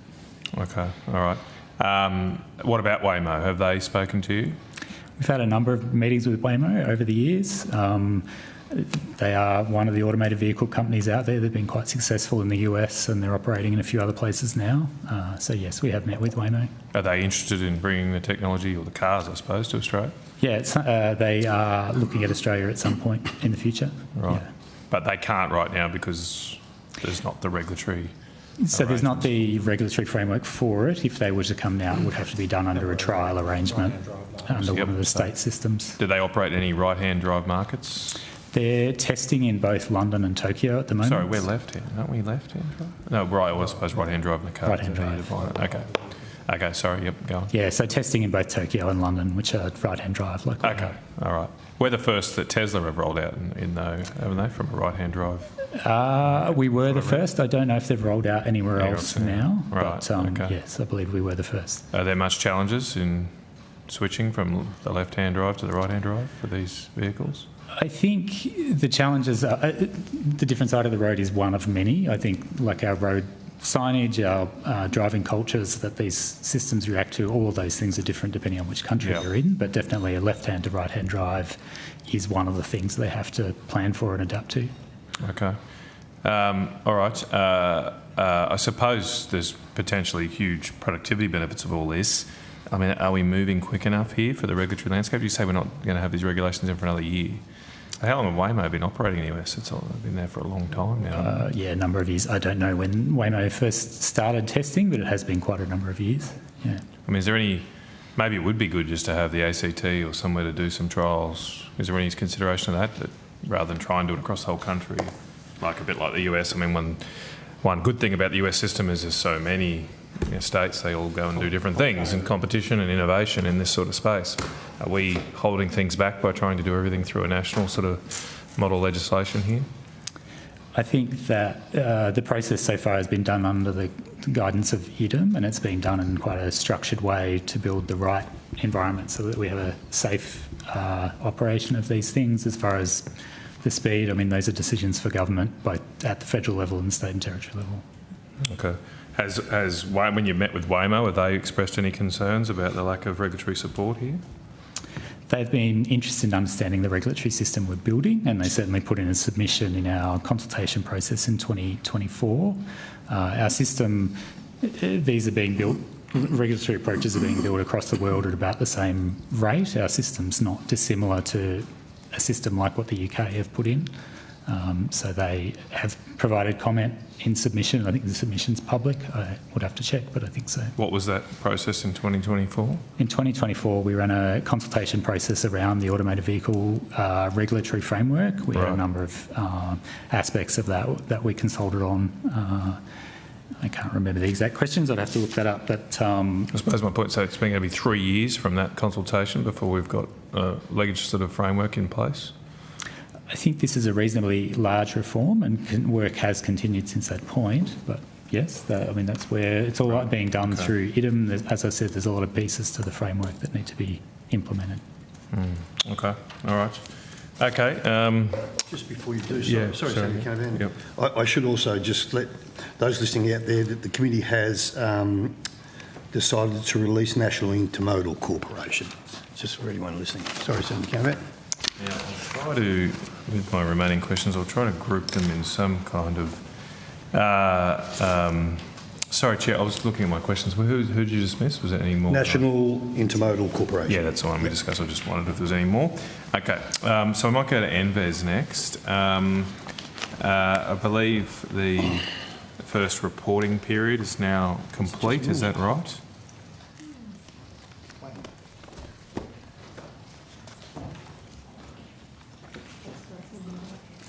Right. Okay.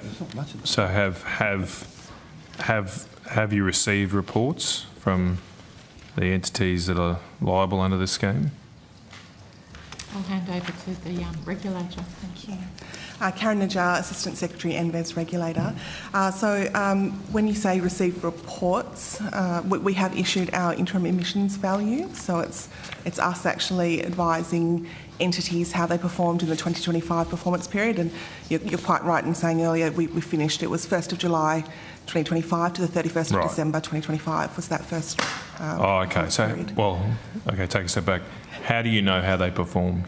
So from that period of the 1st of July 2025, all of our entities were required to give us 4 new pieces of data. Right. So when they entered a vehicle onto the RAV, that's when they actually provided us those bits of what we call NVES data.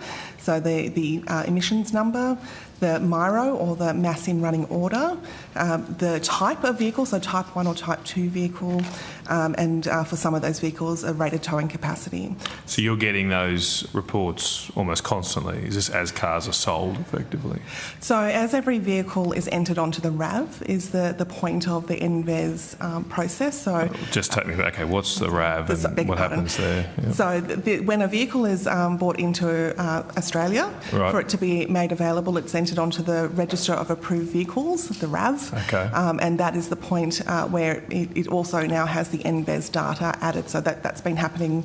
The RAV pathway has been the case for any vehicle coming to Australia for quite a lot of years. So is it sold when it's on the RAV? So the NVES is actually about when vehicles first supplied within Australia. We don't actually go follow through to the sale point. Right, okay. So someone can bring in cars, put them in a car park, and that qualifies them under the NVES, is that right? So the regulation works by when the vehicle's first supplied into Australia and entered onto the RAV, that is when they have to provide us the NVES data, and that's the point when, yes, their reported performance is measured from, and then at the end of the performance period, we aggregate up the fleet results for all of the vehicles for the VTA. So the VTA is a vehicle type approval holder, and that's the regulated entity under the NVES. Okay, all right. Well, okay. So how many in this RAV for this reporting period, July to the 1st July to 31st December, how many cars or vehicles were entered into the RAV that are NVES liable, had a zero emission number?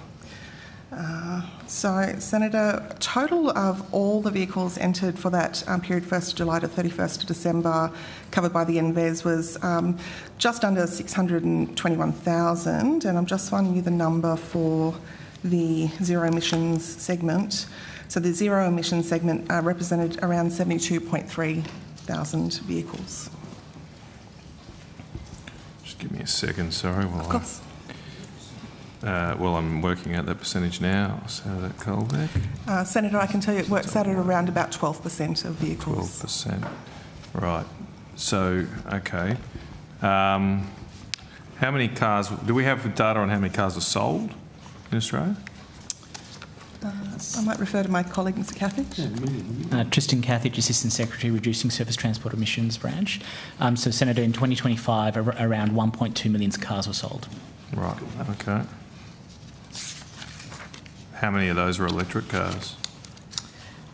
So, from the information that I have, there were 8.7% electric vehicles sold in 2024, up from 7.7% in 2020. Sorry, let me say that again. 8.7% in 2025, up from 7.7% in 2024. Is that BEVs? That's correct, Senator, yeah. Yep, so it's fully electric. Yep. Yeah, not hybrid. So I'm just wondering here, now, do you have the data for the second half of the year, or is it only for the full calendar year? That was for calendar year? Full calendar year. Yeah. But there does seem to be a little bit of discrepancy here, because the sales data for the full year are roughly 9% electric, but the RAV data seems to be saying it's about 12%. Do you have monthly data for the RAV? Well, I probably need we would have monthly data. We receive the data as it's entered into the RAV. I don't have it with me today. That's sales. Well, I'm just trying to understand, why is there a discrepancy? Senator, I might ask Mr Cathedge to go to these numbers, but we have seen variation across the year in terms of the electric car sales within the data. So while 8.7% is the average across the year, we're just trying to find... Sure, okay. That is one explanation, but it does seem a 30% increase in 6 months seems... I think the other thing, Senator, is that it's for vehicle manufacturers to manage their own inventories. So from time to time, for example, BYD's sales have gone up by 150%, and so they need to find places to store their cars as they can kind of shift that inventory on. I do have the total percentage of EVs sold from March 2025 through to December, if that's helpful. Doesn't really probably change too much, but what's that figure, I suppose? So March... I kind of need it from July to December, but yeah. So July to December is 7.2% in July 2025, and December was 10.6%. But sorry, I'm after the full 6 months. Was that just for months? Yeah, I've got it per month. I can. Well, I won't be able to average it because I won't have the weightings. But okay, give it to me by month. Sure. Okay, so in March 2025, do you have the absolute numbers? That would be better. I do. Yep. Okay, give me those. Give me those. Total sales. Hang on, let me put in a spreadsheet so I can have to go for it. Right. Okay. March was 8,385. April 6,010. May 10,055. June 13,169. July 7,219. August 10,004. September 12,076. October 7,361. 12,076. Sorry, yep, I just missed that one. Yep. Up. What was the next one? 12,076. October 7,361. November 9,081. And then December 10,384.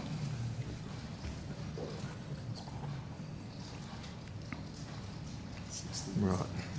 So I've got that from July to December. I've got us selling 56,125 electric vehicles, yet on the RAV 72,300 were registered. Why is there a difference of 16,000? Well, I think I'd say one hypothesis there, Senator, would be that there's a gap between when a person puts a vehicle on the RAV and then the time at which it's sold. And as I'd say, Senator, it's for vehicle manufacturers to Wouldn't a simpler explanation be people just banking these credits? Right. That's a question. That's a possibility. Has there been... I mean, it seems a bit of a loophole here in the system. Because they can sell these credits, can't they?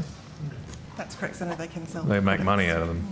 And we've created an incentive just to park cars that aren't going to be sold. Or there is probably possibly an excess supply of electric vehicles around the world too. Yeah, okay. But we don't know. Has anybody asked the manufacturers about what they're doing? Why are you importing 16,000 more cars than you sold? I'm sure there's probably other cars though that are imported. Well, have you got the data? I mean, you've got the data, right? We could go through the non-electric cars and see if there's such a similar discrepancy. Have you done that analysis?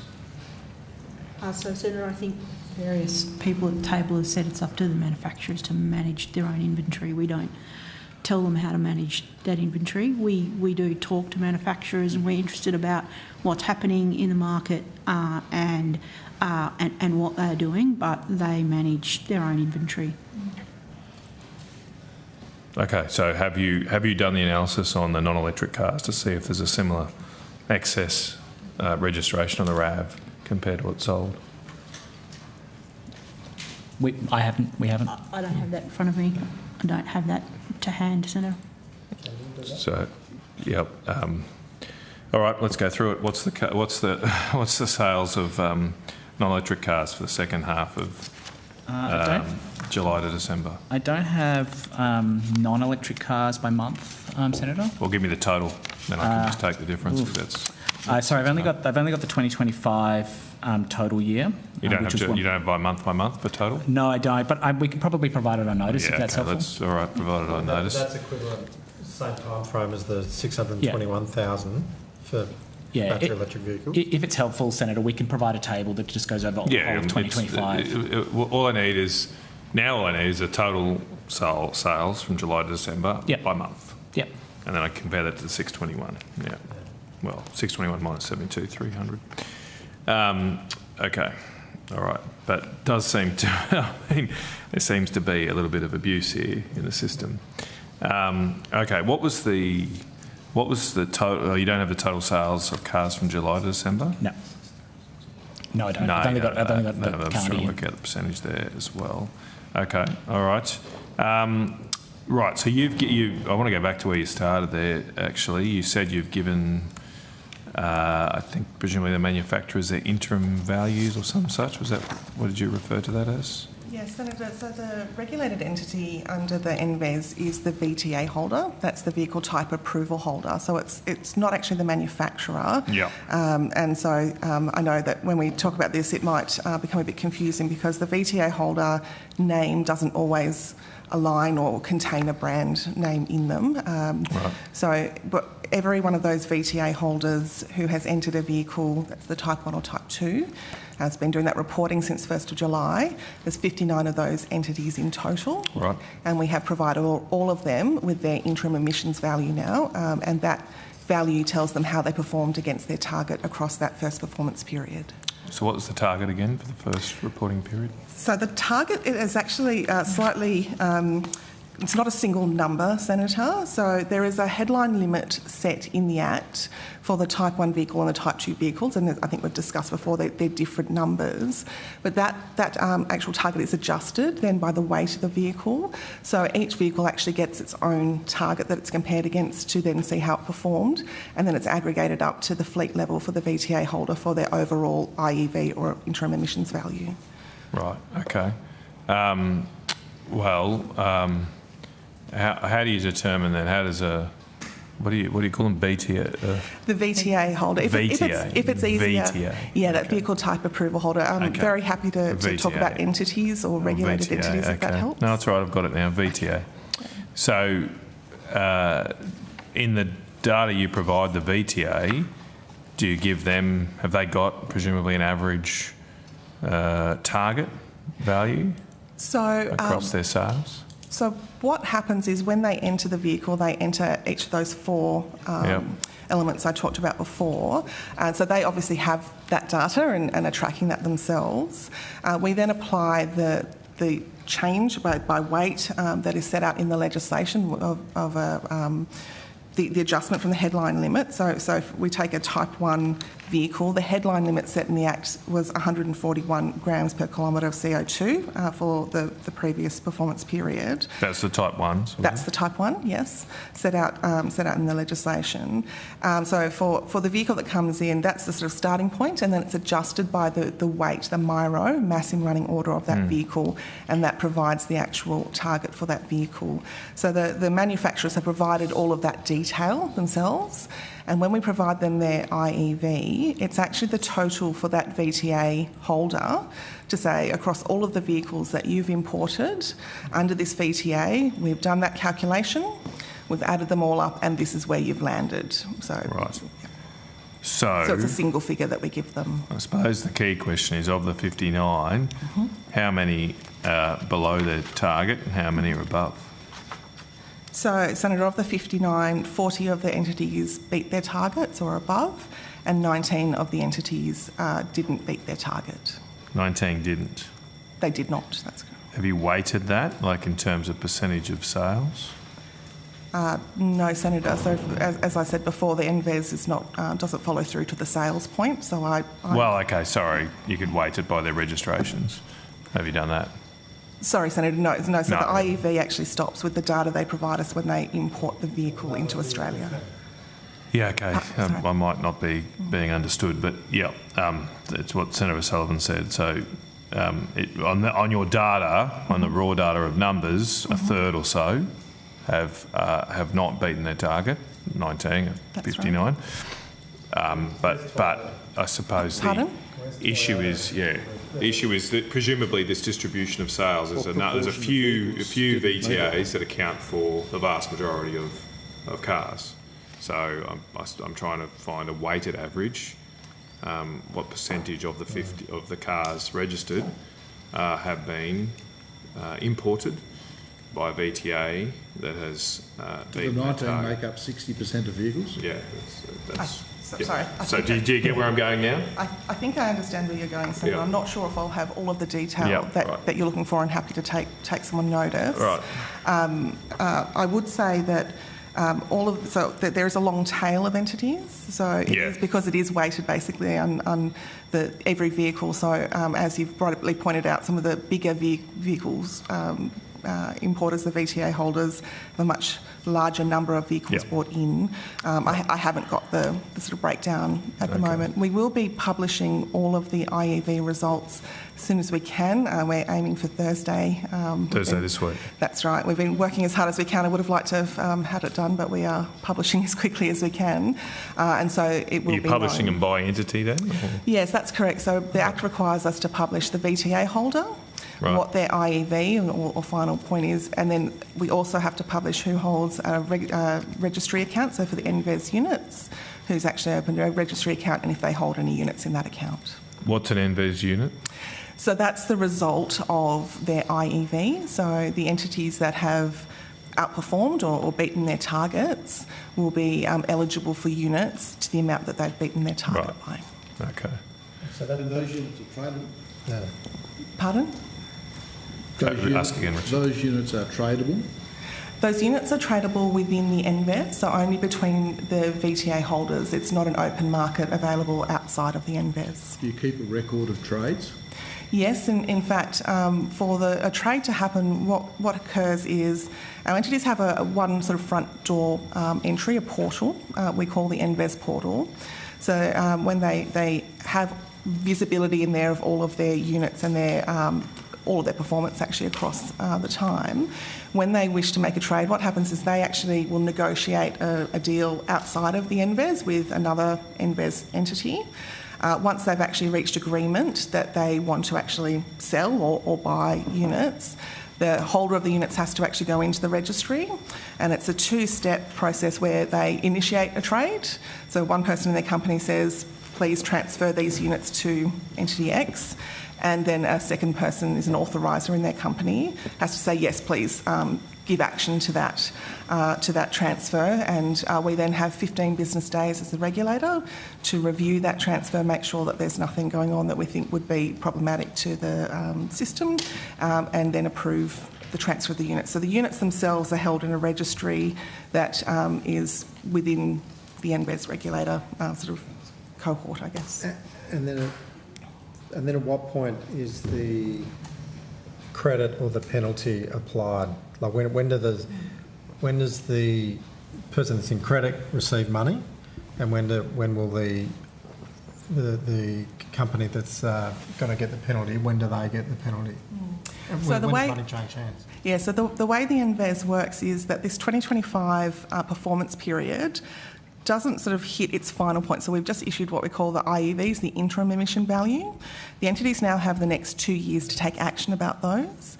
And so That's where they can trade. That's exactly right. Or change their own fleet mix, bring in different vehicles and create their own units. And then in 2028, if they haven't found enough units or in some other way managed their number, their IEV down to a zero, that's the point. So in February 2028, where we'd be looking at issuing infringements if they haven't met that zero. So there's quite a few years to go for entities to actually do that trading. In terms, it is a matter. And is that then? Is it always sort of working in arrears in that way, like it's so ongoing beyond that date? Is it always looking at a few years previous? Yeah, so the way the NVES is set up is it's sort of, I think of it almost like a 3-year cycle. Yeah. So every year, so that's correct, rolling forward. So right now we have, we began on the 1st of January 2026, the second performance period, the 2026 performance period, and so the cycle will continue moving forward. Okay, thank you.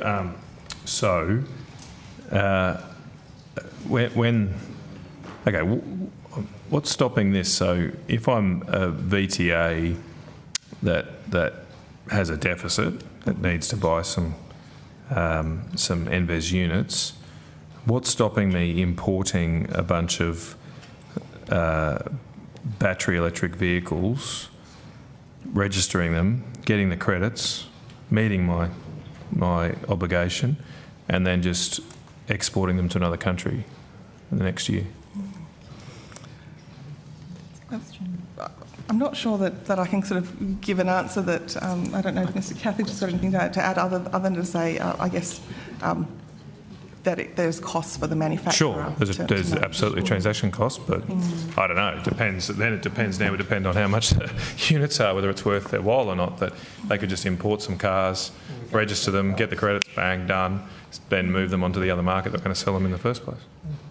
Senator, if I might, I mean, it's a hypothetical question which we can't answer, but I can tell you a couple of things about the viability of that, in the sense that it might not be viable for a company to do that.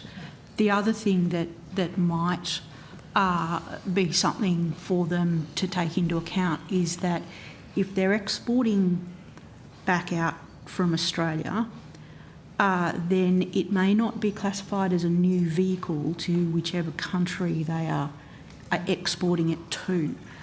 So it might then be classified as a second-hand vehicle, and in which case that they wouldn't be able to sell it as a new vehicle. So again, I don't know the exact details. I know you say in some senses it's hypothetical, there will be some but it things does, like that to take into account. It does obviously go to the core of the design here of the regulations. So obviously when we design regulations, we should be mindful of hypothetical responses from the private sector to get around any loopholes we leave.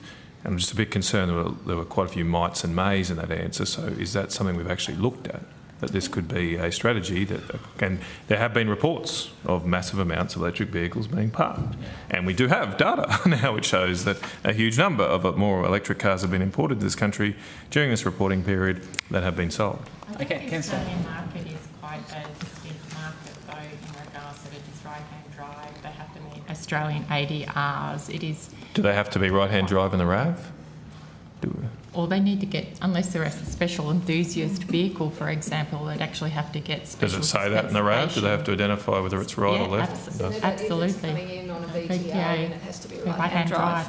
That's exactly right. Okay. So it is quite it would be a very expensive hypothetical to go through all of those things and be very specific for the Australian market and then export out. And then meet the requirements of that other market that it was actually going into and meet their design rules and their petrol requirements. Yeah, India, Japan, New Zealand, if it's all on average. It's probably not a very smart. Yeah. Well, no one seems to be able to explain why there's so many more electric cars being imported than sold. Well, except that we're seeing surges in vehicle purchases, and that may well be a sensible inventory management strategy for the manufacturers. Yeah, it's at 30% above the sales we've seen. It seems. My concern is that no one's looking at this and no one has a good explanation. And so, is there any reason why? I come back to the original design here. Why are the MVES units or the interim emission values calculated off the RAV? Why aren't they calculated off when the cars are sold? Because isn't that what we like? That's the policy intent here. Senator, the government, the way that the government decision and the way that the legislation has been set up is in relation to imports. When the legislation and policy was announced, the Minister did say that she would look at point of sale, and we are undertaking that work around point of sale. It was designed in relation to import because that is how we import all of our vehicles in Australia. That is how we access vehicles in Australia. So that's the way the scheme and the government decided to set up the scheme. We are looking, as the Minister has said that she would ask us to do, around point of sale. That work is ongoing and progressing. Does it seem as difficult to implement it creates. There are a whole lot of challenges and issues that we need to work through in relation to point of sale. Electric car tax is charged on point of sale, so why couldn't it be the same? Yeah. It's not based on so the NVES is not based on price. It's based on CO2 emissions, and so We are working through and we are doing work on point of sale, Senator. Okay. All right, I might move on. I've just got some questions about the Road User Charging Task Force. So the department's apparently established a Road User Charging Task Force, is that correct? Yes, Senator. Okay, when was that established? September 2025, we were given lead responsibility. Okay. That's correct. We were given lead responsibility in September 2025, and then the task force itself was established in December 2025. Right, okay. And was that at the request of Treasury? It's a government decision. Right. How many staff are employed in the task force? Daniel Caruso, Assistant Secretary, Road User Charging Task Force. If you just let me find that number. 12.4 currently, Senator. Okay. And are they all from your department, or are there any other? Just from this department, Senator. None seconded from other departments? No. Okay. Does the task force report within this department? Yes, Senator. Yes, Senator. Okay. How much is the budget for the task force? So the government committed in my EFO $7.6 million over 3 years from mid-2025-26 financial year. So yeah, it's a 3-year funding commitment. Okay. Is there a terms of reference for the task force? No, Senator. Is the task force covering potential charging for both passenger vehicles and heavy vehicles? Yes, both the work is happening in parallel. Okay. Does it with the passenger vehicle question, is that restricted to just EVs? The department, Senator, has made it clear that the work on the road user charging is for electric vehicles. It's not intended to apply any further charges to fuel vehicles. If I can clarify, Yes. to ICE vehicles. So I don't think a decision's been taken about vehicles that have both electrification and internal combustion engine, so hybrids. Okay. But certainly there have been statements from the government that this won't be a double tax on vehicles that are subject to ICE vehicles. Yeah, so those that are not using any batteries at all and having to fill up for all of their power and pay the excise, they're excluded. That's right, But Senator. hybrids and electrics are potentially in, are in scope. Okay. How are you engaging with other government agencies on this matter? Yes, Senator. We're working very closely with Departments of Treasury, Department of Climate Change on this matter. Okay. Is there an IDC on the issue? We have. I can't think of what it's called. I am chairing a steering committee with the Department of Treasury. We meet fortnightly. Right, so you meet fortnightly. It might not be formally an interdepartmental committee as such, but... Yep. Okay. Who's on that? What did you describe it as, sorry? Steering committee. Steering committee. Which agencies are on that? So it's I chair that, and it's the lead area from the Treasury as well. Just the two of you, no At this other stage, agencies? yes. So, and then we are working with other agencies, but those regular meetings are between us and Treasury. Okay, all right. Okay, they're obviously keen on the revenue. All right. Okay. Is this task force looking at the fuel excise situation, like what's happening to it, modelling it and such? Senator, fuel excise remains the primary responsibility of So Treasury. Treasury's doing that work, are they looking at? But the work will be informed by revenue projections.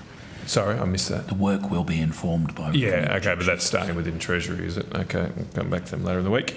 All right, I think that's it for that one. Moving on to the speed limits, just a quick one. Last time we covered the proposal to lower speed limits in rural roads. Thankfully, sanity prevailed and Senator still got his way. It's been dumped. But I did, if only he was more powerful, much saner environment. I'm just referring, well, I wanted to know how, you did tell us last time that ACL Allen had done the regulatory impact assessment. How much did that cost?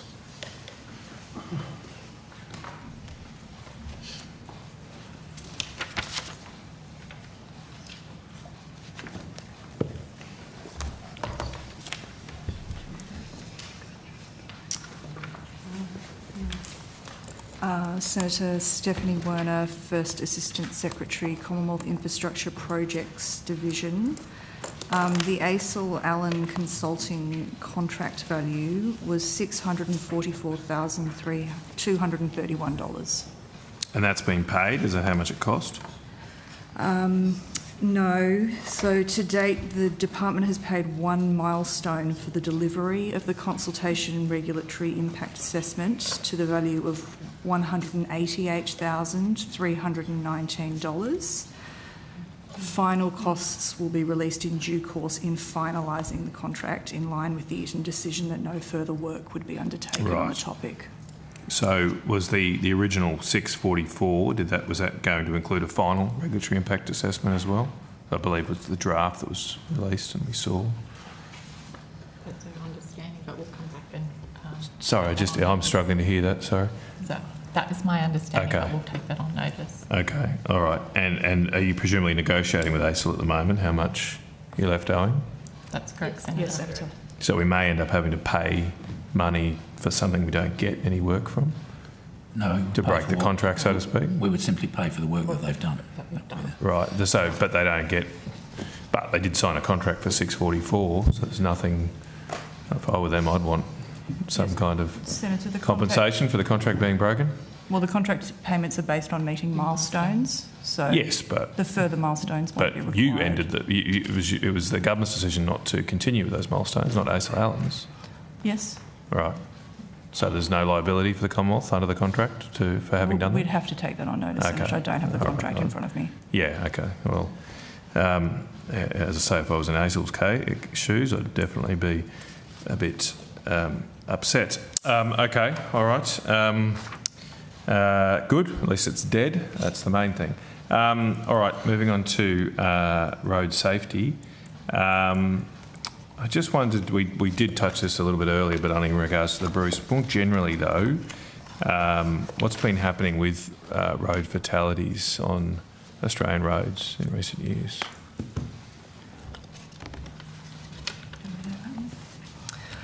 Do we have data for 2025 yet, for the full year? We we do, Senator. Right, so, Senator, for the 2025 calendar year to 31 December 2025, there have been 1,314 road deaths, which is 1.7% higher than the same period for 2024.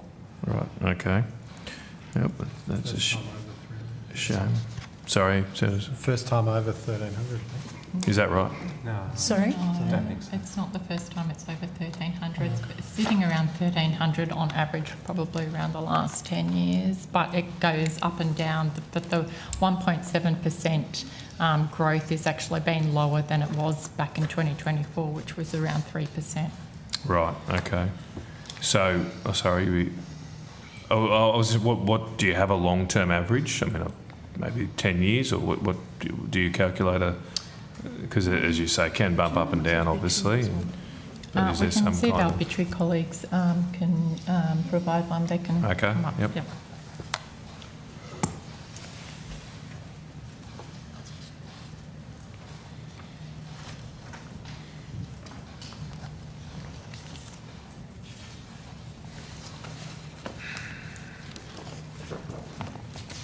Georgia O'Keenan, Assistant Secretary. I don't have a long-term average, but it won't take me long to get that for you, so I'll just stay here. My rough memory here says that since the pandemic, really, there has been a significant increase in road deaths. Is that roughly correct? There was certainly a dip during the pandemic years, and it's been climbing up since then. All right. Is there any work underway to try and understand why that's happening? Yeah, the Bureau and my colleagues are constantly reviewing the data that comes in month by month. To look for any new patterns or trends. So yes, we're certainly always looking at that. I can go into just a high-level analysis if you like. We're certainly seeing the standard trends that have been there for a long time around larger numbers of men being killed in road crashes, motorcyclists, that sort of thing, and perhaps some emerging trends around more behavioural issues. Right, okay. So we're seeing increases in fatigue. Speed is obviously a perennial issue. Increases in lack of seat belts. Where we've seen an uptick in children, especially between the ages of 0 and 7, and people over the age of 75, and we've seen an uptick in vulnerable users as well. But the predominant issue has been that what we have identified has been users breaking the law, especially in regards to speeding in reduced speed zones, and also in regards to not wearing their seatbelts, obviously, though where there have been cameras that seems to have made a difference, and in rural and regional areas that I think for one of the first times combined outside urban centres has been a major uptick as well. Right, okay. Okay. What about heavy vehicle incidents? Do you collect data on that? We do, yes. I'm just going to... Is that going up as well? Yeah, the Bureau publishes a quarterly analysis of heavy vehicle crashes. So over the last 4 years, so looking at that kind of post-COVID time frame, there's been an increase of 12.9% in the numbers of deaths each year. Sorry, is that truckies or accidents? It's just involving heavy vehicles. Any deaths involving a heavy vehicle. So it may not be the truck driver, it could be anyone. Someone else involved in the accident. And injuries too, they're going up as well? Injuries are trending up in the same way. Yeah, right. Okay, has there been any investigations of what's happening there? The injury data is a little bit trickier. It doesn't flow to us in the same way as the road deaths data. It takes a lot more analysis and cleaning up by the states and territories. It involves hospitals and other state agencies, so that takes longer to come through. But yes, right. We're seeing the same sorts of patterns. Okay, okay. There was a report on the ABC a few days ago, which raised the prospect that, and they dismissed this prospect, but they raised the issue that perhaps the increase in heavy vehicle incidents was a result of untrained truck drivers, particularly from overseas. Is that something you're looking at all? That's not something that the Bureau collects data on. Okay. There have been a number of high-profile incidents in the United States in the last year or so of drivers from overseas not seemingly properly trained, but is there no work on this being done? There is work being done. It's being done through Austroads reporting into the Infrastructure and Transport Ministers meeting, and I think a report from Austroads is due later on this year. What's that report about? Heavy vehicle driver competency framework. Okay, all right. Which looks at precisely these issues. And potentially looking at the employment of untrained or inexperienced drivers? Well, it would start off by looking at the competencies and then work back from there. Right. Because I presume, like most, and I defer to the chair here who knows a lot more, but I presume the truck industry is facing labour shortages like many other industries at the moment. And an ageing workforce, that is true. Yeah. The National Heavy Vehicle Regulator will be here tonight. And are they overseeing this work, are they? Or? They obviously have a critical role in terms of policing the safety of the industry, so they'd have good data and good insights on it. Right, okay. All right, thank you for that. That's very useful. Thank you. I think I'm going to move on to sort of airports now. So as I've tried to group these for you. And Chair, I think we might better wrap up from, well, if you don't mind being flexible again. Sure. Before the break? Yep, absolutely. Probably no more than 20 minutes left. Oh, you've got a couple as well? Okay, we'll see how we go. All right, let's give it a crack. Yep. So Air Services Australia first, or I know they're on later tonight, but this is more of a policy question. There's a report in the Australian Financial Review, there was a report on the 8th of December about the potential for a $2 billion privatisation of presumably infrastructure and services at airports.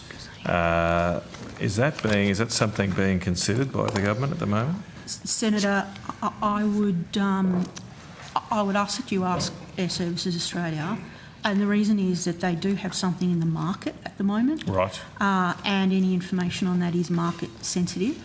They know what they have put into the market, and will be able to tell you about that without unintentionally providing any additional market sensitive while they're in the middle of a process in the market. So I'm not. I just don't want to. Yeah, no, I don't really want to. I get that, and I will come back to them. I don't really want to go to the process or the details. Yep. I suppose given the size of the money here, is that something that the Minister or the Department's been consulted about by Air Services Australia?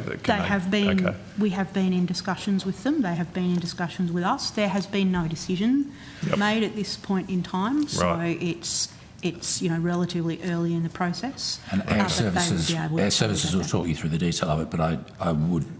It's worth challenging the characterisation of privatisation here. We're in no way talking about the privatisation of services currently operated by ASA, but perhaps about access to private capital for the purposes of asset renewal, and that's something they can talk about in detail tonight. Well, I'm happy to give you an opportunity as well. I mean, as I say, I get that they'll be running it, or running a market process, as you've put it, but as you say, there has been consultation. So what exactly are they looking at selling off? Again, Senator, I'd prefer them to take you through the detail.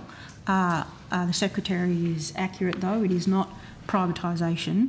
It is a way to fund and get capital for infrastructure renewal.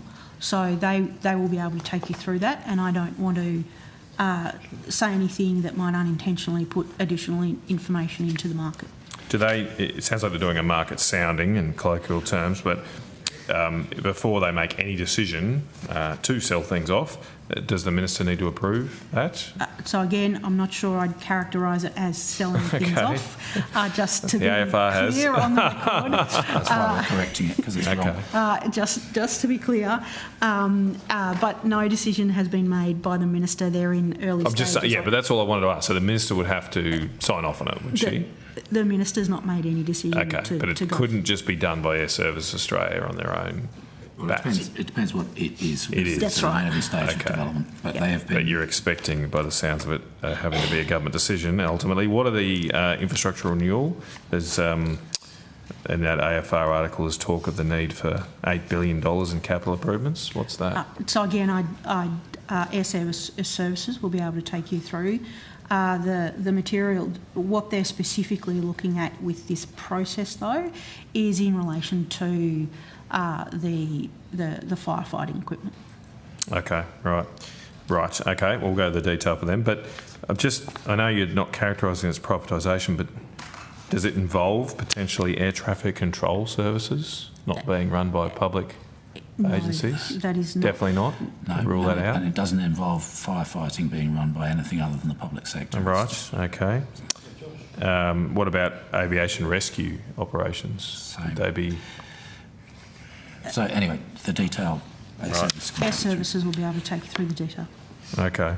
I don't know. When I read it, I'm a little bit concerned that some of these crucial public services are potentially being considered to go into private hands. So the more you could rule that out, that would just more reassure me. As we say, it's not a privatisation, Senator. Okay. All right. Yep, you might make Glenn angry again if she goes down that path. I said they might make you angry again if they go down that path. Just a 5. I've got something else on the go at the moment. Oh, tell us all. Just going to bilateral services agreements. The government has finally tabled a response to the Select Committee on those. So I've got a lot of questions. I might put on notice questions about, could you provide detail on which organisations and stakeholders the government consulted on in regards to bilateral service agreements with Hong Kong, Malaysia, Turkey, Vietnam, Sri Lanka, Chile, Canada, Latvia, Mongolia and Rwanda, please. Are you saying that you will put that on notice? I'll put on notice now, otherwise we'll take too long. If that's okay. When did the government last consult with Qatar Airways? So I will hand over to Mr Wolfe to take you through where that's up to. My understanding is that we are in discussions on that particular bilateral agreement. Jim Wolfe, Assistant Secretary International Aviation. Yeah, that's correct. We're in discussions with Qatar.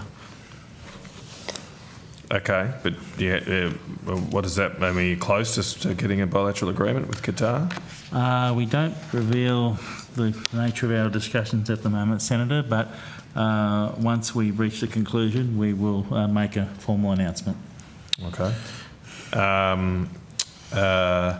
How many of the Select Committee's recommendations have been fully implemented as of now?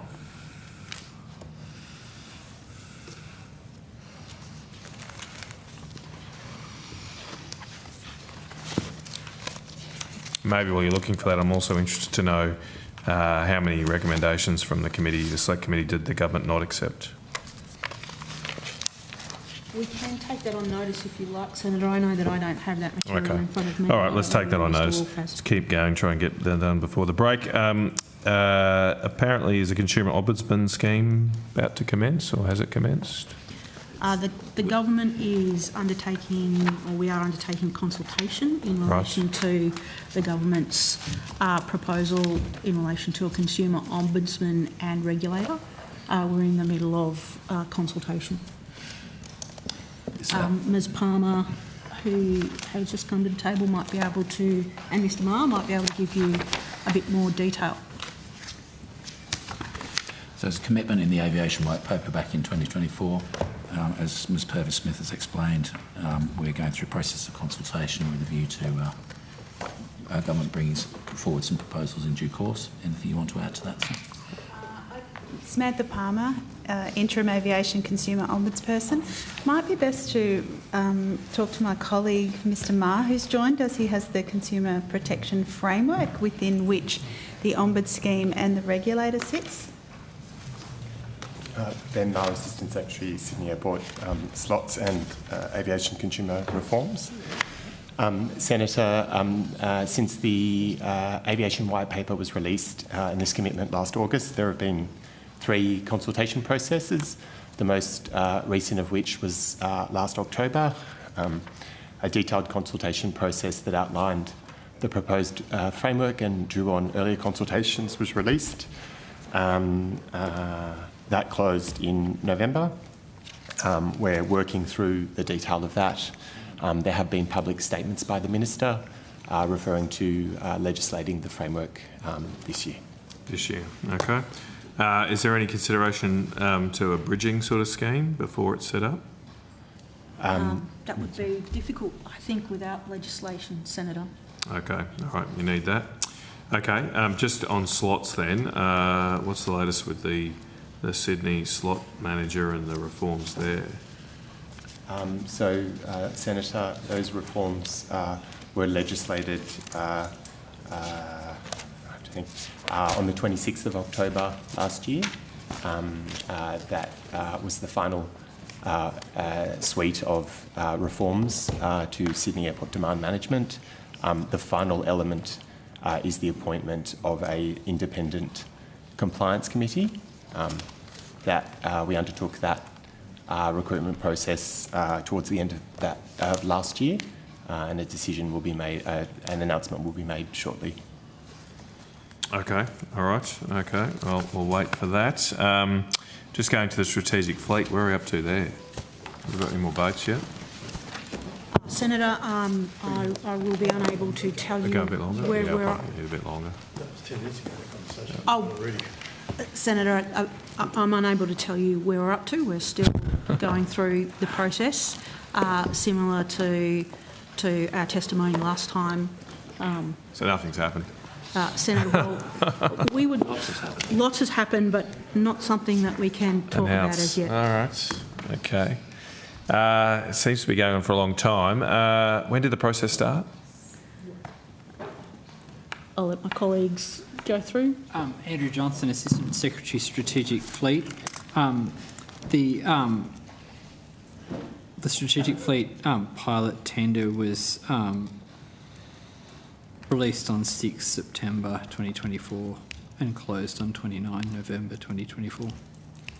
Okay, all right. Well, hopefully get it done before 2 years. Maybe next time you'll have something to announce. Might move on. I might let, because I know Senator Colbeck had some questions. You want to do yours? Yeah, a couple of quick ones. Yeah, I'll just do And some then quick ones. I've got Three quick hopefully a ones couple. on the reviews of the TFES and the vehicle equalisation schemes in Tassie. We haven't spoken about that for a while. Hmm? I said we haven't spoken about that for a while. Not since last Must be estimate. 6 weeks. We had a question before by David Pocock on whether the ACT had, or New South Wales had asked any questions about rail, and I said I'd get back to him. I'm conscious that he's not here. So New South Wales has reached out to us on funding for and potential upgrades on the railway line between Canberra and Sydney. So I just wanted to... So not fast rail, faster But rail. not faster rail, just upgrades. So I just wanted to make sure that I said I'd On get time back to him. rail. I know he's not here, but... Sorry, Chair, if I can, before you leave, can you also just check, I'd stated that we hadn't, about around the road deaths, had been over 1,300 was the first time. I've just gone through my data and that's what I can see. So if you Yeah, could just I'll check double check that for you as well. in 10 years that Yeah. it's the first time over 1,300. Not that I'm at all happy about that, of course. Tasmanian freight equalisation scheme. Freight equalisation, Yes, passenger vehicle equalisation scheme.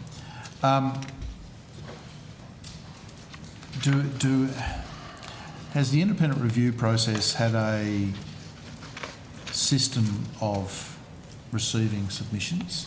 How many submissions have been received? We have, Senator, as at the 9th of February, we've had 52 submissions provided from a discussion paper that was released in December of last year and closed on the 30th of January this year. We also accepted some late submissions. So the 52 includes the late ones? That's correct. Okay. So you've got some face-to-face consultation occurring this week. We do, between the 11th and the 13th. So Hobart, Launceston and Burnie, and then on the 25th, Flinders and King Island. Is there what form is that consultation taking? The Hobart, Launceston and Burnie is in person, and the King Island and Flinders on the 25th of February is a virtual session. I get that, but what's the format for the process? Is it for the panel to receive evidence from the submitters of the submissions, or is it for them to give information out? It's both. It will be an exchange of information between the reviewers and the participants. So is there a publication, some information that will be provided to the submitters? To the They panel, will refer publicly? back to the discussion paper that was released in December. So it'll be based on the conversation will be based on the discussion paper? Largely, yes, and any other questions that the reviewers might have considered in the meantime that they want to test with stakeholders. So it'll be an exchange based on the review paper, submissions received by the panel, and then a process of interchange off the back of those two elements. Yes, that's correct. Okay. All right. Thanks, Chair. All right, thank you, Senator Colbeck. Only 10 minutes? No, I think Bit longer. I think that's the break, and then we're sorry for this. But we're All trying. right, well, thank you. Let's have a break, and 15-minute break, and we'll see you back here in 4:47. Yeah, I'm trying to do the sums in 15 minutes. 4:47.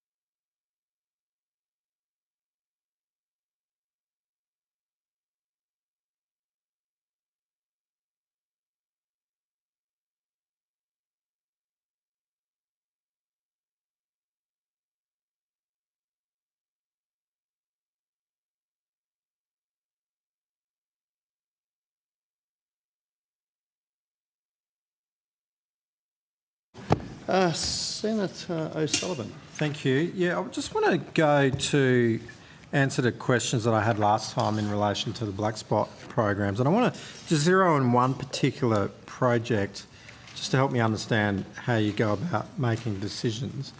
So it's a bit of a... I'm interested in the project, but it's more broadly about how you come to a decision. So I refer to the Marmion Ave Coral Street. Do you want the project number? Does that help? Yeah, sure, I'll give you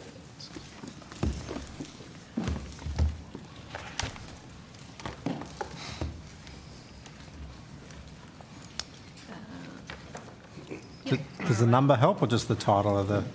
The title will be fine. Did you say Marmion Avenue? Marmion Avenue - Coral Street. Yep, we've got that one. Thank you. So, can you confirm the status of the project?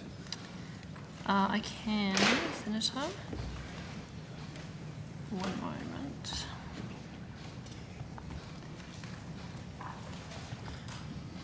Apologies while I find the right page.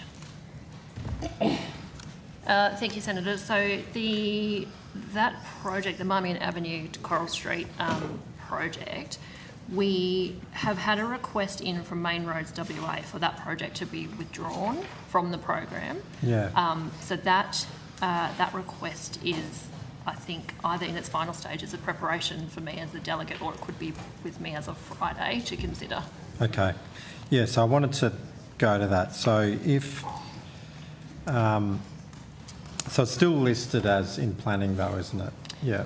And then, so the Main Roads have requested it to be withdrawn. I understand, I think you said to us that you found a gas pipeline or something. Yeah, some utilities works there in the gas pipeline, and Yeah. meant the cost is, they're no longer able to deliver within that scope of cost. So Main Roads have requested that the project be withdrawn. Is it because of the costs? I'd have to take that on notice, but I understand it is because of the cost. So the cost to relocate that gas pipeline means that it's not essentially feasible to deliver as it is. Yeah. For context, I suppose under the project guidelines, the proponent can request to withdraw that project. It can be resubmitted. Were they the original proponent? Yeah, the original proponent. Did you say the name of? Was Main Roads the original proponent Yes. of the project? Yep, that's my understanding. Yeah. That doesn't prevent, I guess, that project from being re-scoped and submitted for consideration in a future round. So that's something that they could look at doing to redesign and bring it back So if again. it's because there's gas pipeline, I guess I understand it's hypothetical, but I'm just trying to understand how you come to a decision. So if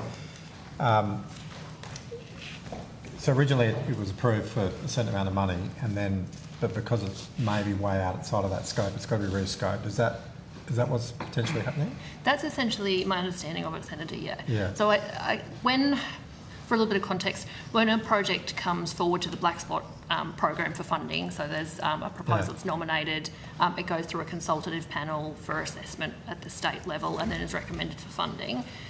Projects, when they're approved, can go through be at different stages within that, and so often they're at the early design stage, and so some of these technical issues don't arise until later in that process.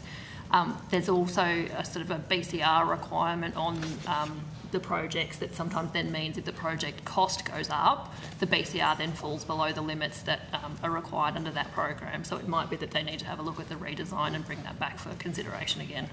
Can you table the request for the withdrawal and the reasons? I can take that on notice. We may have to consult with WA on the back and forth on that. So the project's put forward because it's considered to be a black spot eligible project. It's a dangerous intersection, various other factors. So those circumstances haven't changed. So it would still be considered a dangerous intersection that needs to be upgraded. So when you're making the judgment as to whether or not it should be withdrawn or that request for it to be withdrawn is accepted, do you take into consideration the initial factors that got it on the list in the first place? Yes, it's a bit of a tricky one to answer. I think essentially in terms of that withdrawal request, and I will have to take on notice the details of it, but if it is that it's then gets essentially put that project into a category that we can't, that doesn't meet the requirements for program funding, so the BCR is lower, that's something that we would have to take into consideration. But if I could take the detail and notice and come back to you. So, and this is a project that was initially expected to start in July 2021, is that correct? It was approved in the 2021-22 funding round, correct. So there's annual consideration by the panel, so that was the 21-22 consultative panel round. And it's still listed on your website, or on a website. When does that get updated? Is it once you've made the decision? Yeah, so that one will be updated once that decision's made. A little bit of, I guess, if it's helpful, further context. So the reporting that we get from the states and territories for that program does come into us quarterly. A lot of the projects in the program are delivered by the local councils, but the funding goes through the state. So there also then can be a bit of a time lag between the information that comes from a council and then from the state and then to us quarterly. We do have some, when variations requests come in, we do then have updates from time to time, but there are, I think, off the top of my head, 700-ish active black spots projects nationally. So there is sometimes a bit of a time lag between the website updates and the variations being processed. The decision on whether it's withdrawn, when's that expected? I would expect, if that's, sorry, there are a number sitting with me for approval that I got last week, so I would expect that to be soon. Can it be overturned? Or can it be not accepted? Might have to take that on notice. Yeah.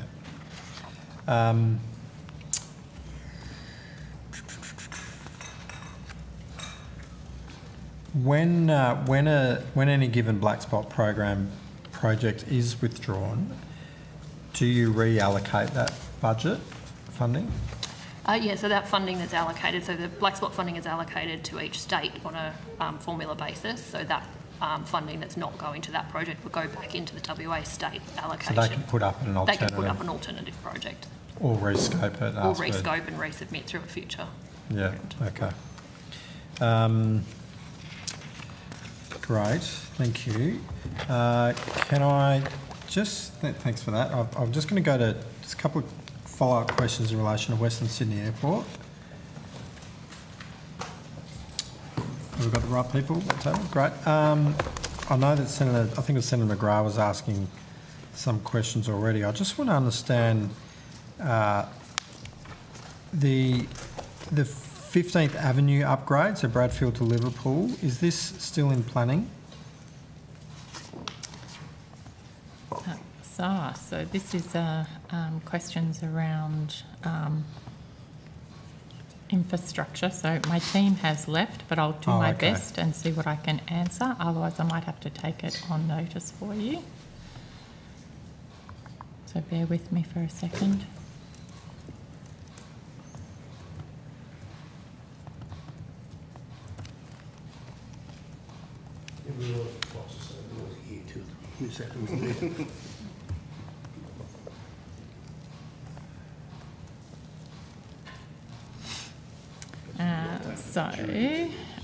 On this one, the current status is the New South Wales Government has completed the strategic business case, which will inform the final business case for the project. Okay, so is it... Oh, okay, so it hasn't yet been funded then, because you're still waiting on that? A contract for concept design of the project was awarded in July 2025. Okay. Yeah. In terms of the freight and logistics precinct that will be at Western Sydney Airport, where's that? Have you got leases signed, tenancy, vacancies, that sort of thing? That'll be a question for WSA this evening. This might also be for them. I understand cargo operations will commence at the airport before passenger operations. Will the road infrastructure for logistics precinct be ready in time for that? As we answered earlier today, we are comfortable that the M12 and all of the surrounding roads will be able to service the airport. But in regards to the timing of how the airport's going to run, those questions should be addressed to WSA this evening. Okay.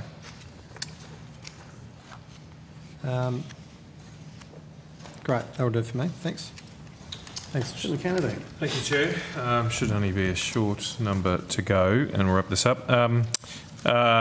Just checking up for an update on the trucking industry. There have been quite a lot of increased insolvencies, I'm told, in transport, postal, in the transport, postal, and warehousing sector. Is that something that the department is tracking?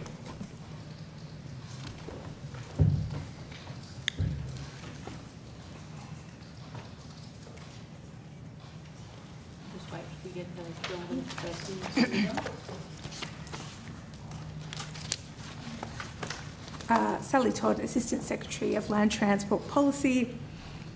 Thanks for the question, Senator. Yeah, we're aware of the kind of recent closures in the last few months. We're monitoring the situation. There's a variety of factors that could be influencing specific heavy vehicle operators, for example, higher fuel prices, increased labour prices, higher new truck prices, falling second-hand truck prices, the withdrawal of COVID-era supports, regulatory charges and tolls, and competition with the industry. As you pointed out, the data usually reports on transport, postal and warehousing. So it's difficult to tell exactly what the impacts on trucking are. We have been working with colleagues in the Department of Employment and Workplace Relations on issues around sham contracting and other employment practices. Our portfolio continues to focus on making the heavy vehicle sector as productive as possible by doing things like the new heavy vehicle national law that is set to commence this year, the freight and supply chain strategy and infrastructure investment. Okay, well, I was going to go the sham contracting. Did the department attend the Road Transport Industry Roundtable on sham contracting in the shadow economy on the 12th of November last year? That's the one I held. Yeah, no, we were not present. At the agencies. Okay, right, but the department didn't? Department officials didn't? No. Okay. Did the department provide a brief to the Minister before she attended? Yes, we did provide a briefing. The industry participants, to my understanding, have raised concerns that sham contracting has arisen due to the government's closing the loopholes IR legislation. Are you aware of these complaints? This Michael McCormack's crap. You want to know what's okay, well, Chair, come on, Chair. Don't listen to Michael McCormack. Come and talk to me. Chair, today's been run pretty well, so you can ask your own questions. I'm only repeating what the concerns that have been raised. So is the department aware of that? Yeah, the department is aware of the concerns being raised, and as I said, that's a matter for the Department of Employment and Workplace Relations. Okay. All right. Are you working with that department about these issues? Yes, we're meeting with them regularly on these issues. Okay. All right. The communique out of that roundtable mentioned that all participants, and it included the Minister who was there, agreed to establish a national joint agency enforcement and intelligence program. Has such a program been established? No, that wasn't the case. Not to my knowledge. That wasn't the case, mate. Well, it's the information I've got. It was misreported in the, I think you got it in big rigs. Maybe you could correct the reporting, correct the record for us, but apparently that was an outcome. Yep. Apparently. Has such a joint agency enforcement intelligence program been suggested to you by the Minister? Has she asked for information about it? Or some briefs? So. No? Okay. Has there been any other... Chair, come on, seriously, mate. Well, you're not helping, you're interrupting your chair. Okay. Well, invite me next time. What concrete action has been undertaken since the roundtable meeting? So, Senator, these questions probably go best to ATO and Employment Workplace Relations, but Minister for Employment Workplace Relations has announced the Closing the Loopholes Act review. So is looking at that first issue raised around the Closing Loopholes legislation. Also, the ATO has established a shadow economy compliance program to identify and respond to new and emerging shadow economy risks. Yeah, that was going to be my next question. Are you working with the ATO on that issue? We are in contact with the ATO. Okay. Yes. And is there any plans for increased roadside compliance checks? That would need to be directed to those agencies managing those programs. Okay. And just on this topic too, in my own area, it's well only related, but there's a lot of small businesses are reporting massive increases in freight costs. There does seem to be a particular issue with a lack of competition in smaller country towns. Are you aware of these issues at all? Not specifically, Senator. In the board. Broadly, yes, but not specifically in relation to It's really putting locations. the viability of, like I've got small businesses now that have to drive themselves to Brisbane, 700 kilometres away, to pick up freight themselves and bring back, because it's just prohibitive to contract for that to be brought up. Just basic stock for a small business. Okay, all right. Now, I might have I'd missed some before. It shouldn't take too long. I just wanted to quickly catch up on sick days sick/interruptions at airports, particularly obviously air traffic control. You're probably aware on the 16th of January, at least 30 Qantas and Jetstar flights and 10 Virgin services were cancelled in Sydney. There were reports that this was caused by 4 Sydney-based air traffic controllers calling in sick. Are those reports correct? Senator, those questions should be directed to Air Services Australia, who will be appearing later this evening. Okay. Have you made any inquiries to the department of them, though, about what happened there? It was quite a big interruption, well reported at the Air time. Services Australia provided updates to the department and also to the Minister and Minister's office throughout that period. Has there been any action taken since by the Minister or the department since this incident? That is a matter for Air Services. They manage Air Services, they manage their staff, and under their enterprise bargaining arrangements. That would be a question. But I'm just checking, has the Minister taken any action following this event? So the office will have spoken to Air Services Australia. It's up to Air Services Australia to manage their staffing. Because Graham Samuel, I believe represents some of the bigger airlines, has called for the Minister to intervene to examine why 3 years after the pandemic there are still insufficient air traffic controllers. So is the Minister taking any action to try and rectify this problem? Thank you, Senator. The Minister provides a statement of expectations to Air Services Australia. Air Services Australia provides reports to the Department and the Minister, I think on a quarterly basis, but on a regular basis. This is something that she has, and the CEO of Air Services Australia will be able to take you through this in more detail, discussed this with Air Services Australia, that how they go about managing their staffing is a matter for Air Services Australia.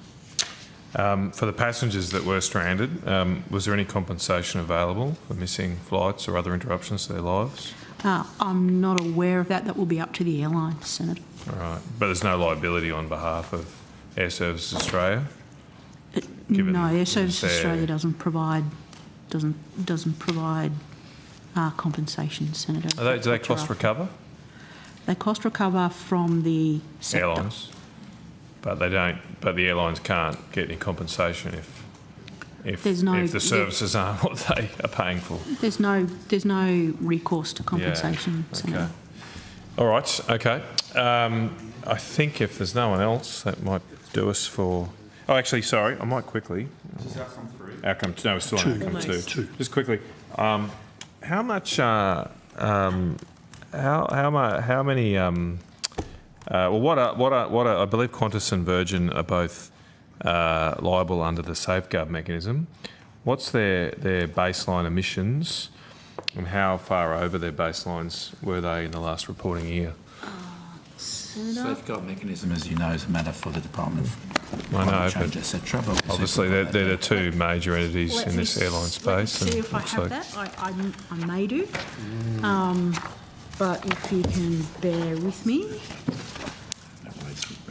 I may not.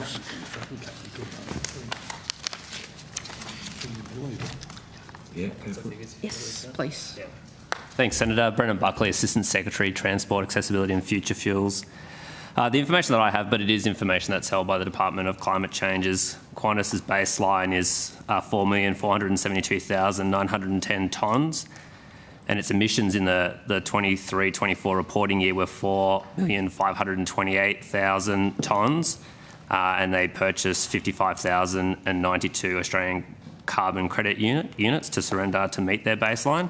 Virgin's baseline is 2,170,511, and its emissions in the 23-24 reporting period were 2,103,081, so below their baseline. Do you know how much it costs them to buy those credit units? I don't have that information on me, no. Right.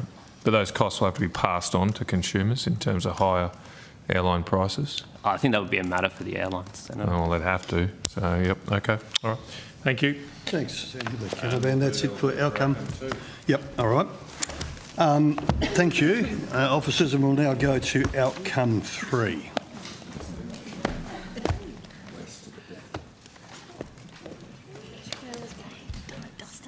I will catch up. I have the greatest faith in my colleagues. We will be back now. In fact, if you could stay behind for the we'll catch up. Come on, chop chop. Gosh, you might. Oh, you might. They would be burning rubber getting out of here.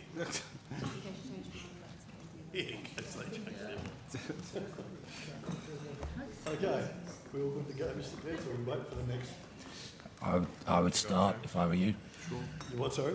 I would start if I were you. All right, Senator Canavan, do you seek the cause? Senator McGrath. Hello. I've got some questions in relation to the Regional Precincts and Partnership Program. Okay.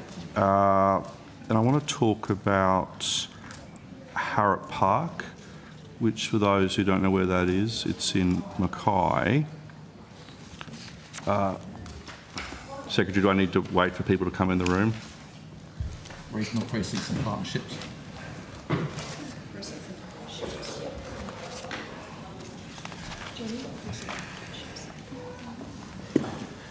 So it's a project in Mackay. Harrop Park, did you say? Harrop Park. So the Queensland Government committed $23.5 million to the $50 million Stage 2 upgrade of Harrop Park. And you haven't been there.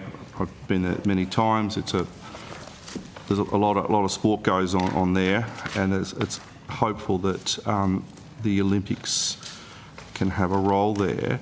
The Mackay Cricket Association applied for matching federal funding of $23.5 million via the Regional Precincts Partnership Program in April 2025, following specific advice from the department. Given the assessment is due in the first quarter of 2026, are you able to explain where we're up to in relation to approval for the $23.5 million? Senator Lisa Rowder, Acting Deputy Secretary for Sport, Territories and the Regions. Sorry, did you say that the applicant put their application in April 2024? 25. April 2025. So that would be in a batch that has not yet been assessed. So we are currently going through the process of finalising the 5th batch of applications for regional precincts and partnerships. Those decisions are currently with the Minister.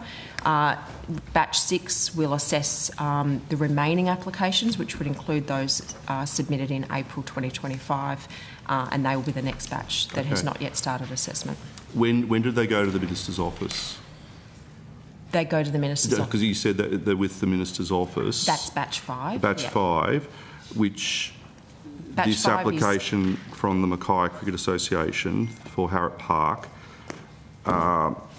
So that's been assessed by the department? That would not have been assessed yet if it was submitted. So the batch 5 that is currently with the Minister, which has been through an independent assessment panel and been through the department's assessment, was for applications submitted between the 1st of August 2024 and the 31st of December 2024.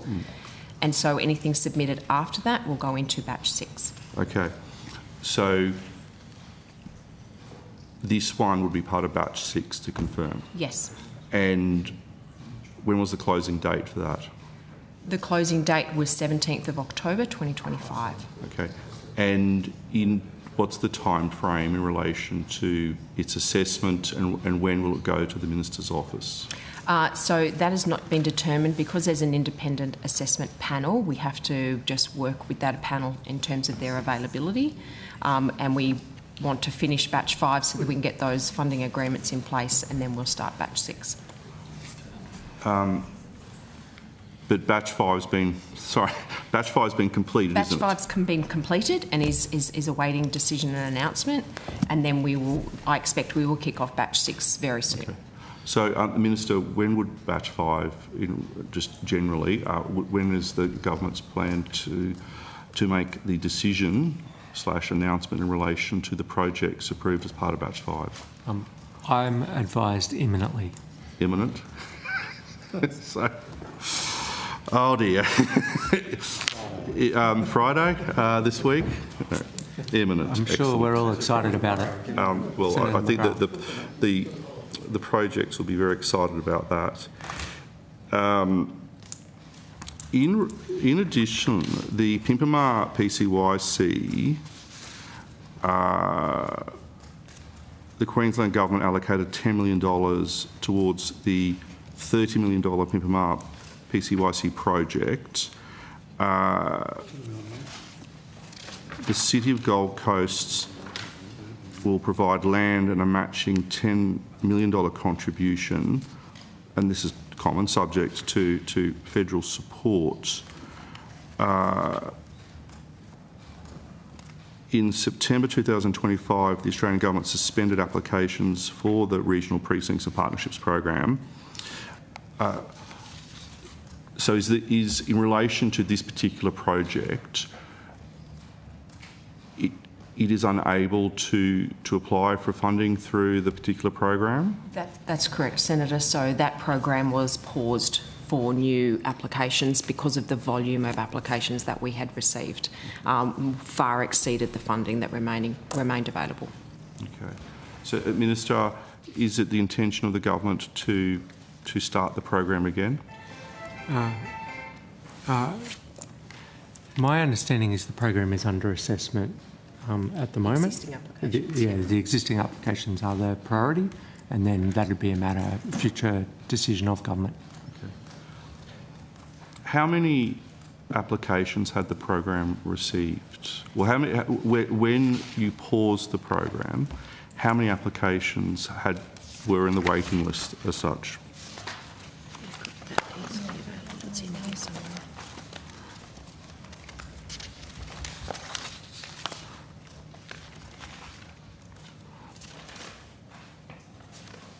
So we're just finding that number for you, Senator. Dr. Jenny Hood, Assistant Secretary, National Programs Branch. So when the program was paused for applications for RPP, there were 162 draft applications active in the portal. Okay. And so waiting for the pause to be lifted is a decision of government, rather than a decision from your end? The pause of the program was a decision of the Minister. Of the Minister. Okay. Well, I think it was a very popular program. I would encourage the Minister, particularly from a regional perspective in Queensland, for it to be unpaused. Can I ask some questions? And I touched upon it in the last estimates in relation to the working group that was set up to coordinate work between the two departments on city and urban policy. So it's probably a different area to you. It is our area, but urban policy was transferred under the machinery of government changes to Treasury. So I did ask some questions on notice to Treasury about the working group, but this won't surprise anyone listening. I think I'm yet to get the answers back. Are you able to tell me how many people are members of the working group?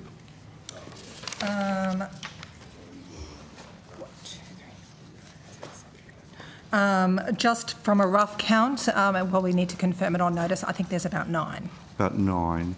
So what is the status of the working group? Is it still continuing? Yes, so the working group had its first meeting on the 29th of November 2025, and the second meeting, it was going to meet quarterly, and the second meeting is scheduled for 25th of February. And there are terms of reference for the working group? Yes, they were agreed at the first meeting. Could they be, on notice, could they be tabled? Yes, we can table. And also the membership of the working group. Do ministers or their officers have any engagement with the working group? No, the working group is at officials level. Okay, excellent. Thank you.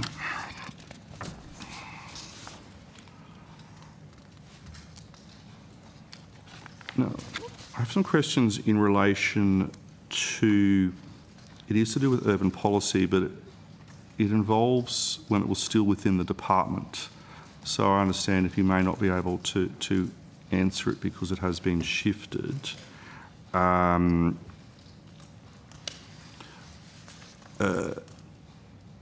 you know when the most recent meeting of the planning ministers was? Yeah, that would be a question for Treasury. That responsibility now sits with them. Would Minister King attend it though as a participating minister? Minister King did, but I believe she delegated that to the city's minister when Minister King was responsible, but it may have now changed now that it's under Treasury's responsibility. I suspect these will probably have to go to Treasury, but was there a meeting between February 2024, when there was a planning minister's communique, and the time that the responsibility was moved out of the Department of Infrastructure after the 2025 election? So was there a meeting between February 2024 and... I would have to take that on notice, Senator. I don't have that detail with me. Okay. I have a series of questions here, so I will put them on notice. I think that might assist the smooth running of the committee chair. I think that's all I've got. Oh, actually, I'll tell a lie. No, I think that's for me for the time being, Chair. No, Senator McGrath. Thank you. Senator O'Sullivan? Yeah, sure, thanks. Can I ask about the Kununurra Airport runway extension? That would be a question for outcome 2. Oh, we do fund that under... I thought it was outcome 3. Okay. No, sorry, that's okay, Senator. We've got funding for that under Growing Regions Under the Growing program. Regions funding, Correct. Are we talking, Senator? It is. Yeah. So, I know this is also important to... in the local rag, important to you too. That was me. So the chair is also interested in this. I'd like to ask, can the department advise as to the project's original commencement and completion dates? Oh, like the original one, or... Yep. I have an expected completion date. Let me just check if I have that information.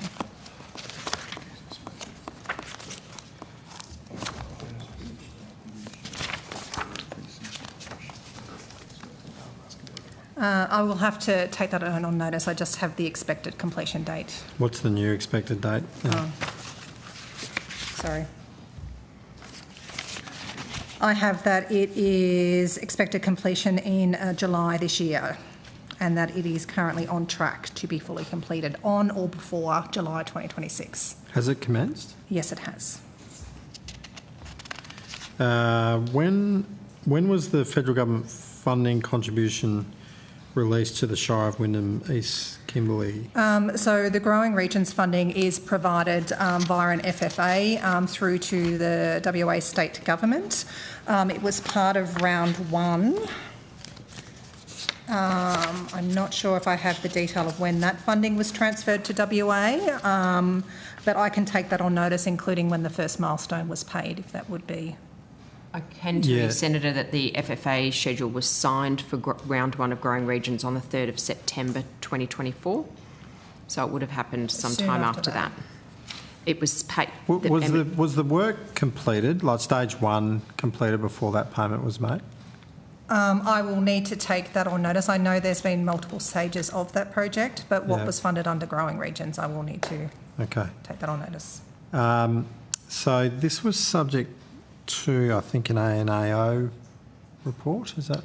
The Growing Regions program? Yes. And yes, that's correct. I think this particular project was singled out. The ANAO report on the design of the Growing Regions program stated that the department informed the minister that the selected application assessment process carries some risk of extending the timeframes dependent on availability of the selected panel members.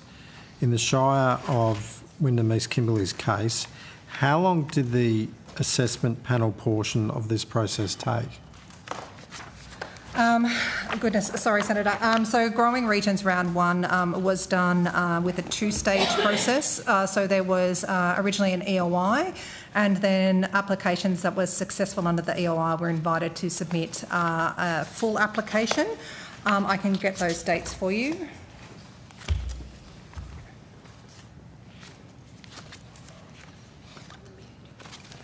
Yeah. Yes, so that was the stage two applications. So the stage two applications, so post the expression of interest process, occurred by the Business Grants Hub between the 16th of January and the 1st of March 2024. And EOIs opened on the 5th of July. They were then assessed and invited or advised of outcomes in the 21st of November. Stage two full applications opened on the 27th of November, closed on the 15th of January 2024. They were then assessed, and the Minister was briefed on recommendations on the 6th of May 2024. Okay. So the ABC reported on August 2024 that the Shire President estimated that the costs have gone up, expected cost increase of 10 to 15% due to increases in inflation, just delivery of projects, particularly in that part of the world. And they stated that it was due to the delayed the release of government funding for the construction. Can the department confirm whether the overall cost of the project has increased since the original expression of interest application was submitted by the Shire? I do believe, yes, it had increased. I do not have those details with me. Okay, if you can come back to me with how much it increased by and what the delays, how long those delays were. Sure. And how were the additional costs covered then? Did the Shire just have to pick up the tab, or was there increased funding from the Commonwealth? So as it's outlined in the guidelines, there is no further funding available under Growing Regions. I do understand that there was an additional contribution through the WA State Government, and I'm not sure about the Shire. Has the delay impacted upon the timeline for the construction? Yes, I believe it did. How many projects experienced a similar cost increase of time or timelines extensions under the Growing Regions Fund? I would have to take that on notice. Yeah. Okay. Thank you. I want to go to other sort of local government funding. So I understand, can you correct me if I'm wrong, the applications for Thriving Suburbs program closed for 350 million. The applications for the Growing Regions program closed, and the applications for local roads and community infrastructure programs have also closed. So can you confirm then what projects are currently open for new applications from local governments? Is there any other program that local governments can apply for? At the moment, Senator, there are no active programs inviting applications, at least in our area of work for local government. Right, we do have, obviously, our normal financial assistance grants that are flowing through to local government and funding that is still flowing through from those existing grant programs, but they are none currently open for application. Okay, so on each of those, so let's start with the Local Roads and Community Infrastructure Program. When did that close? We would need outcome one people at the table for that question. Okay. Take it on notice because the yeah, that's fine. Take it on notice. Then the Thriving Suburbs Program. Thriving Suburbs Program. As in when it closed? Yeah, when did that close? 2nd of September 2024. 2024. Okay. And the Growing Regions Program? For the Growing Regions, round 2. Yep. The 10th of October 2024. Has there been any other program apart from the financial assistance grants that, in that time frame, that since 2024 that local governments have been able to apply into? Since that time, we would have also had the Regional and Urban Precincts and Partnerships Program, and back when the department was responsible for housing, there was also the Housing Support Program that was open to local governments as well. When did the RPP close? The RPP closed on the 5th of September. It paused, and then the final applications were due 17th of October for those who already have an application in the system. 2025, sorry, yes. Yes, yeah. We also had the Stronger Communities Program, round 9, which was open during that time too.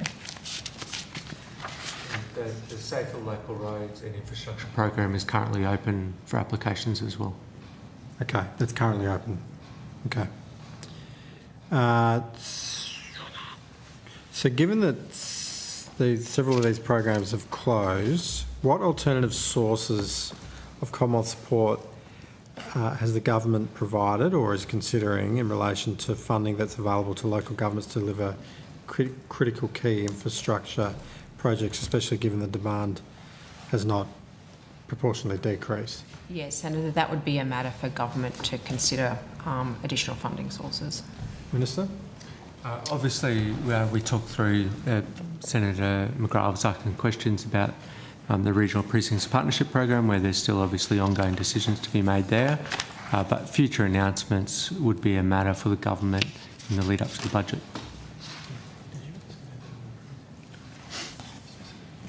Okay, I just want to go to the Urban Precincts and Partnerships Program. Just my final questions, Chair. Is it correct that approximately $78 million under the Urban Precincts and Partnership Program remains currently uncommitted? There's currently $64.8 million of remaining funds that would be available for a future batch. Okay. In previous estimates, the department advised that there will be a third batch of projects under the program, which is probably what the answer you've just given. That's correct, just Senator. there as well. Can the department advise when a successful projects under batch 3 are due to be announced? We don't have specific timing for that yet. We would be doing a batch assessment for that probably during the end of sort of Q1 2026. So applications are currently paused though, aren't they? Applications, the same dates as the Regional Precincts and Partnerships Program.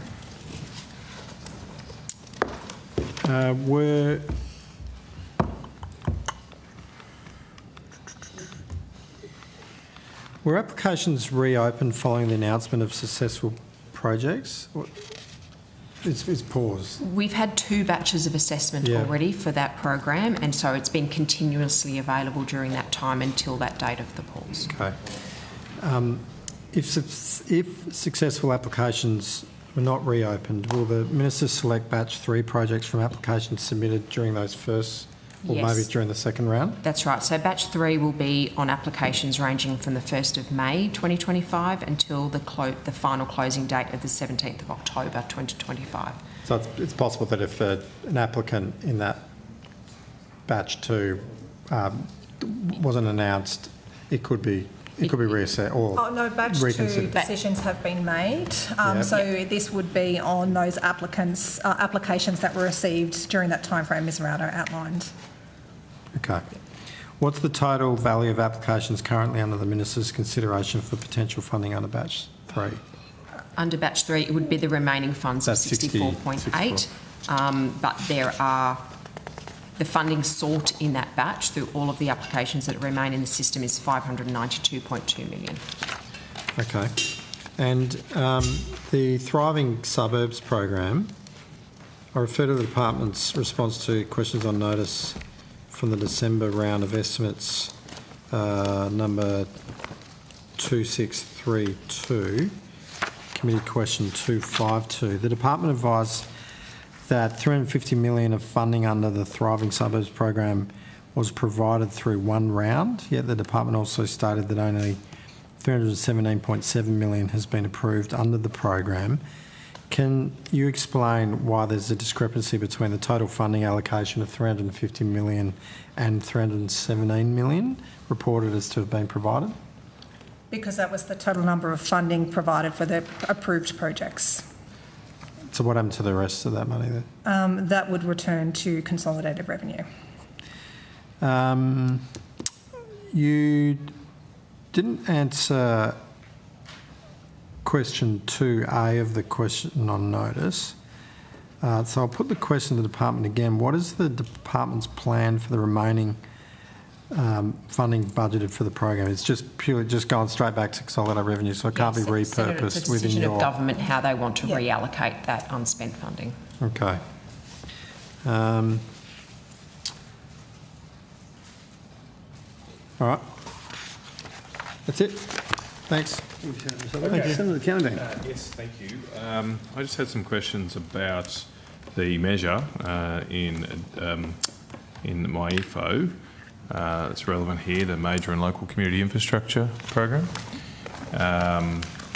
Now, at least, I suppose there's two sets of questions here in the measure that was printed in my EFO. $625.5 million allocated to it, although I think from reading it, only $464.5 million of that is going to the Major and Local Community Infrastructure Program. Is that correct? So the total value of the projects that the government have made commitments to is $570.5 million. Right. So as there's... I don't know how to explain the difference. So, okay. Senator Jacinta McDonald, Assistant Secretary, Community Infrastructure and Major Projects Branch. Right. You're right, there was 400 and...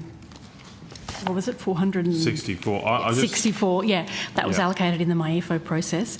The remaining funding that has been allocated to the Major and Local Community Infrastructure Program was allocated in both the PIFO and in the 25-26 budget. That takes you to the 570. Yes, so the measure in estimate and measure at MyEFO was the 464. Remaining. Okay, and there is, I'm reading off page 272 of MyEFO here. There is an amount of 625 that's spoken about. There's other projects that are listed on that page. They're not part of the Major and Local Community Infrastructure Program, is that correct? They would be additional projects. Right. That Are you administering those amounts too? Most of them, yes. Most of them. Is there any, maybe we'll do it by exception, is there any you're not administering? You've got St Patrick's Cathedral. So we are responsible for St Patrick's Cathedral. What's happening there? It's a fair amount of money. Yeah, so that's a commitment of $60 million towards the renewal of the St Patrick's Cathedral precinct. Is it the actual cathedral building? It says precinct, so is it the... So that's to help deliver the light into the city renewal project, which will renew the precinct in East Melbourne. It's intended to turn the cathedral's surrounds into a community precinct, so it will be a site for art, culture, education and a resource for outreach to vulnerable members of the community. But it's not actually doing works on the cathedral proper? No, it's on the precinct, is my understanding. Okay. Are you administering the funding for the Commonwealth Avenue Bridge upgrade? No, we're not. That's the okay. National Who's Capital doing that? Authority. National Capital Authority? Yep. And Scrivener Dam? National Capital Authority. Okay. The CQU campus in Cairns. That's us. We are doing that. You're doing that one. Lake Burley Griffin. Is that That's NCA? not us. Where is Warburton? No, it's in Victoria. Warburton Mountain Bike Destination Project. That's been delivered. The funding that was committed to that is for additional stages of a project that was already funded by the Commonwealth through a previous program, so that's been now delivered through an FFA schedule with the Victorian Government. Okay, it's another 6.9 million for to support the delivery of election commitments. So that's just for administrative funding, is it? Sorry, departmental funding? Get confused. So that would be a mix of departmental funding plus sometimes fees that we pay to the states and territories for administration of our federation funding agreements. Okay. All right. Okay. The going back to the 570, is that all for election commitments? Yes, it is. That is. It is. It's all for election commitments. Okay. If I just take you to your additional estimate statement, the departments, the portfolios additional estimate statement. I'm at page 48 here, and it lists the expenses under program 3.1. There doesn't seem to be much funding beyond 26-27 for regional development.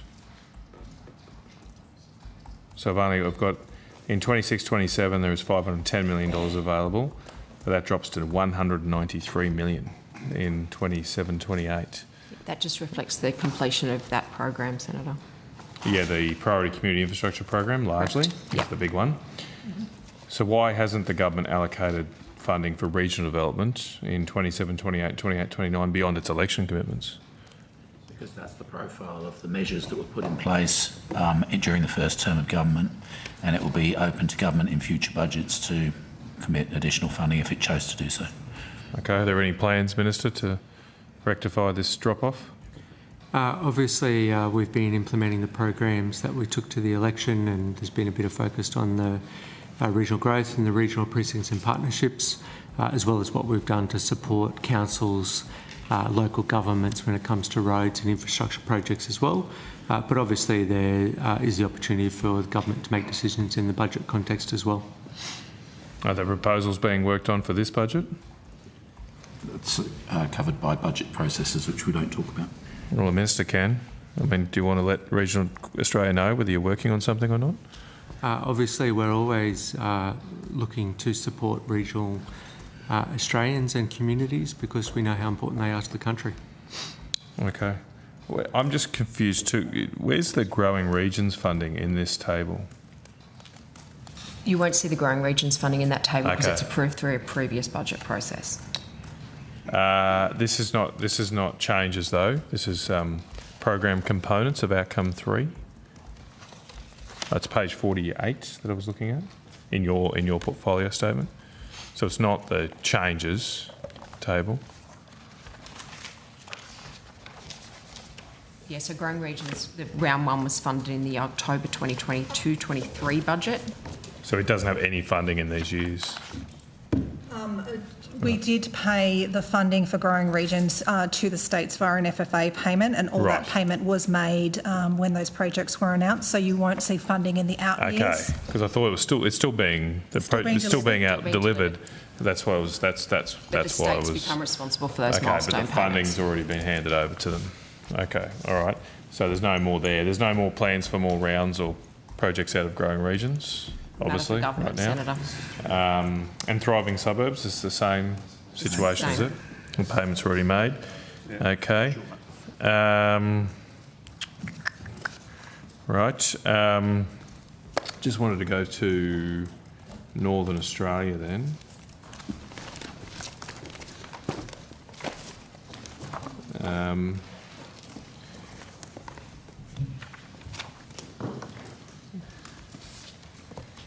So I'm just trying to find, I've got in program 3.4,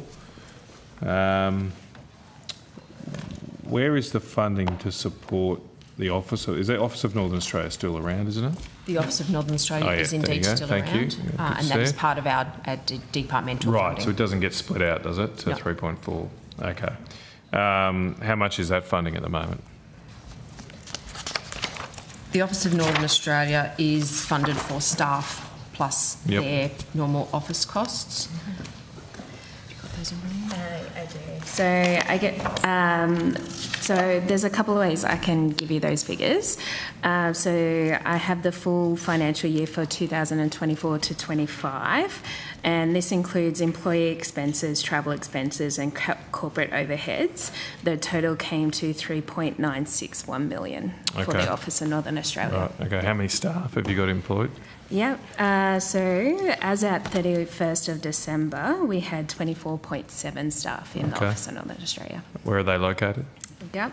So we have 3 staff in Darwin, 7.6 staff in Cairns, 4 staff in Townsville, 0.4 in Alice Springs, the person works part-time, Brisbane 4.8, Perth 0.9, Canberra 3 staff, and in Sydney we have 1 staff member. Right, okay.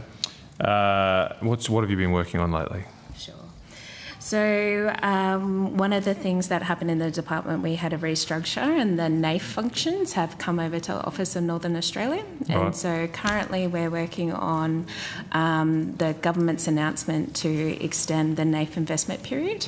And so looking to introduce that legislation before 30 June of this year.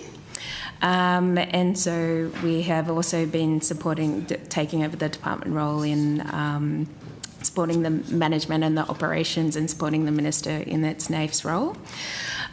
We have also been supporting the Northern Australian Ministerial Forum, which had its meeting in October last year, and we're planning for its meetings this year.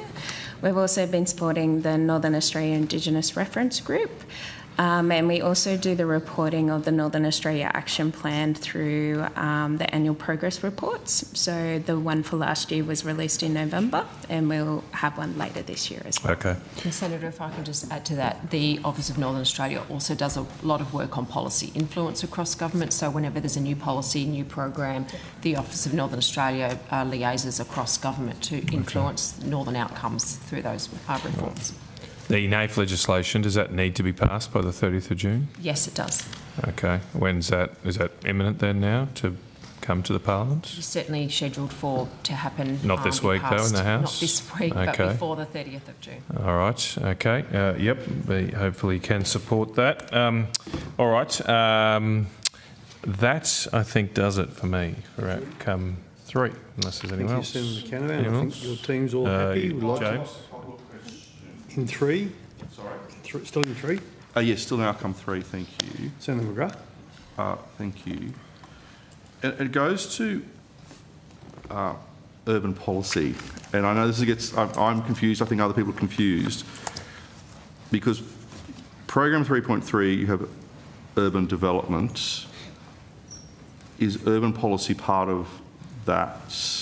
So we retain within the department a number of urban programs. So Thriving Suburbs, for example, urban precincts and partnerships is another example. But the urban policy agenda is now the responsibility of the Treasury. So the national urban policy with its that 12 sits within Treasury. Okay. So we had a few community infrastructure programs in urban areas like Thriving Suburbs and UPPP, which were in flight at the point the machinery of government change was made. So we kept those programs. Policy responsibility went to Treasury. So in terms of before it was shifted as part of the MOG, you can't speak to what was achieved then? Well, for the City and Suburbs unit, which was in our department, has moved over the planning responsibility for planning ministers, responsibility for national urban policy. What we've retained is the programs that we've just identified, which, as I say, were already well advanced, and it made no sense to transfer those over to Treasury, which didn't have in-house capability to deliver them. What I might do I might put these on notice to assist to see what you can answer. But what you're saying to me, anything to do with the implementation plan in the government's national urban policy should be put to Treasury? Yes, they now have the staff that work on that policy. Okay. Right, thank you. Okay, thank you. Officers for outcome 3, arrivederci. Well, let's go to outcome 4 and Senator Pocock. Just bring up time. Sorry? Back on time. No, I had all the faith in this committee that would be too. Back on time. I've got some questions about ACT-specific infrastructure projects and then some on Norfolk Island. Start with ACT and the Bruce Precinct Master Plan and Stadium. Can I ask about the status of the $10 million in the 24-25 budget for the development of the Bruce Precinct Master Plan? Has Yes. this plan been provided to Senator, the plan is underway. So we have contracted with a firm to undertake that master plan. They're going through that process as well as a consultation process, and we expect that that should be delivered around May this year. May this year. Can you say who the firm was, or? Yes, I can say who the firm was. It's Stantec. And can you talk me through the process once you have a report like that? Is the expectation that will then form a government decision on funding, or what's the next step? So the plan is to put that plan together with existing planning that's been undertaken by the ACT government around the hospital site as well as the CIT site, and together with the AIS master planning that they are doing themselves. Pull all that together and then provide advice to government, both ACT government and the Commonwealth government, in terms of what the next steps might be and what funding options might come in front of them to consider what the next stage is. But right now we only have funding for the planning stage.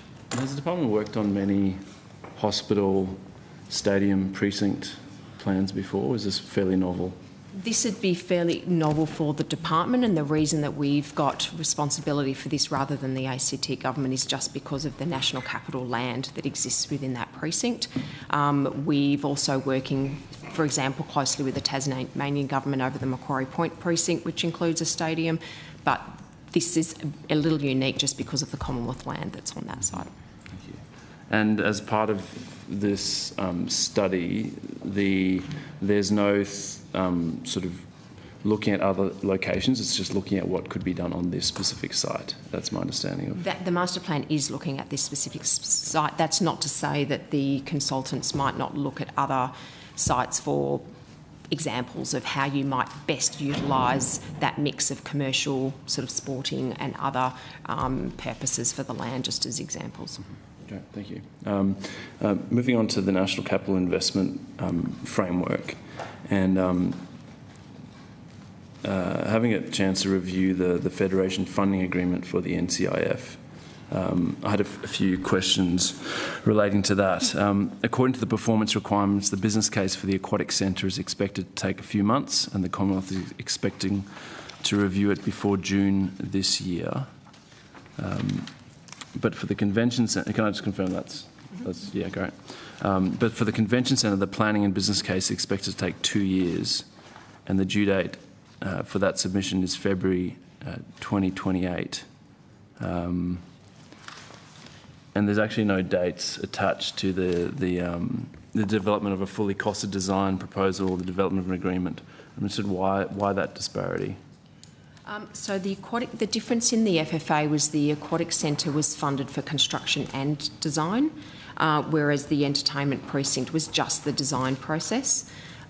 So there is much tighter timeframes around the aquatic centre. I believe the final design, which should be a shovel-ready project for the convention precinct, is due to us by 2029.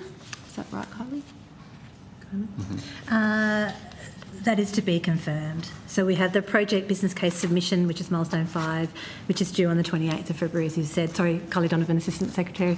The fully costed design proposal is not yet determined. Okay. And how much is the business case for the convention centre going to cost? We haven't broken down it into its individual components. We just know that we have committed $31.1 million towards the design and development of the new Canberra Convention and Entertainment Precinct. But how we break that funding down will depend on that initial design that comes through. Is that that seems like a lot of money for the design of a convention centre?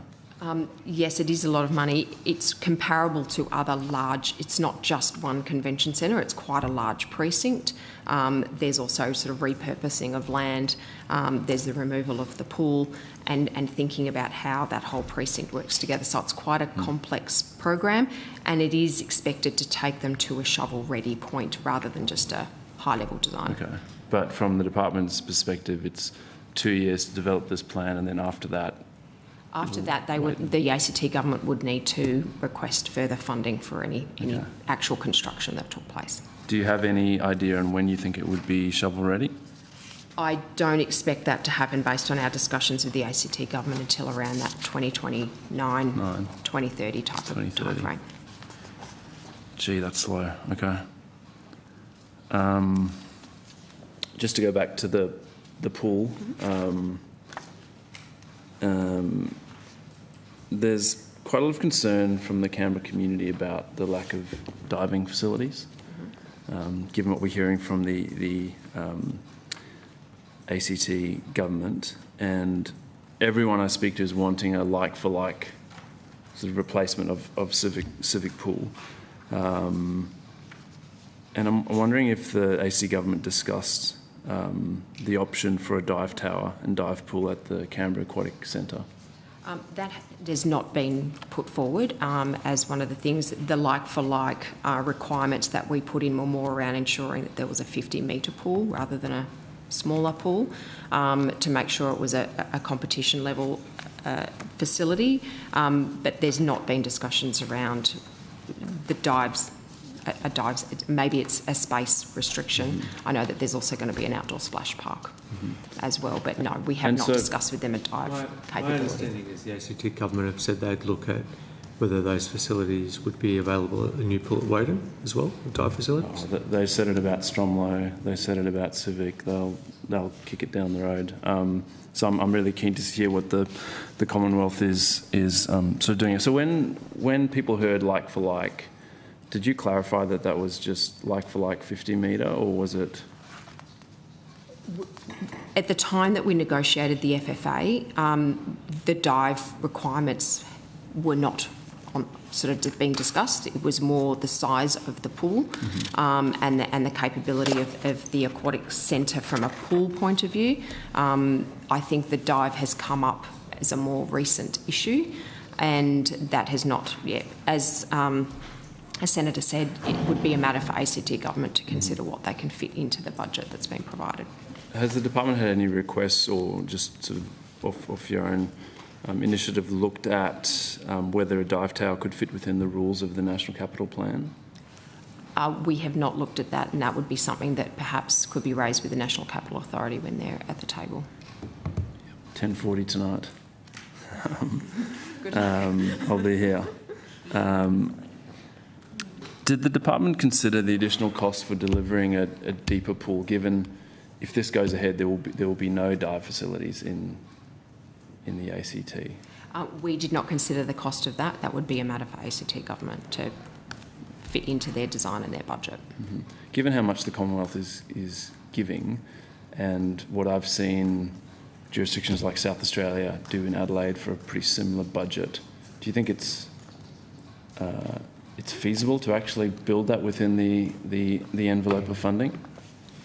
Again, we couldn't really answer that until we see some of the designs back and the tenders once the construction tender happens. Okay.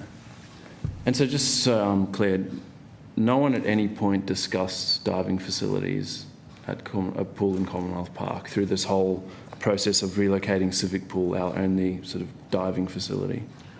I have not discussed it, whether it's happened at officer level, or certainly I expect it would have happened within the ACT government. Okay.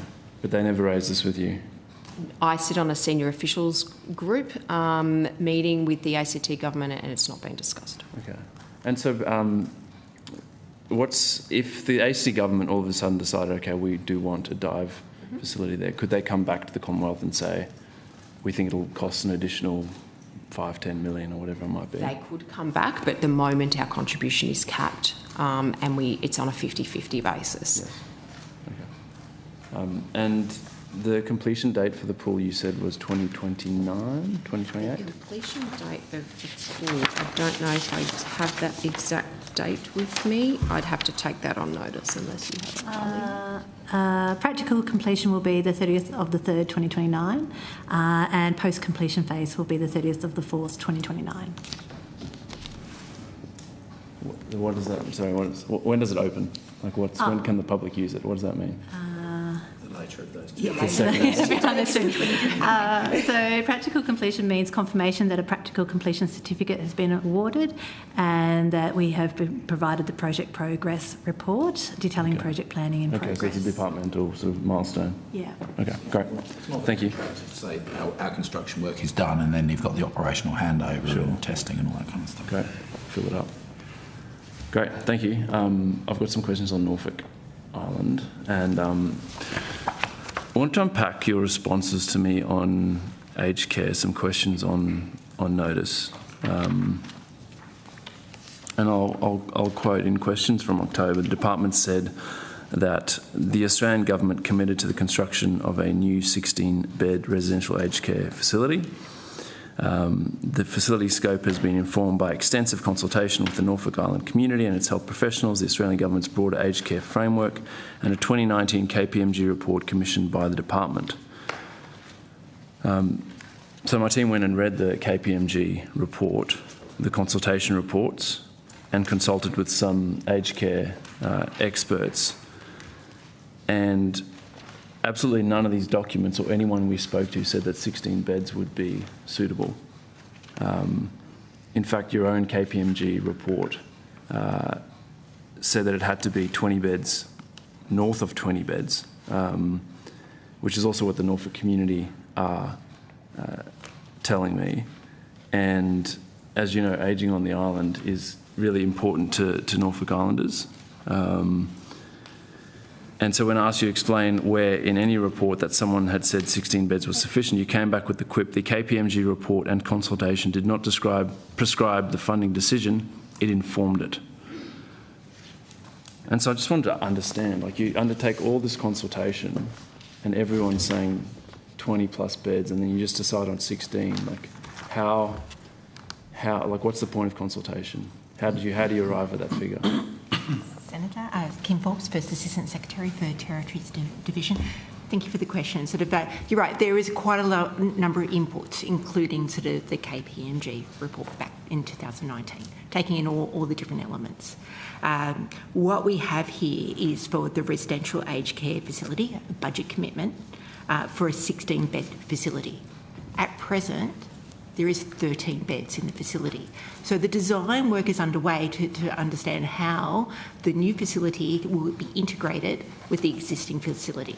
I can't tell you exactly what the numbers will be because that's still under design. So it's very conscious that it was a budgetary decision for 16 beds, but there is currently 13 beds in that facility.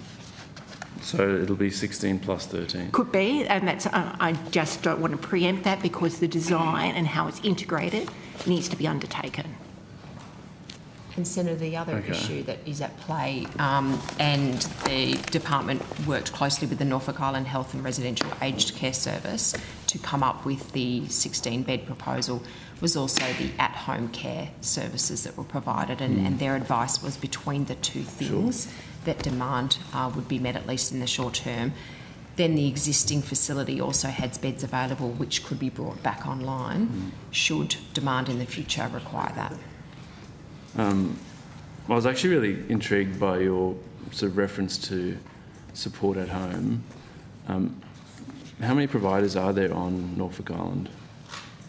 I was going to say, I might refer to my colleague, Ms. Newling. Would you be across that one?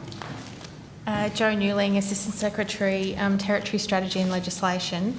I know Care Norfolk works on Island and provides support through the Support at Home program. I'd have to take on notice to confirm that they're the only provider, but I know that they do operate and are working with the Norfolk Island Health and Residential Aged Care Service around the support for residents who are ageing.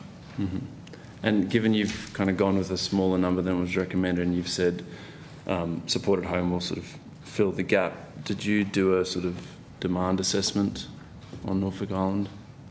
We've been working with the Norfolk Island Health and Residential Aged Care Service around what their needs are, which obviously fluctuate, and they are we're in close contact with them about what the demand is like, and so we're working with them as we design the residential aged care facility to ensure that the services overall are meeting the needs of the community. Okay, and maybe just back to the number of residential aged care beds. When do we know whether it's 16 or 13 or Well, sort of it's 16 plus? The new facility will be covering 16. Yeah. And that's where sort of the work is underway at the moment, of sort of what the design And to so how it'll be it at a new integrates. location, not at the existing location? It's all on the same site. Yeah. Yes. It's quite a constrained site though. It is. And that's where there is a fair bit of work going into the design to do the 16-bed facilities to make sure that's fit for purpose and integrate it with the existing building. So there's quite a bit of work to get that design right. Okay. So it'll be 16 minimum, but could be more? Correct. And is there a timeline on the how many more?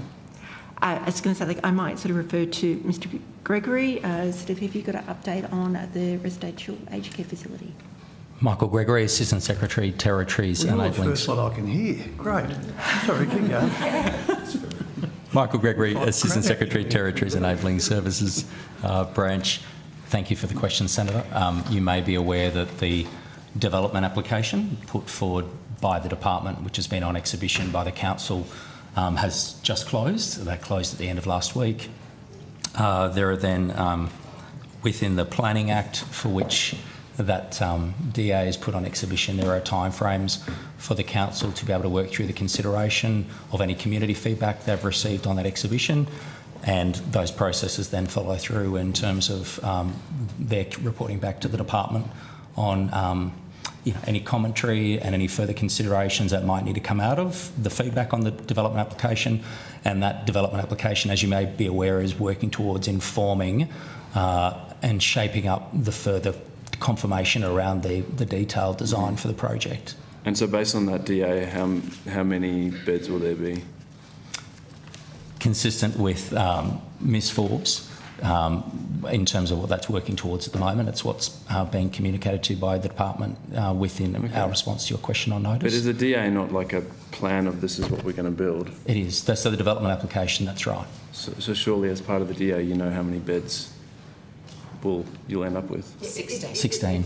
No, but for the other 13? The other 13 is in the existing facility. And they're not going?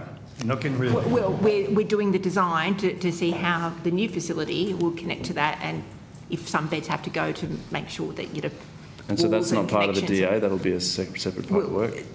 The thing is that the DA is talking about square meterage and 16 beds for this facility, and it's going to connect with existing facility, and that's where the design work needs to go through to exactly what that looks like and how that can sort of come together. I was interested to read that the 16 beds also will cover respite, and so just concerned, is it 16 residential aged care beds, or how will you divvy up respite? And again, this fits into the design of it. There may be some need for high needs sort of patients, but then also what does that look like for? It's giving the versatility for sort of NIRACs to be able to sort of work through the patient needs here, if it's high needs or sort of more low needs. And again, that's coming through in the design, and there's quite a lot of work of sort of engaging with NIRACs and key stakeholders to get this right. But I mean, are they dedicated respite beds? Like respite's quite different to residential aged care. And so as part of the design, you've got these 16 beds. Will some of them be dedicated respite beds, or how do you... And that's the further work that's underway. I'd love so to it's give you not more 16 details. I haven't got those details. So it's not actually 16 resi aged care beds, it's a 16-bed facility. Okay, but partly... But how those respite. beds are used will be informed by the design. That's right. Okay, cool. That's good to clarify, because I don't think that's people's understanding of what's being built. One of the other things I was concerned about was that you didn't answer my question on notice about whether you did or didn't consult with the Department of Health, Ageing and Disability, prior to the government making the decision to fund 16 beds and not the 24 that were recommended. And could I just confirm whether or not you did that? Maybe we might have to take that on notice, Senator. Sure. We have been working with the Department of Health throughout the last couple of years, but I understand that the decision around funding originally, so pre that, I would have to take on notice to find out the engagement, although I expect if it's consistent with the engagement we've had with them to date, then we would have engaged with them on the design of the facility. Okay, thanks. You take it on notice again. That's fine. Can I ask about what's happening with access to specialists and procedures on the island? In respect of sort of health specialists? Yeah, I understand that there's been visiting specialists, but since the closure of the hospital theatre, there's been an incredibly high number of people on the island having to make a trip to Australia to have surgery. And this is an arrangement that we have support from with healthcare and services with Queensland Government. So patients that are in need of specialised services, they fly to Brisbane to have the care and the procedures that need to be undertaken. I guess on a sort of human impact level, I was talking to someone who said, for something like a planned colonoscopy, usually that's half a day, maybe a day off work. Now it's almost a week flying to Brisbane, getting it done, flying back. And so we're just interested, why is the theatre closed and what's the timeline to reopen it? I was going to say the theatre has been closed for some time now, and there is a number of different reasons. One is insurance. It's your medical practitioners can't have the insurance to cover it because it's such a little facility. So there is a there's one element, is the medical practitioners won't undertake the task there. And it's actually getting better services and health services in your bigger metropolitan in Brisbane, that you have more specialised care and services there. And so is anything being done about it, or it's just too hard and so fly to Brisbane? The care is the better specialised care is from Brisbane. Okay. So there's no plan to reopen it? For a small population, it would be hard to have all those specialists and those specialist services in a surgery available. But my understanding is what used to happen was you'd have a specialist, come in, work for a few days, visiting specialists. And, a lot of regional and remote places in Australia have this, where you have specialists and they've lined up a list and they do their thing. How come that can't work for Norfolk? I was going to say, there's still specialists going to Ireland, but we were talking about procedures. Yeah. Procedures are occurring on the mainland. Yeah, I understand that, but procedures happen in regional communities with visiting specialists. How come that isn't an option for Norfolk? And I'm going by the medical practitioners, and that their preference is to undertake those procedures in the bigger metropolitan, so they've got all the equipment and other things they need to make sure that the procedure is undertaken appropriately. Okay, I know they're far away, but it just seems like something that should be possible. Again, we've got NIRAC undertaking quite a lot of the work of and doing the health care there, but for specialist requirements. That's where we've been working with Queensland Government, and they're providing services of the specialist requirements to ensure that the health is maintained for Norfolk Islanders. Okay. And so is travel, what happens with people's travel costs? There is patient transfer, a patient assistant transfer service that's provided. Okay. And that's on Qantas? Yes. Yes. Okay. So the Commonwealth covers the costs? Correct. Have you weighed that up versus insurance costs? I was going to say, it's each medical practitioner that would have to come up with their insurance. So the Commonwealth would not be doing the insurance for the medical practitioners.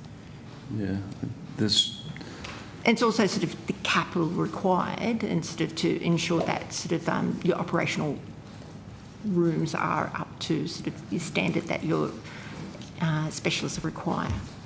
Okay. So maybe just, this is my final questions, Chair. Just to clarify, so you can't get an operation on Norfolk, so the Commonwealth pays for people's flights? That's correct. Once they're in Brisbane, what happens to them? I was going to say, have you got any more detail on this? No. Okay. So yes, it's sort of the sort of patient assistant travel to Brisbane. For the details and covering accommodation, other things, I'll have to take that finer detail on notice. Okay. Okay. Senator, I can also just add that travel to and from an accommodation is also, in addition to Ms Forbes' response, paid for a support person as well, in terms of the person going to receive those services. Thank you. Thank you very much. Cheers. Thanks, Chair. Senator Pocock, Senator McDonald? No, oh, Senator Canavan, sorry. Thank you. Cheers. Look, just a couple of questions here. I was going through the, I think the new contracts entered into document that was in an FOI disclosure, and there seems to be a lot of contracts for locum services engaged in this department. Is that for the territories? Just trying to wonder what that is.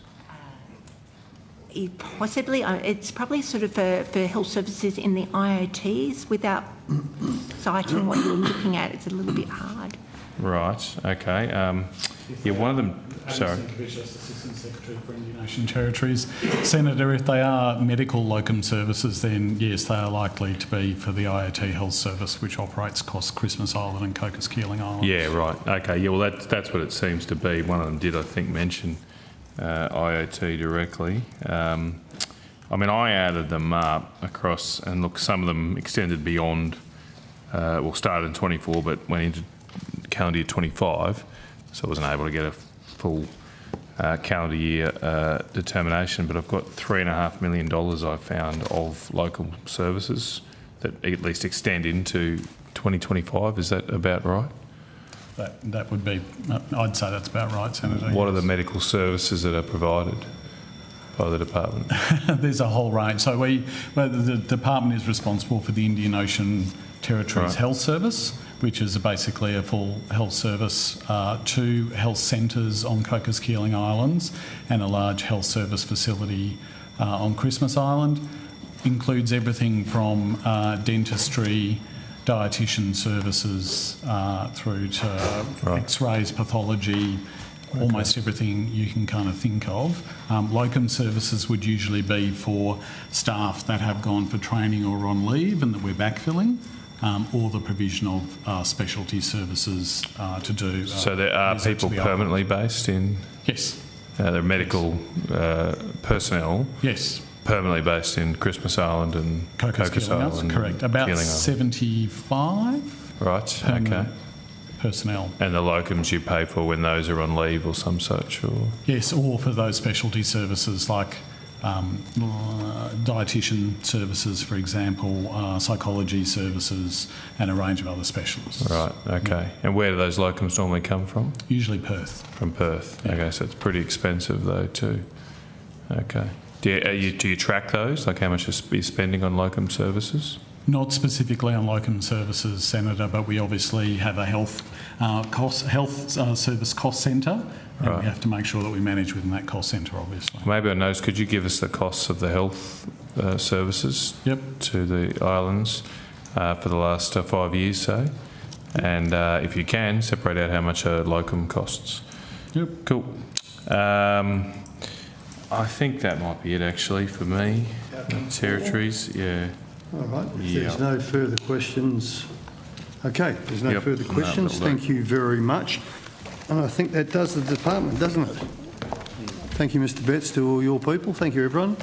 We've still got a quarter of an hour, and I believe Air Services is here, so why don't we get Hobbs here? Yeah, let's start on Air Services. Thank you. Sorry, mate? No, that's right, but let's kick off. Yeah. Yep, Senator De Lego.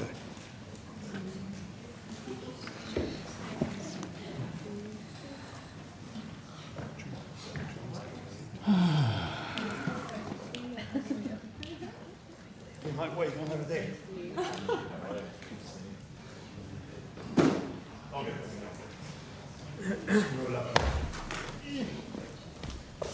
My way down. Breathe. Mr. Both.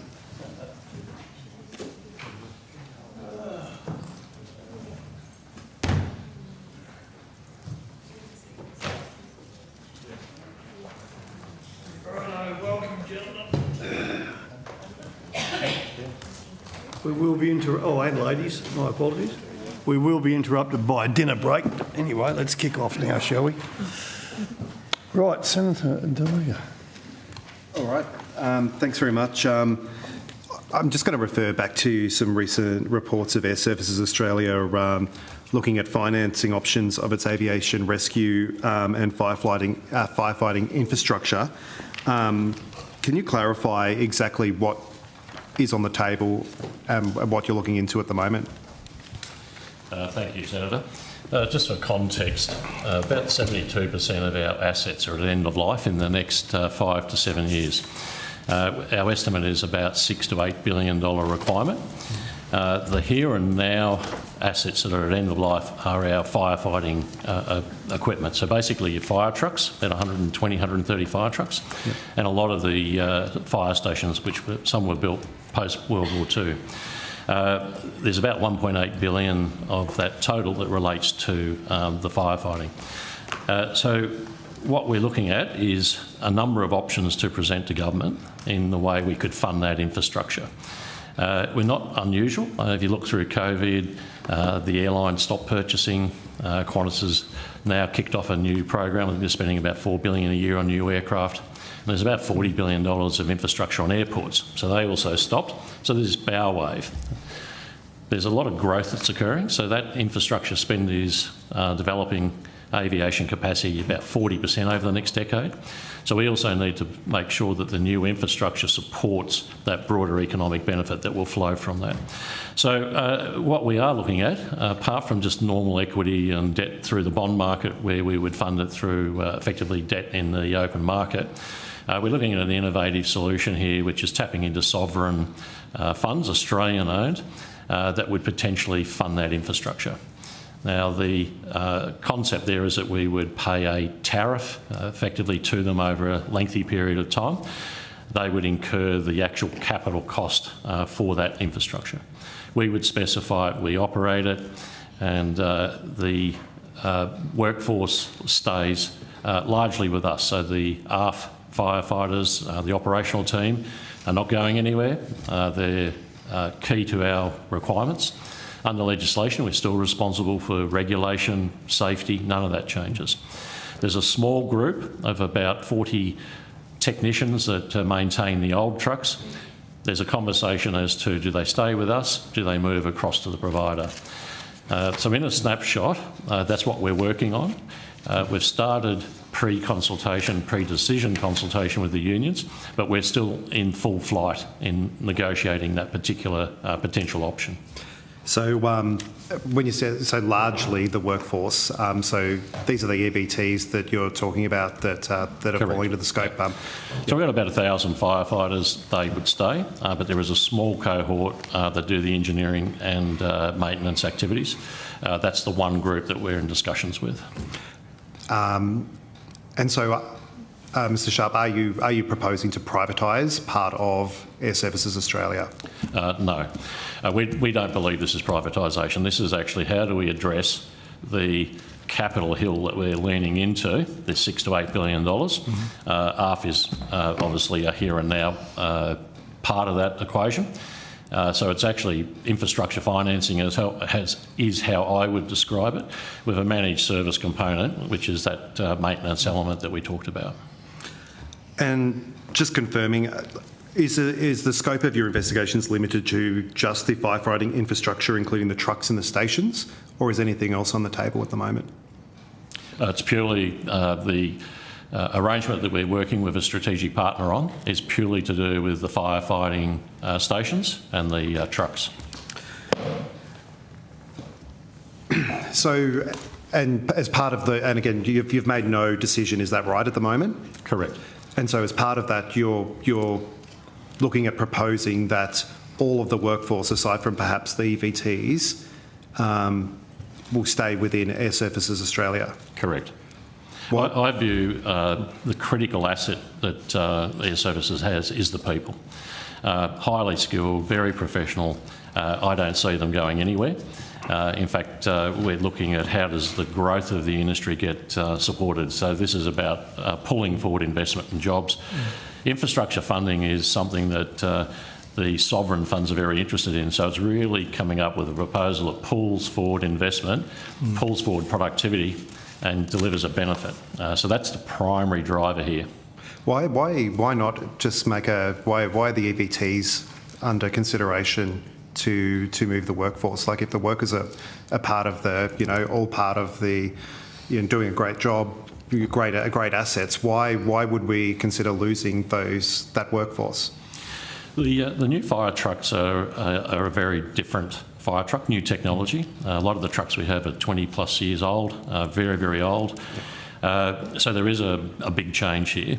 As part of this, we need to be efficient. I've got to look the airlines in the eye who actually pay for all of this eventually. As a public service union, a former public service union official, I'm really, I have the hairs on the back of my neck raised when executives say to talk about efficiency, and especially when it comes to workers. Can you... Yeah. No job losses. This is not about wage decreases or outsourcing. This is about pulling benefits forward that actually drive value for us. So the maintenance is part of what I'd call managed services. So the trucks get provided. Who maintains them is a question, and there are options. There's about 3 options. We've tabled those with the unions, and we're wanting their input into it. There's no decision. Our preference probably would be for that to move across, but that's based on just our initial thinking. So there's a lot more water to go under the bridge in terms of agreeing a position with our workforce and their representatives. And what has the union's feedback been about your investigations and from the CPSU in relation to the EVTs? More generally, there's a strong alignment around the need for the infrastructure. It really is at end of life, if not past end of life, and I think there's a strong agreement in it. I would say there's concern about whether we are leading into outsourcing. I'm emphatic that that's not what this is about, and happy to give commitments to our staff around that.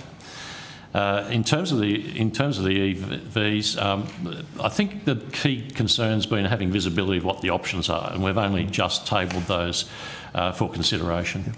And so when it comes to you getting towards the final recommendations that you're going to put towards the minister, how are you going to consider, or what's going to be the scope of all the feedback? Because I know that the UFU, the CPSU have provided quite a bit of feedback. How are you going to take that feedback into consideration when you're making your proposal back to the minister? Look, we'll certainly be taking that into account. I'd prefer to have the workforce on side rather than a fight over it. So that is something we're providing a huge amount of detail on. Probably falls into 3 buckets. There's the philosophical process that our union representatives would be going through. Is this the thin edge of the wedge for outsourcing? So there'll be no doubt some conversations around that and protections if we do go down this path, and I'm quite happy to explore those. The second one is the broader infrastructure need, and whether we can deliver that quickly and efficiently. We're very keen to work with our workforce on that as well. And the third bucket is the small team of maintenance. What's best for our workforce, what's best for the value proposition, and we would be fully reflecting that to the Minister in any decision documentation. Right, I think we're going to have to look at this one and watch this one quite carefully, but I do encourage you to keep on talking to the unions and talking to the workers, and I'm sure we'll probably have questions later on. Thanks, Chair. Thank you, Senator. Thanks, Senator Delega. For the remaining 5 minutes, is anyone? Yes, Senator McDonald. Thank you. Good evening. Nice to see you. I have some questions about the Townsville ILS. Can you tell me how that's going? How's the decommissioning the ILS going? Yes, happy to continue the conversation. And just before I pass to Mr Curran, we did confirm that this sits with Defence. Basically, Defence are extending the runway. We are funding and replacing the ILS, and our board has approved that expenditure. But I'll pass to Mr Curran for the specific status and details. Thank you, Senator Peter Curran, the Deputy CEO for Air Services. The ILS Townsville was turned off on the 22nd of January this year to enable the civil works that the defence contractors are undertaking. That will now be out of commission for the remainder of the civil works that will be done to extend the runway to allow the larger military aircraft operations to take place. At the completion of those civil works, Air Services estimates that we will require approximately 9 months to recommission and operationalise the ILS. So what date are you estimating? We work that forward to around about March 2028, Senator, depending on when the civil works for Defence runway extensions are completed. But essentially that completion date plus 9 months, we can't start the work until the civil works are completed. We can't actually practically put in an ILS when the runway is being worked on. So I understand that when Darwin went through this process of extending their airstrip, that there was a temporary ILS installed. Senator, I'm not aware of that.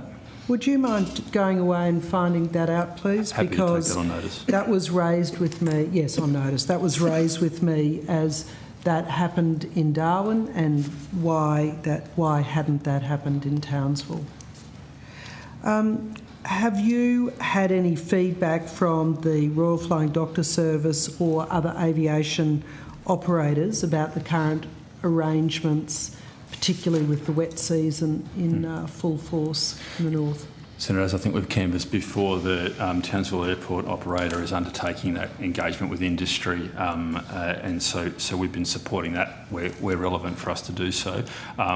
We did receive a query from your office last week regarding, I think, the Australia Day weekend, and some questions around any diversions there. Of course, we don't provide the air traffic control services. The approach and tower is provided by Defence, so they are best placed to answer the questions for you definitively, but we did identify that there were a number of cancellations in the system. There were 3 arrival flights cancelled over the course of the 24th to the 27th of January, but we don't have insight as to why that's the case. It could have been cancelled for a range of reasons, could have been technical issues, could have been... All we know is there were 3 arrival cancellations, and I can't tell you much more than that. So, as you know, it's very hard to get information out of Defence, and given that it is, whilst it is a Defence facility, it is also the capital of North Queensland, and that weekend, the Australia Day weekend, the rain was absolutely torrential. I don't know if it was to do with the ILS not being in place, which is of course my concern, that should have it been a more serious event or a evacuation required. So how are we going to solve this deadlock of Defence doesn't tell us stuff and, you know...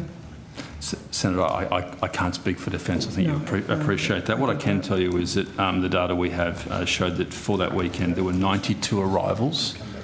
There were 92 arrivals that successfully did make it into Townsville over the course of that weekend, and 3 cancellations. So the vast majority of flights were not cancelled into Townsville. And as I say, I can't comment on why those 3 cancellations took place. The chair's winding me up, and I'll see you after the break. Thanks, Senator. Yeah, 6:30. Let's take a break till 7:30, and Senator McDonald, you'll have the call. Thank you. Thank you.